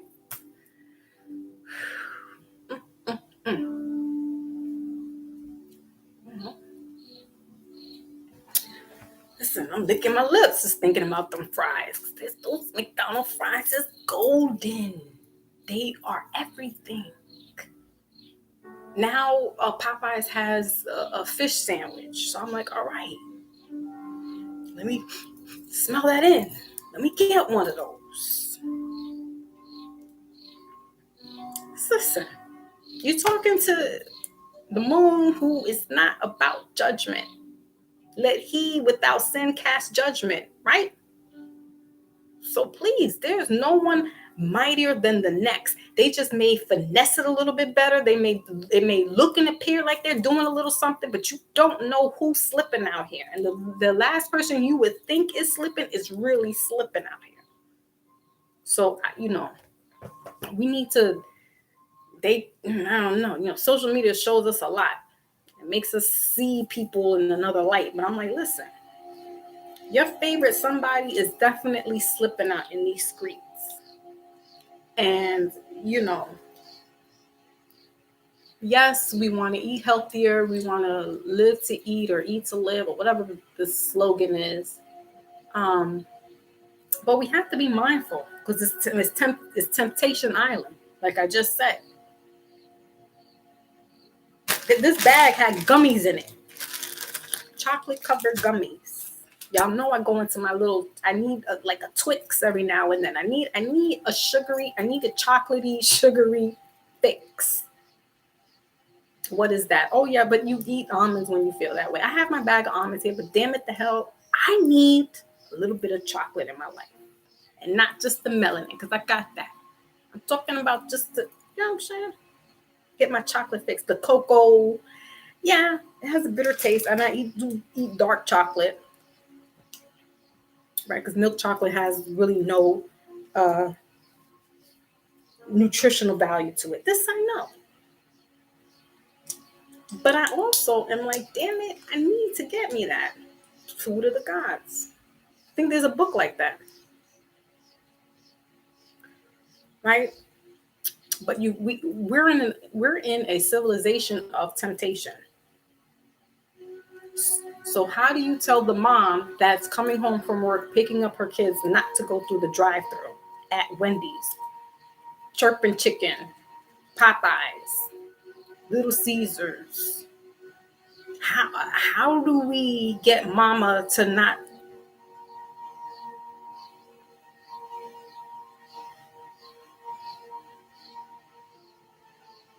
and I have family when I was going through my transition that it was like, nah, I still gotta be eating that. And I'm like, all right, it's all good. What am I can't really, you know what I'm saying? I haven't been doing this for that long. Now, maybe in another 5 to 10 years from now, ask me then, and I might be more plant-based ish. I'm trying to give up chicken, but chicken got a hold on me, boy, big time. Maybe if I see more of the chicken coops, I'll be like, ooh, no. But that's what I'm saying. If we really start thinking about all the stuff that we're eating, you're not gonna want to eat. You're not. You're gonna want to just really, literally be taking. You may not even want to eat a plant. Why? Because they're living organisms as well. So what the hell do you eat? Air and water. So when I used to tell my kids to suck up their spit, to swallow their spit and suck in the air, I wasn't lying. And I was telling this to them since they were little. They'd be like, oh, I'm hungry. I'm hungry. I said, swallow your spit, suck up the air. And now come to find out that people are really like, yo, that's a thing. And I'm like, we talking 20, almost 30 years ago. Because my parents would say ignorant stuff like that to me. You know what I'm saying? About you hungry. McDonald's was a privilege to go to growing up in the 80s. That was a privilege. That was like going to a hibachi for some people who ever go to like fancy little spots now, or Red Lobster or whatever other. Think of McDonald's was not fancy, but that was a privilege to go into McDonald's every once in a while. Now McDonald's is a staple in some people's life. And I'm just using that as an example because that was like one of the first. We also had like White Castles and stuff. But, McDonald's has been around for a couple of decades now, right? So because they've been around for so long, it really was supposed to be like a treat. It's not supposed to be, we eating that 3 times a week. It's not what you're supposed to be doing. That's like a Friday night kind of thing. You're getting it for the kids or whatever, and that's that. So we have to change our thought, and that also starts back with whatever we're putting into our mind. And it's hard. Like I said, we're living on a temptation island universe where everything is a temptation. You got to can you be strong enough to divert yourself from that? Listen, go back to the Bible. The strongest man was even seduced by the beautifulest, what was she, Queen? Delilah and Samson. They've been putting temptation out there forever. Even if the strongest man can't resist. So, it's moderation for me. Moderation. All right. So you had 3 Big Macs this week. Chill out. Let's get some more salad. Let's get some greens. Let's do some smoothies, juicing, whatever it is to compensate because your mind is all festered with this. I gotta eat that. I gotta whatever dopamine that they put into the product. Now I gotta go on it, right? So it's not as easy as one might think. And if you definitely don't have like-minded people around you, you're going to have the same problem. I mean, you're going to have a bigger problem because you're going to have all these people who are not around you, like you, and it's even more like, oh my God, so you may want to start changing up your circle of friends and family where it's like, all right, or educate them. And hopefully somebody gets it. All right. So, okay, guys. So I think we are done. We just hit the 444 mark. We're over the 444 mark now. Salute to everybody that came through and supported me. I appreciate you guys. Again, to all the new subscribers that just came through, thank you very, very, very much. Salute to you guys. And again, if anybody wants a personal reading, they can just go into the pinned description or go into any part of my about page. On the bottom, there is, and even on the top, there is a personal reading. Again, for those who are new to this kind of genre, if you will, I would suggest doing a one or two, yes or no question or an oracle until you get a little more comfortable where, going through the gusto there is going to be your thing. To my moderator extraordinaire, apparently she was breaking nights. I know what that feels like. My Lotus, I appreciate her so very much. Big Cat came through to hold me down as well. So Chris, I haven't seen Chris. My pink sugar it's cancer season. Cancer. Voodoo was holding it down for us for a while here as well. My brother Rich Mo has been in the building. And of course, my big cat's been behind the scenes because he has things to do. Most of us has things to do, but we still multitask. And I appreciate that. Love and Loyalty came through. Lady Fresh, appreciate you guys. The Breezies. My beautiful beauty queen came in. Raz girl, love her with her fresh. I'm not the reasoning. All right, so she also has a platform. I love to see everybody's got their platforms coming out and sprouting their wings and going through the YouTube streets and getting out there. We're getting funky. We're mingling with others and Ivan G. Black Moses. Can't forget about him because he had me on his platform. That's when it got spicy. I was not seeing this today. Kid Murray came through because he said you rang. Of course, Jay Savage. Mr. Nice Guy, a.k.a. Chucky. Who else? So I think that was it, right? Oh, Smooth came through. Yes. Definitely knew what I was talking about with these New York city streets for real. Let's see who else. All right, I think that was it. Eli came through early. Eli's usually up early, so he came in later on. I was like, wait a minute now. Gotta get the crust out my eyes. All right, so yeah, that was it. Okay. Layla also came through, and I didn't know her name, but Kenny Pooh. All right, so hopefully you subscribe and you are sticking around for a while. Stop it. No. No, bro. Keep your behind still. And I think there was somebody else, but I don't want to miss out. And they were looked new. So I don't want to miss them out. But everybody that came through, I appreciate you guys. I salute you guys. You make the machine go. You make it keep spinning. You make the block keep spinning for a while with me. And I appreciate that so very much. Ant Dog, yes, I couldn't forget about my big Ant Dog. But there was somebody else that came through. So, I don't want to miss you. But yes, thank you. Thank you so much for coming through, guys. Totally appreciate it. And let's see.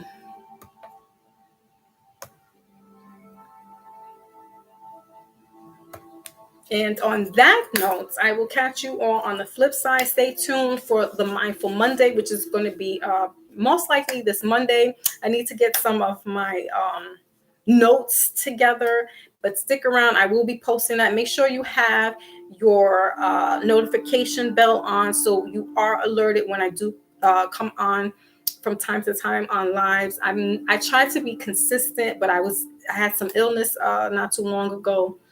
Apparently they like to attack me. So,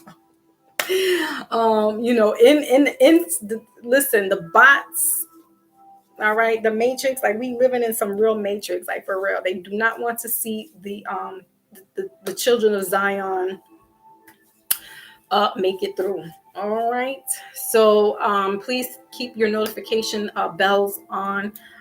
So, I don't come on often, so you're not going to be hearing a ping, ping, ping all the time. I usually do a Monday, Wednesdays for sure, Mondays. But as I said, I have some scheduling. There's going to be some changes in scheduling again now that the summer months are here. Children, my child is out of school. So just trying to work around everybody's schedule and mine. So, but stay tuned for the Mindful Monday. And fellas, I would definitely like to get your perspective on what I am going to be talking about. So I'm going to have a StreamYard cam up on Monday for us to